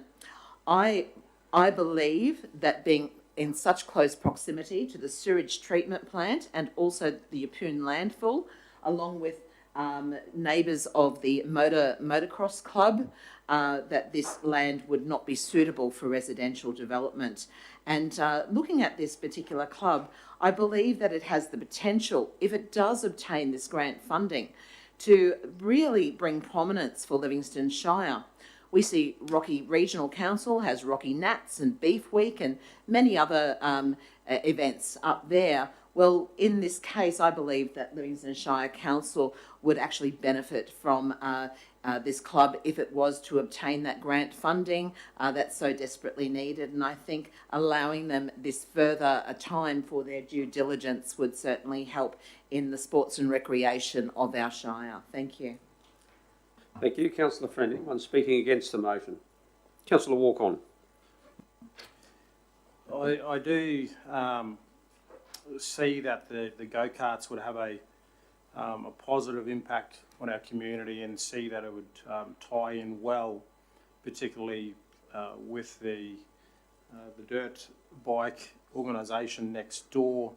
The only part that I'm a little wary of is a 10-year lease of due diligence by, I don't know whether that can be shortened at all to a 5-year lease to do due diligence.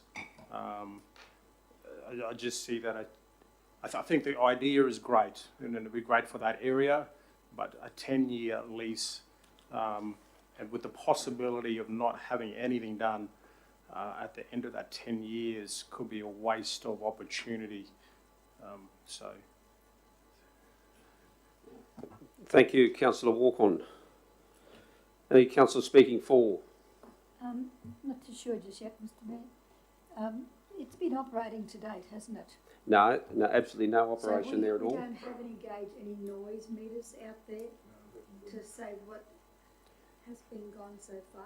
So we're looking for an extension of 10 years. No, it's when we don't know what the impact might be if they were to get up for the next 1 year, 2 year, whatever.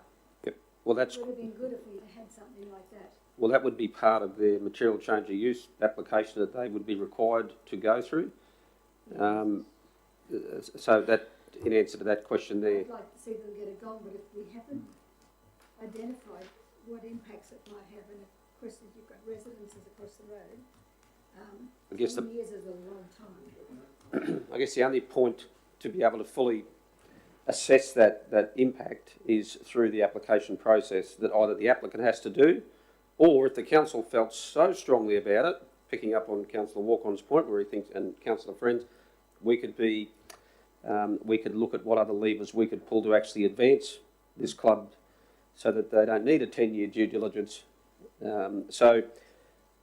Hopefully that's answered your question. I'd like to see them get it gone. Yep, well that's what we're trying to determine here today. I'd be looking at all sorts of ways to assess them in their operation to see what impacts we're going to be facing, or they're going to be facing. I wouldn't like to see that we've signed a lease and then we find out that the impacts are too great on the neighbours and how it goes, and we get stuck with. So you're speaking. It's a bit hard, isn't it? Is it a question, or are you speaking for or against the motion? We're going ahead and giving them a 10-year lease at this stage without testing. Well, that's what the table's trying to resolve. But giving the lease doesn't allow them to go out there tomorrow and start racing go-karts. I know that. Mm. But if what they're planning to do, and obviously we've got a charter, what they want to do. Yep. That hasn't been tested yet. I mean, if a club, and we do it all the time, if a club has a lease and we know how they operate, they're doing all the right things, and then they come in and say, look, we're at the end of our tether, we're running out of space, we're running out of time, we've got all these members, can we have another 10 years? We'd say, not a problem. Mm. We've got nothing to gauge it on. I just need to understand where you're. Okay, so is your. Have we got an alternative that we can test it? Yes. So you've. Is that a question, Councillor May? Yes. Just 2 seconds. Yeah, is it a question? Yes. Have we got something that doesn't set us in concrete for 10 years?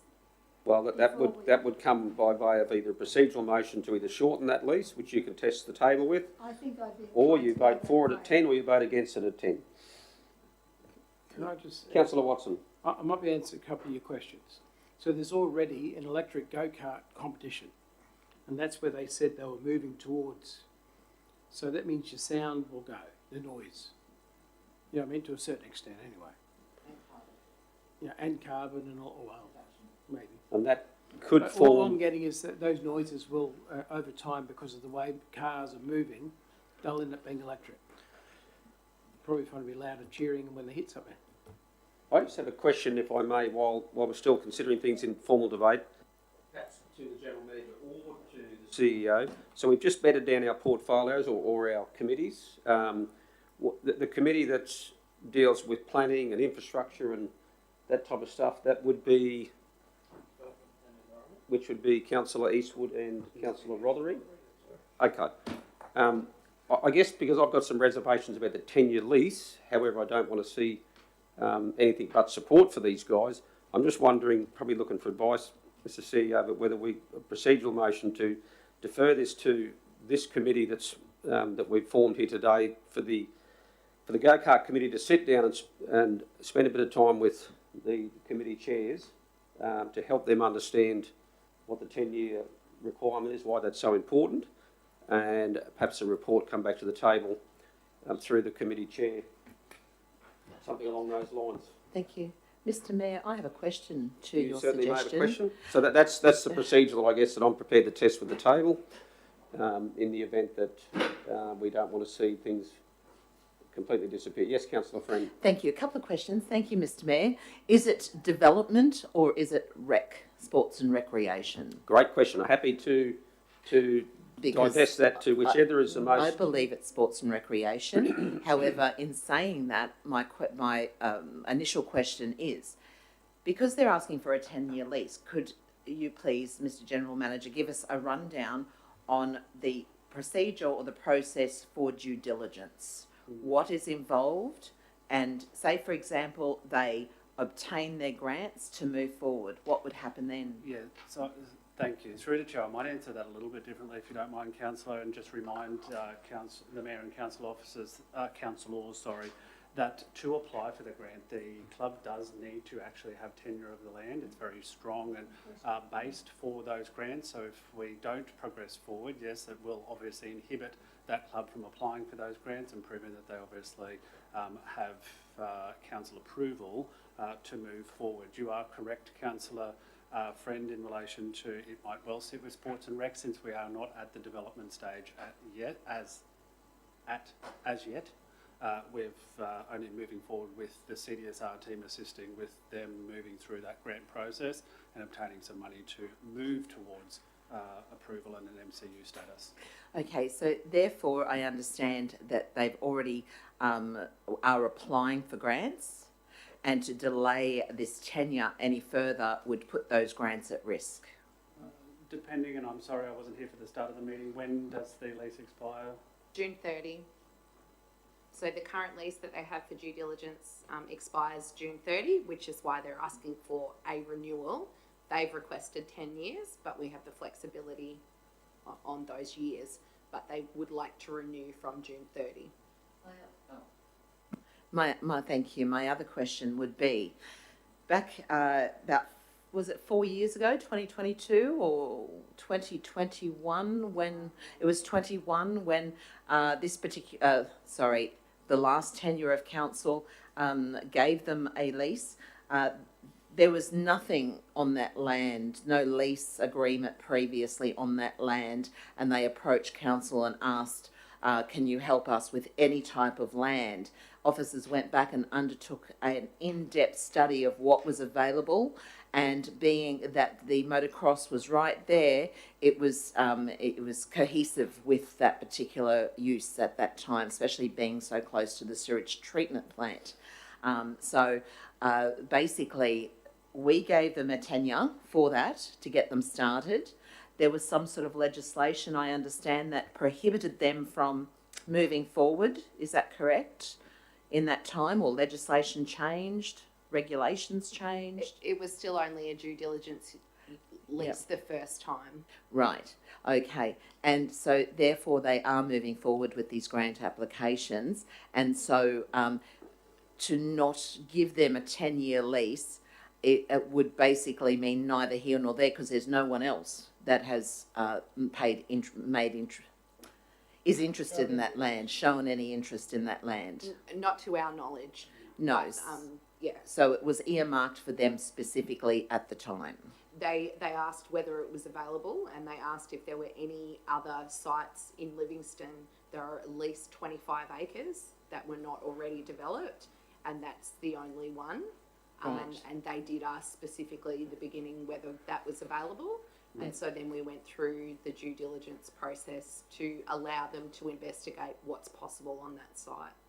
Okay, so therefore, once, say for example, they obtain the grant, they've still got to abide by state overlays as far as tree clearing. Certainly they would have to abide by noise pollution or noise nuisances, as do the motocross directly next door. I just think that, and this land, one other thing, just to confirm what I said earlier, can this land ever be redeveloped for residential purposes? Unless you want to live next to a sewage. Yeah, without having the planners here, we can't answer that directly, councillor. Yeah, I'd have to take that on notice. I would. But it is in close proximity to sewage treatment plant and landfill. Yes, it's unlikely. Yeah. Okay, thank you. Mr Mayor, I don't know, but I was just wondering if... Councillor Eastwood. Thanks, Mr Mayor. Whether the mover would be happy to amend it to 5 years. Would the mover be happy to do that? No. Through the chair, that can be done. They don't need the full 10 years. That's what they've asked for, Councillor Mather. So obviously, as officers, we present that. 5-year can also be foreshadowed. Thank you, Councillor Eastwood. Before I answer your question, I have one more question for the officers. Therefore, if we make it 5 years, did they indicate why they wanted 10? Did they give you any reasoning? That was just what they've requested. Certainly. I can bring that to you. I can ask that if you like. I can certainly, so at this stage, I would be happy with a 7-year tenure of 7 years, which will reduce it by 3, but give them plenty opportunity if it's possible. Yes. The 10 is the maximum we can provide. Any amount under 10, we have the power to offer. Yeah, we've got a mover of the motion currently at 10 has dropped down to 7, I believe. Yes. And we've got Councillor Friend. You've spoken to that. Okay. Okay, Rube, you're seconded on that basis. So is there a seconder for a 7-year period of the lease? Okay, we have a seconder in Councillor Watson. And we are now moving into, obviously, formal debate. Yes. Anyone want to... Well, okay, there's a foreshadow of 5. Okay, we'll... And I have a question, Mr Mayor. You can certainly ask a question, then we'll... A question to Councillor Eastwood.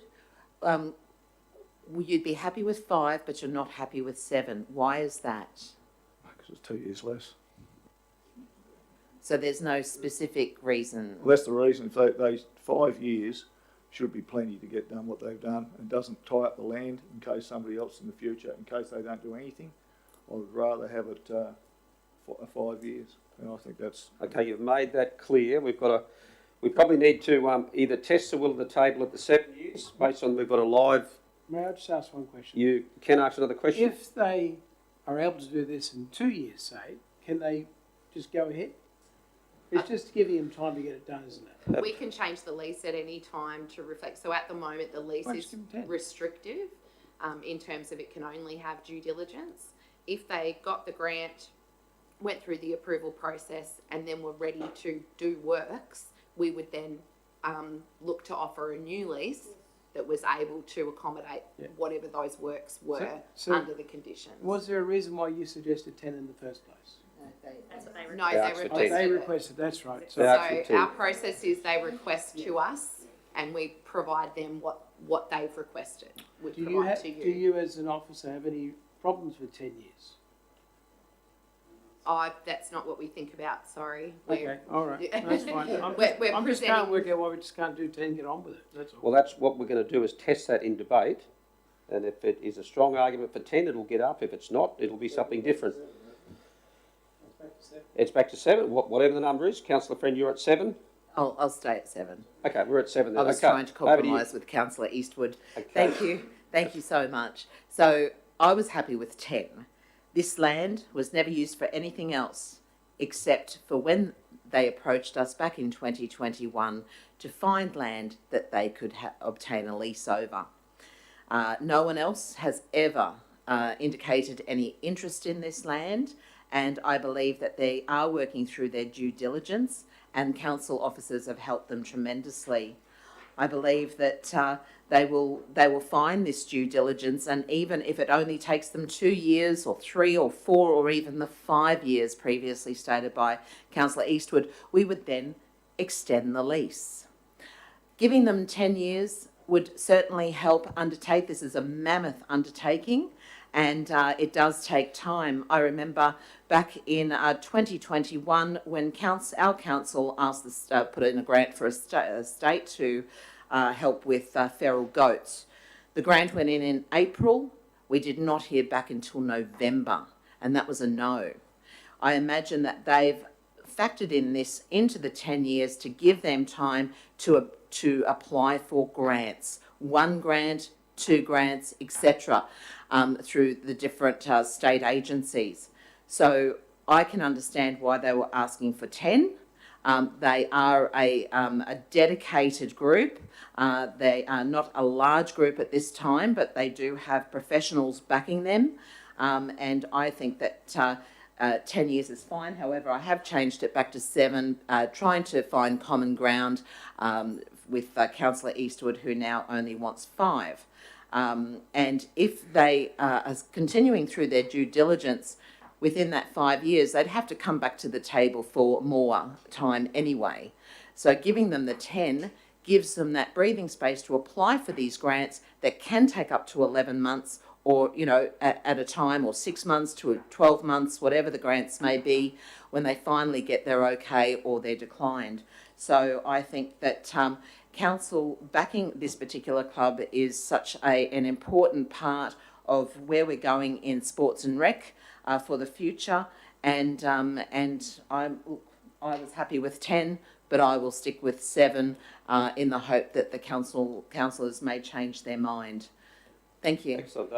Those speaking against the 7-year tenure. And bearing in mind there's a foreshadowed motion that will be at 5 years, is my understanding. Okay, anyone want to speak further? If not, we'll go to the vote on the current resolution there of 7 years. Those in favour? Those against? Excellent. A casting vote. We'll go. I vote to stick with the balance, which was 7 years then on that. So does that give clear direction? 7 years? Thank you. Thank you. Thank you, Mr. Mayor. Yes. We are at 11:18, Barmery Multi-Sports Precinct Community Licence Renewals. You're going to move that, Councillor Eastwood, thank you. Second to Councillors Mather, thank you. So Any this debate required, or anyone want to contribute? I have questions. You've got questions, excellent. Thank you, Mr. Mayor. It was brought to a couple of councillors' attention in relation to the Queensland Teachers Union Regional Shield for netball couldn't obtain some use of the Barmery Sports Club, and they had to have their statewide competition down in Tannum Sands. Now, I vaguely remember we had discussed this. I cannot remember whether it was in briefing or in open session. So there's a couple of questions around that. Does council do the majority of maintenance at Barmery? Yes, all the maintenance. All the maintenance. And so what are the terms of these leases? Or is there a reason why the regional shield for netball in all state schools couldn't use Barmy. So these are license agreements rather than lease agreements. So licenses are for particular times and days of usage, whereas a lease, like we spoke about previously, is exclusive use all the time. So these license holders provide council with the specific days and times they are occupying the site, and that becomes their agreement, their license agreement for every Wednesday from 3, whatever it may be, per sport. If an entity outside of those that have a license come forward and say, we'd like to use Barmarie or Hartley Street for this purpose at this time, the first thing that we do is check in with the license holders and say, we've had a request for this. It looks like it clashes for you on a Tuesday. Would you be happy to move what you're doing? Or, you know, we try and make it work, but the license holders do have the priority because they're there every day, every week, and it interrupts their competition or training. However, we always ask. And if it doesn't clash, then we allow that other user to use it.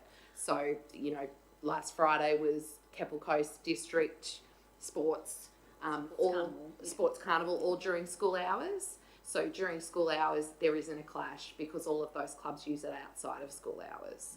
So that would be the process. I can't speak to that particular example, sorry. No. But I would assume it was because there was a clash with the existing users. Thank you very much. Question there, Councillor Watson. Through the chair, Molly, is there any reason why the touch team aren't part of this?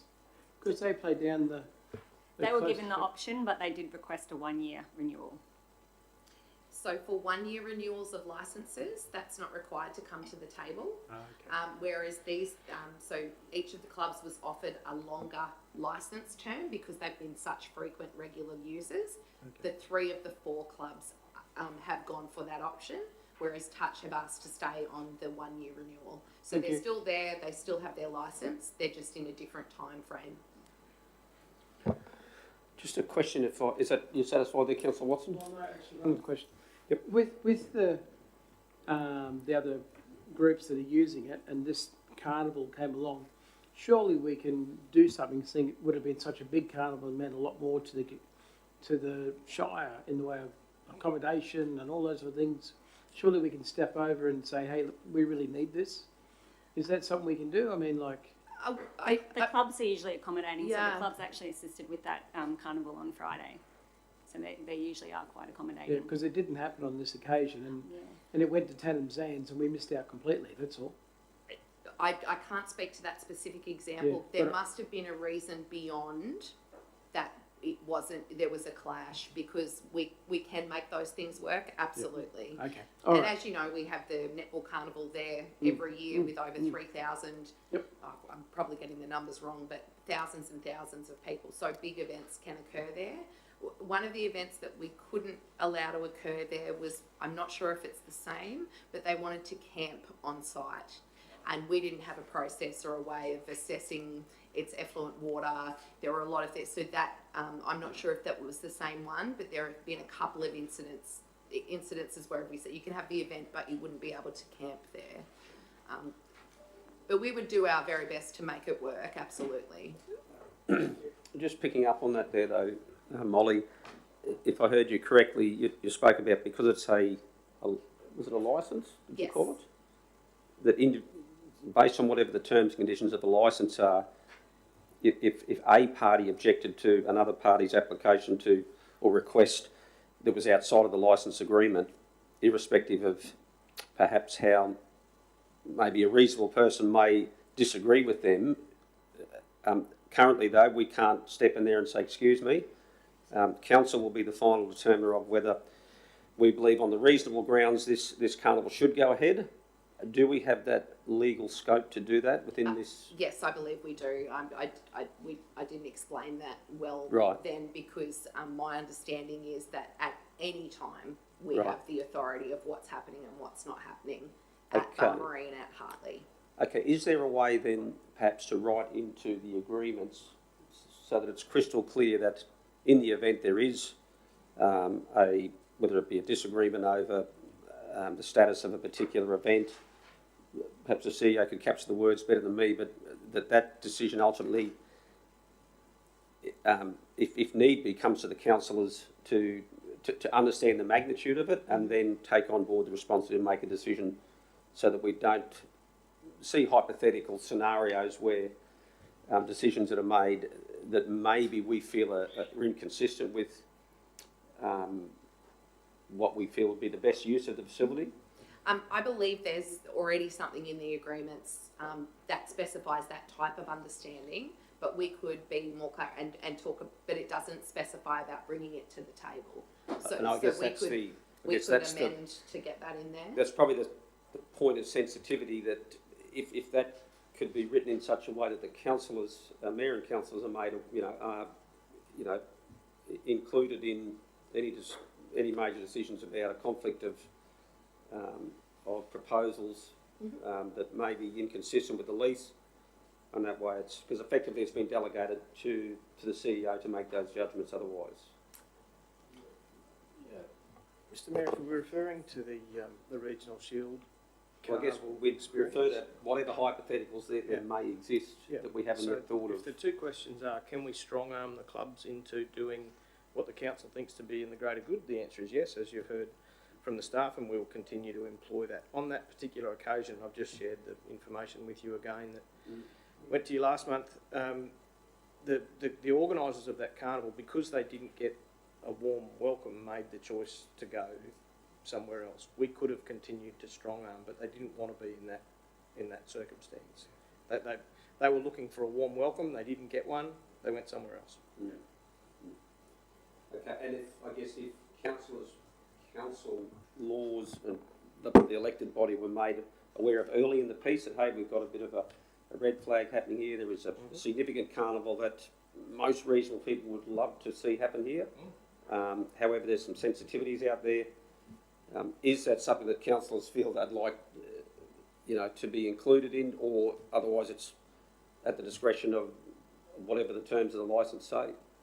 Well, and I would say that happened now that I recall now that CEO's given the example. The carnival took it upon themselves, which I think was really positive, to go and meet varying people and had that experience before we knew a carnival was coming. So we weren't aware that they hadn't had a warm welcome until after the welcome. And then they had already decided that they weren't going to go ahead, but that was the first we knew about it as well. So I'm not sure, I mean, yes, we can absolutely build it in, but in that particular circumstance, we weren't aware until they'd already made the decision.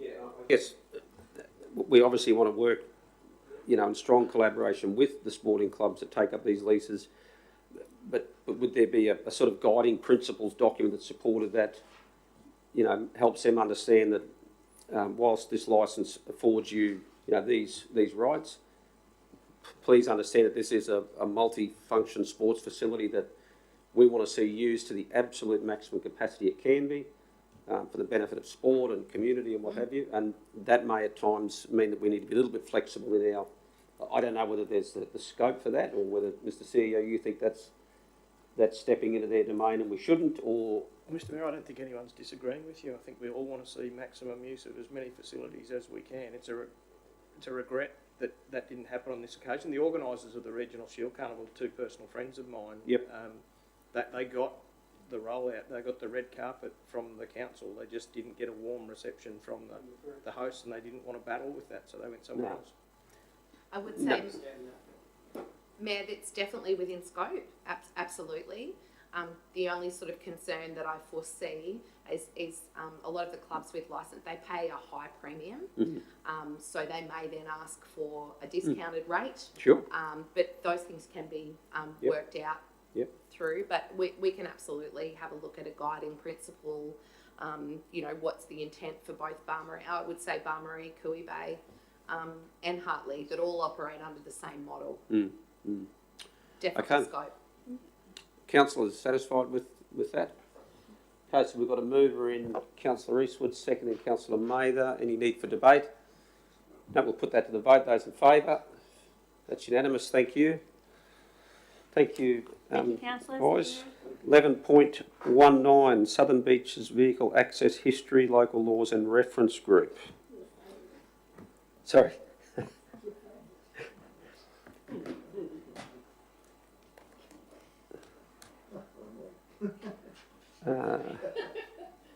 What can you tell us, Molly, while I'm looking at the agenda to try and track?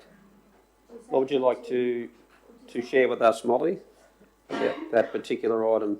Well, just overall, we heard from Mr. Griffin this morning, and thank you, Councillor.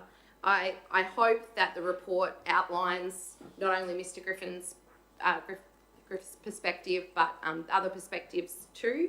The intent of this report was to provide a timeline, a history, so that if anyone's being asked what happened when did this change, didn't we used to have this, we've now got a document that we can all point to as officers and councillors to show the history of the matter and just provide that information. It's also available now for all community to read, so they've got exactly what we've got to work with.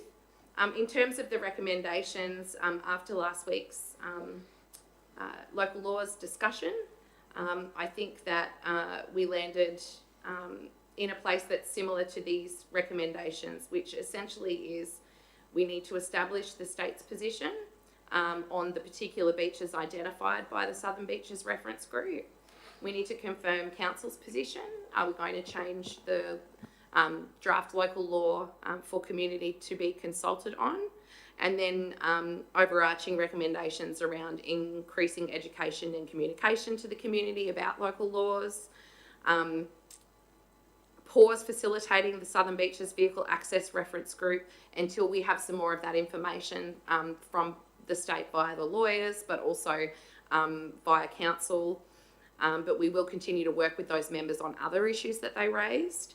And then, of course, continue to investigate the private and state government landowners in terms of legal pedestrian access, because not only do we not have some legal vehicle access, we also don't have legal pedestrian access. So I think it's important to continue to discover that too. Yes, I'm happy to take any questions. Obviously, super complicated, and you know, I'm the first to say I learnt many things during this process, coming in a little bit halfway through and then continuing on. So very open to any suggestions, recommendations, questions. Thank you. I have a question. Errors. Through the Mayor. Thank you. Thank you. Thanks very much, Molly. Over to you, Councillor Friend. Thank you. Molly, once we request this information from the state may not support the change. However, the state may support the change. Mm-hmm. And in doing so, hypothetically, have council begun any undertaking of costings for extra rangers to police, a proposed permit system to be implemented, etc.? No. Okay, nothing at this point. So at the moment, it's just reaching out to the state saying, what do you think? What is possible? What is possible? What's not possible? Thank you. Okay, any further questions? If not, we're looking for a mover and a seconder. We've got a mover in Councillor Watson, seconder in Councillor Walk-on. Thank you. Councillor Watson, would you like to speak to that at all? Just the two deputies working together. Actually, no, I'd just like us to go to the vote and move on. Go to the vote. Okay, anyone want to speak against the motion? Just clarify, Mr Mayor, we're just seeking the state government's Yep. approval for us to revisit the beaches, the vehicles on beaches. That's all it is, isn't it, at this point? We're asking the state if any of the 4 beaches identified by the Southern Beaches Reference Group, they would support permitting access, vehicle access onto. And then if they say, yes, we support this beach, or we wouldn't object to this beach, we would then look at, well, what does that look like for us based on what the Southern Beaches Group has talked about, permits or signage or any of the things Mr Griffith raised. If they say yes, we've got a problem. Okay. If there's no one wanting to speak neither for nor against, the only comments I'll make is that I believe it's imperative to the integrity of this council, and I respect a person's full right to vote against us if they want to. But I believe that in good faith to ask the state first and foremost, can this activity occur, is something that I strongly support, purely so we actually know what is the next step if indeed they do say yes. What would it look like? And it probably doesn't get any easier, but without knowing what the state's position is, then I believe the exercise that we've been through, as tricky as it was, that Molly was a part of, and full credit to all those that participated, that it would be leaving them rather flat to not at least consult with the state on that. Okay, anybody else want to speak? If not, we'll vote on this particular one. Those in favour? That's unanimous. Thank you, councillors. Takes us to 11.2, naming of wetland of Bottle Brush Drive. Is that correct? Or, yep. 11.20. Or it could be 11.2, could it? Or is it 11.20? 11.20. Yep. Not 11.2. And then we've got an addendum relating to 21 and 22. And there's a late. Okay, that's right. Molly will be back for those. Excellent. Okay, Michael, looks like you've turned up to share information with us. Thank you, Mr. Mayor. Thank you. So this report's a summary of a number of actions that officers have taken from about 12 months ago when Council received a request for consideration of changing the name of Kedron Park to Kedron something or other. So we went out to the community 12 months ago. There was suggestions put forward. Kedron Wetland seemed to be an appropriate suggestion. So we've spoken to Council in October last year regarding proposal to change the name from Kedron Park to Kedron Wetland. The matter was laid on the table pending a flora and fauna assessment, which was completed by staff early this year. And then the matter returned to Council in January. And then it was subsequently laid on the table in January to undertake more community consultation with the wider Lammermoor community. This matter's taken a little bit of time to come back to the table because it's straddled the election and timing with going out to the community and so on. Our comms team have done a very good job at putting together the website, and all residents in Lammermoor were asked to put forward their views on the change of name, and you can see in the report there 72% agreed with the change of name to Kedron Wetland, and 27% disagreed, and there was about 116 responses. So I'm happy to take any questions, and officers are recommending to change the name. Thank you, Mr. Mayor. Thank you, Michael. Councillor Friend. Thank you, Mr. Mayor. Through you. Before I ask my questions, Mr. Mayor, I'd like to foreshadow a motion that says the area currently named Kedron Park will remain named Kedron Park. That's my foreshadowed motion. Okay, you've shot out of the blocks there. That's very clear. Thank you. I'd second that. But my questions now are, Michael, the survey that we see, I noticed that it was actually on our council website. When we were briefed on who would then be surveyed, it was the surrounding residents to the wetlands. So was then this survey opened up to anybody on our website? As a public, anyone could have their say? No, I don't believe so. The website was open from the 18th of April to the 29th of April, and our comms team put together a communication strategy. So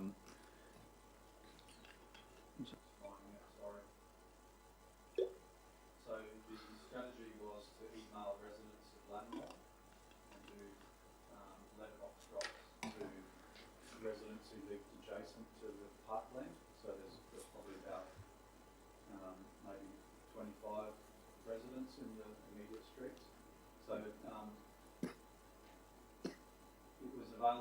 it was available for people on our website to look at, but it was only the residents of Lammermoor that were were emailed and requested to fill in the survey. Okay, if someone found it on our website, Michael, and they just thought, oh, looks interesting, could they then answer the survey? I'd say they probably could, but then we would look at the name and address of the survey respondent and discount that.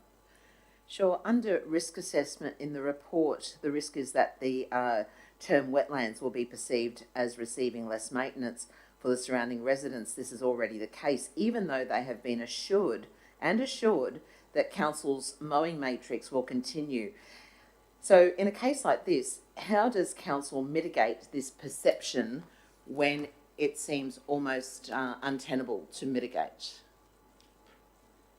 So when we started on this journey, some of the feedback for not changing the name was due to as mentioned in the report, the perception that we may not do the same level of maintenance.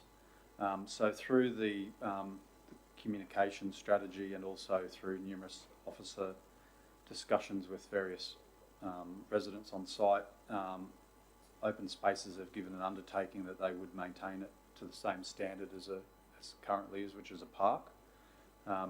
There's a section towards the east, which is a waterway. Basically, it's always underwater, so that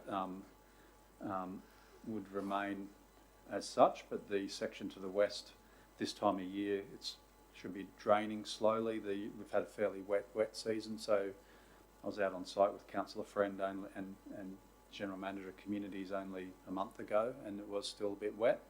We're hoping in time it dries out and we'll maintain it to the same standard as a park of that level of service.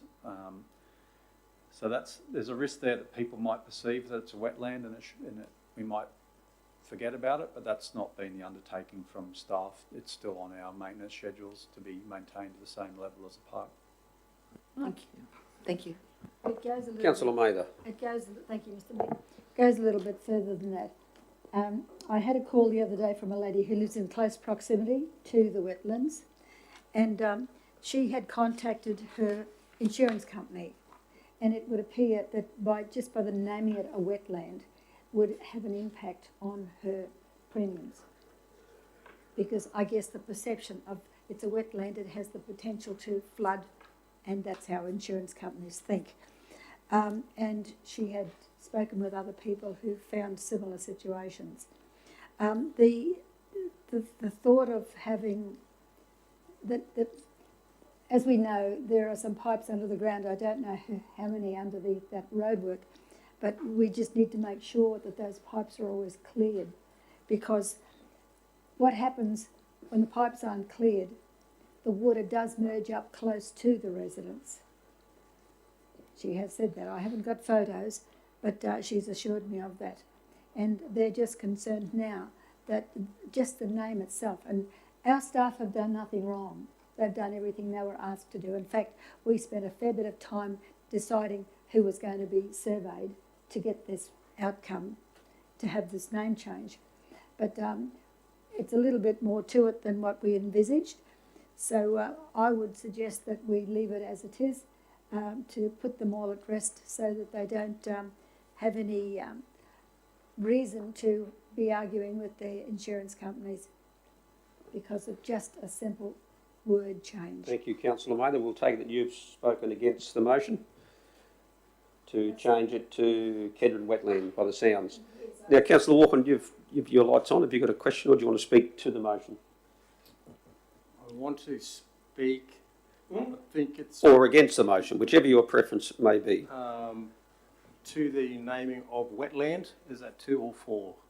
I'm not sure. Well, the officer's recommendation is to change the name, I believe, to Kedron Wetland. Yes, Kedron Wetland, yes. You're obviously free to speak either in support of that motion or against that motion. I want to speak in support. Okay, excellent, thank you.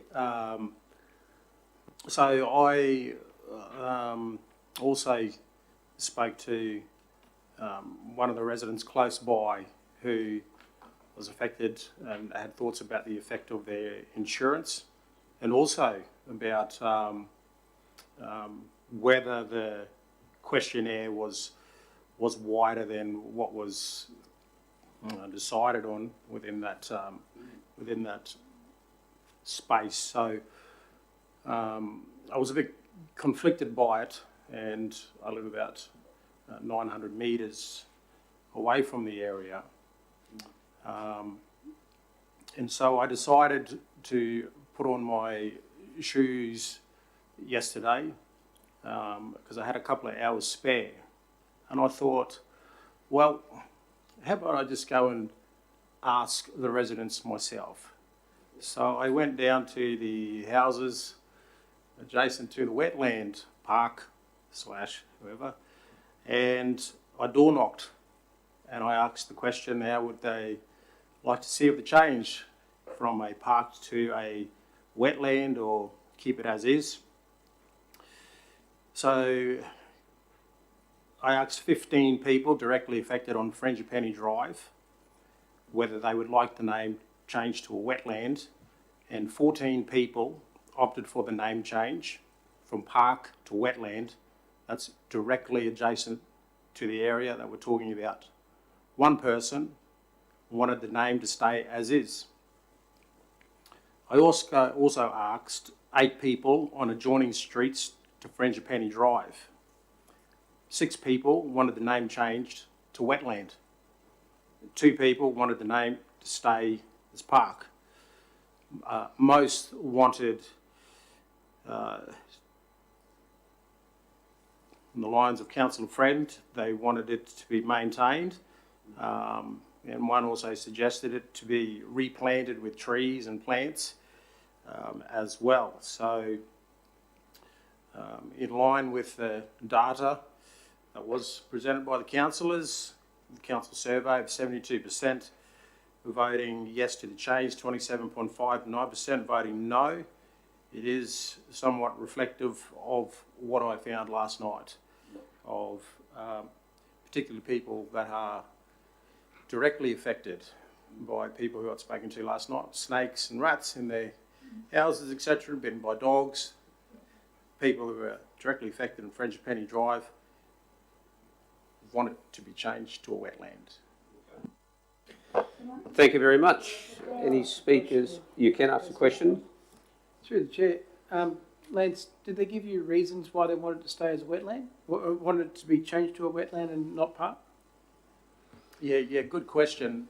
The reason why they didn't want it to be, they wanted it to change to a wetland, is because for it to be changed to a park, in their minds, they think that the land has to be raised and to look like a park where the water isn't going to get into that area.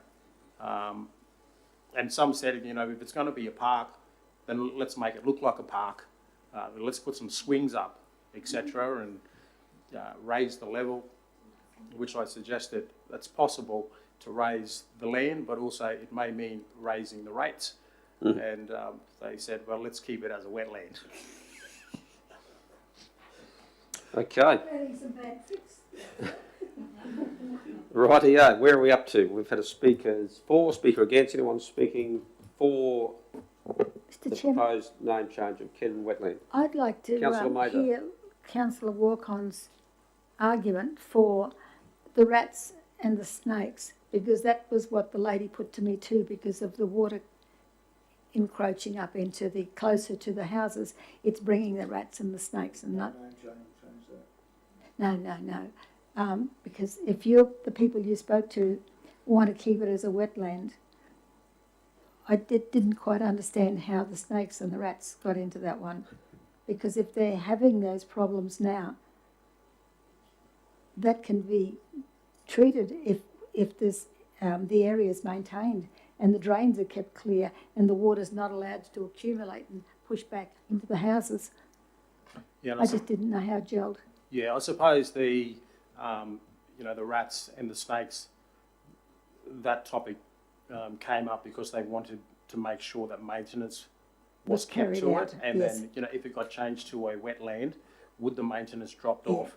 And I advised, from what we were advised, that the maintenance stays the same as 4 times a year, and they said, well, as long as that we keep the maintenance as is, they were fine with it. So that's how that all tied in. Yeah, fair enough. Thank you. Councillor Eastwood, you're speaking For. for the motion. Yes, Mr Mayor. Right, yep. Look, I was, right from the beginning, I was happy just to leave it as it was. Just as a park, it really, I just thought that it might have been nearly a waste of time and money going through the whole process. However, and I was actually thinking about voting that way, and I just want to thank you, Councillor Walker, for your footwork and your good argument, because it has assisted in changing my mind, because you can't argue with people who make those comments to you. It's nearly like a vote within itself. And it also clarifies that the percentages were pretty right, if not lower than you would expect. So therefore, we've gone this far. I'm actually happy to vote for the change. And I think, fellow councillors, that it would be not such a bad idea if you follow suit. Thank you very much, Mr. Councillor Eastwood. Yes, Councillor Friend. I'll speak against. Certainly. So first and foremost, thank you, Mr Mayor. I'd like to thank the Natural Resource Management officers and their department for their in-depth study of this area. And after having been contacted by local residents who are also opposed to this name change, no matter how often, and I'll say it again, they are assured that maintenance of this reserve will continue, they are convinced over time council will not continue to keep this area. They have real concerns with the vermin and snakes, along with mosquito-borne viruses. There's a school opposite this area and numerous residents surrounding. Let us continue, as we have promised, to maintain this area by the mowing and clearing of drains. Let us keep the name Kedron Park for the peace of mind of those wishing to keep the name Kedron Park. Thank you. Okay. Any other councillors speaking for or against? No. I'll speak for the motion. Probably had similar feelings to Councillor Eastwood, but I'm reminded of 10 years ago when I was first elected on council. There was a rather contentious toilet block at the Zilsey, which had to be rebuilt, and there was two options to do it. And after about 4 years of consulting people and engaging, I think it was 76% wanted it to be in spot A, balance wanted it in spot B. I never forget, that was one of the first introductions to local government for me to be confronted with. If you're going to go out to the people and ask them, you'd want to have jolly good reasons why you're going to go against acknowledging and respecting the will of the majority. And I haven't found a good reason yet to do that.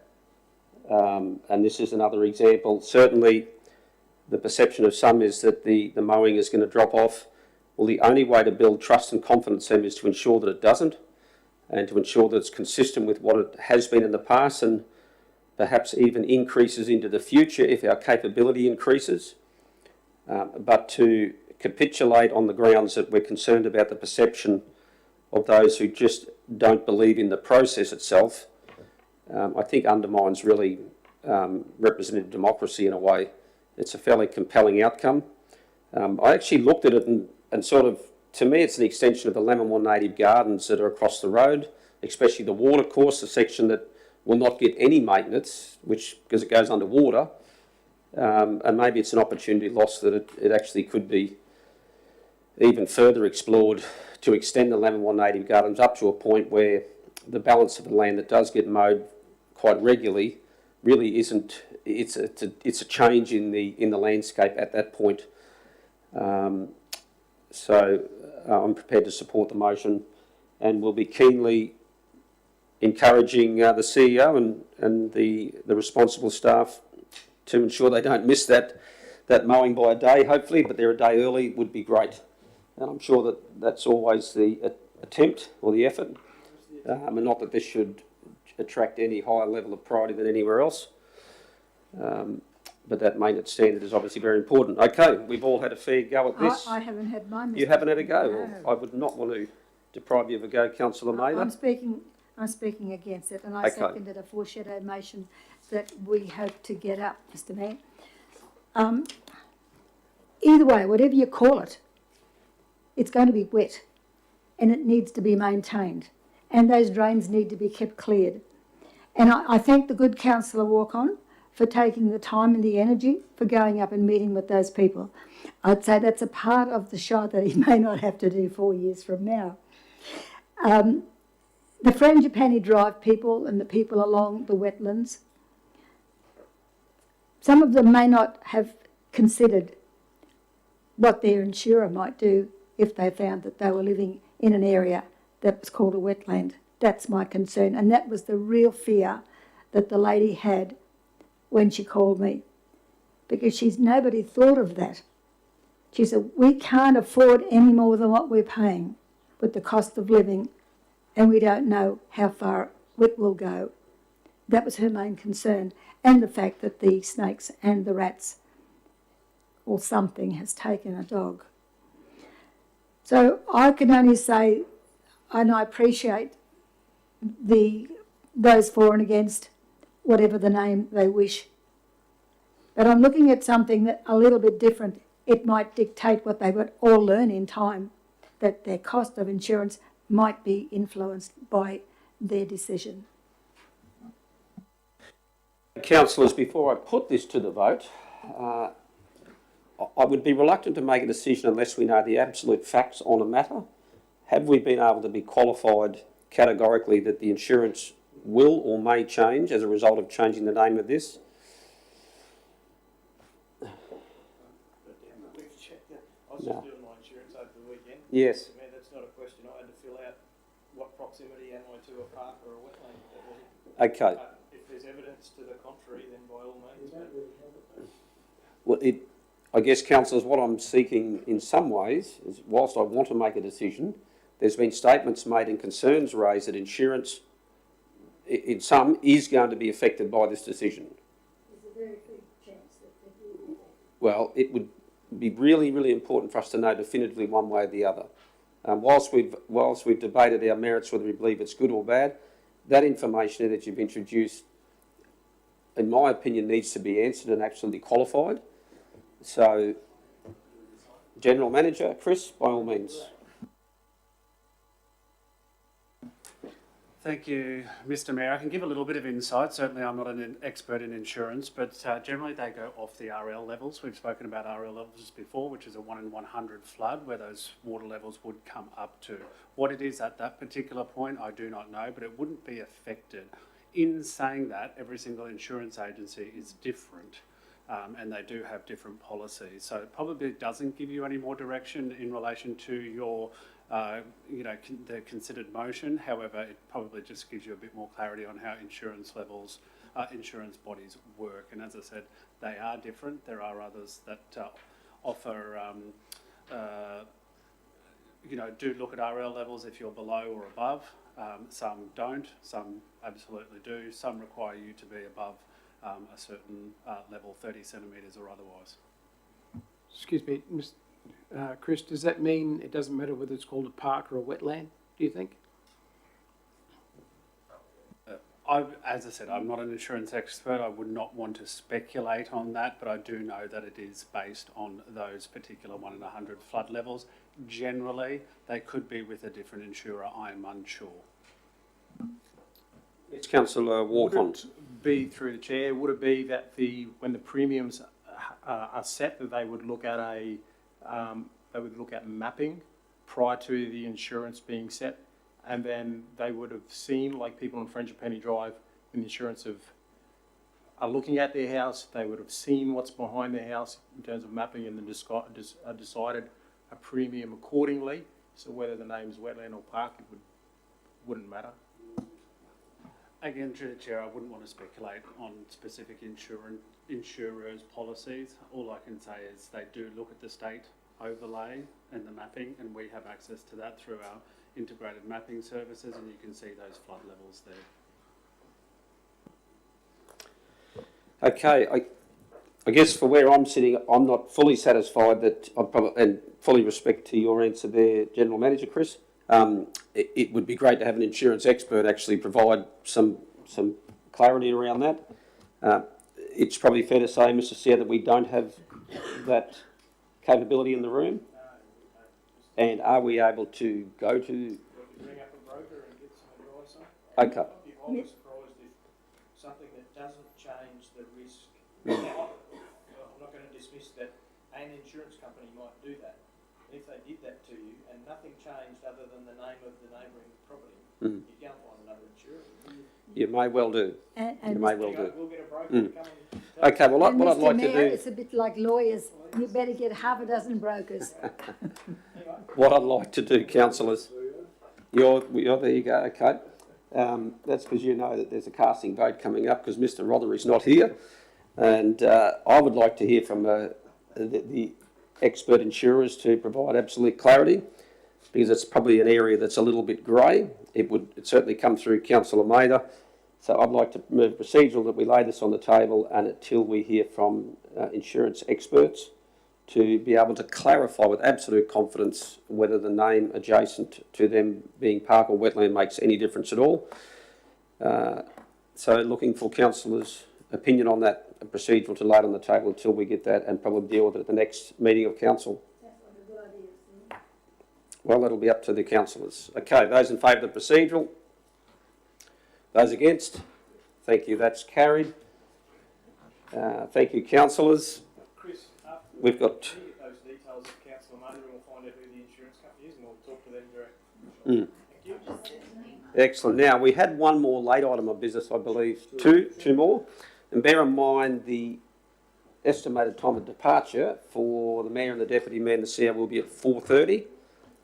And hopefully we can move through the balance. Okay, Molly, over to you.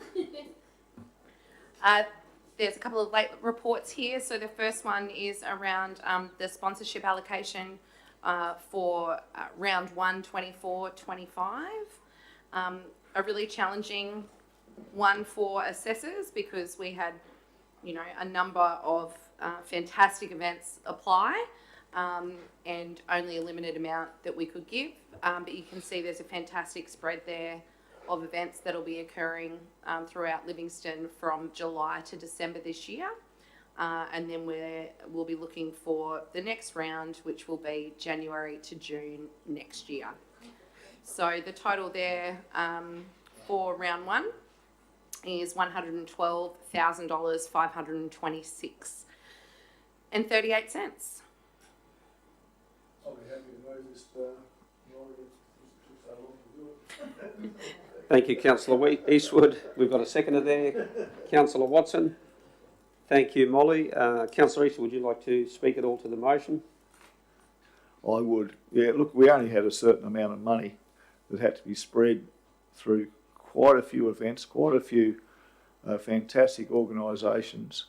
And, it's always very difficult. And in the end, some people didn't get what they asked for. And that's always a very difficult thing as a council to deal with. But we did our best, and I'm sure that the sporting groups, the clubs, the groups that put in for money, I'm sure that through it we're going to get some fantastic events.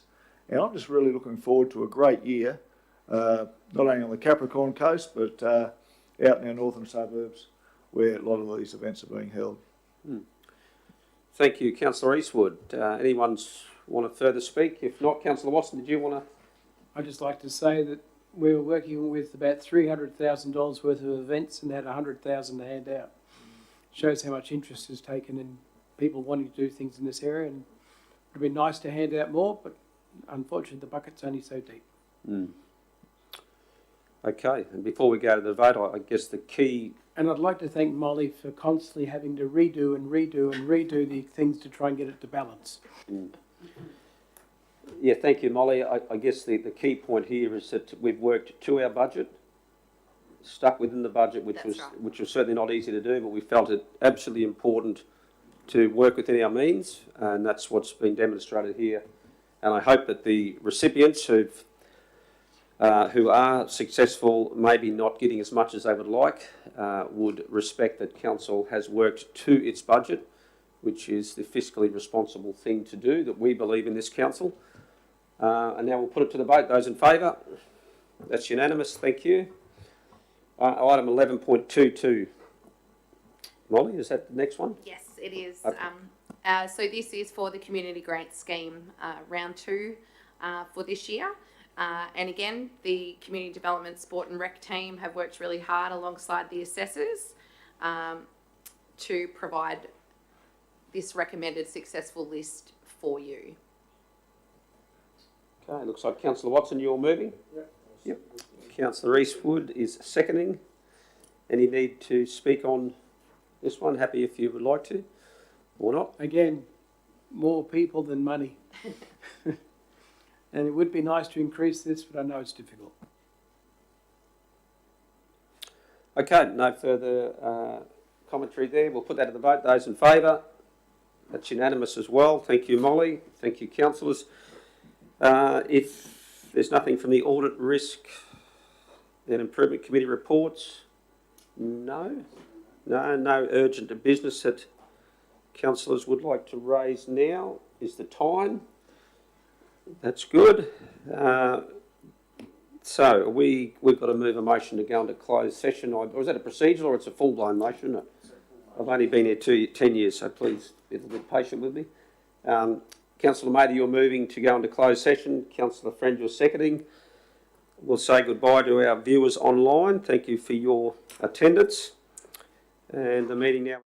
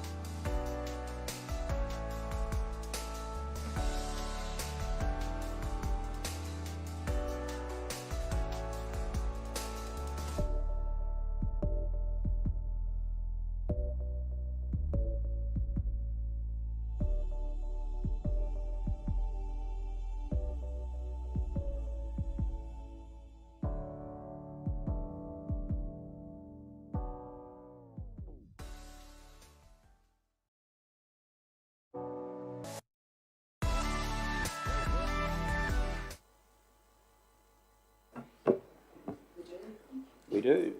Moved Councillor Mather, seconded Councillor, it was close, going to have to go to Councillor Walk-on at this stage. That was unanimous. Thank you, councillors. Thank you. Okay, we're back on the live stream, I believe.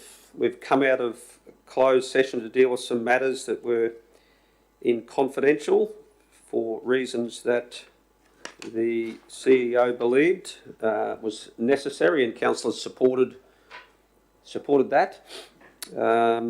We've got items there. If we move to the business to be dealt with, we have 15.1, request for council's views, renewal of term lease over lot 30 on that block of land there. Moved by Councillor Friend, seconded Councillor Mather. Did you want to speak at all? No. Nobody speaking. We'll go straight to the vote on that. Those in favour? That's unanimous. Thank you, councillors. Item 15.2, write-off of unrecoverable debt. That was moved Councillor Mather, seconded Councillor Eastwood. Any debate required? None required. Those in favour? Accepting that, that is also unanimous, and that leads us to the final item in the confidential section, 15.3, Keppel Sands Caravan Park update, invitation to tender, management by leasehold. There's a report there that Councillor Eastwood you're moving and Councillor Walk-on you're going to second. Anyone want to speak to that motion? No? The only comment I would make is this has been a long, lengthy exercise that I've been part of in the 3 terms of councils that I've been here, or 3 different councils. I'm sure Councillor Mather's probably even seen it longer. And I do want to acknowledge the contribution of the staff to negotiate a contract to put before us to consider, or it's certainly an offer. And I think it bodes well for Keppel Sands. So thank you very much. Over to any other councillors that want to comment, of course. Yes, not only that, we've made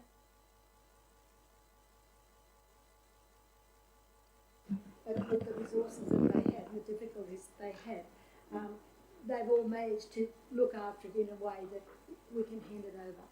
Yeah. And I think that we've reached that stage.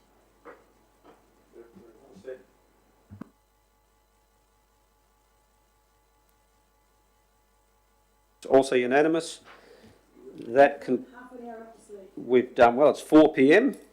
Meeting is officially closed. Thank you, CEO and staff and fellow councillors. Enjoy the rest of your day.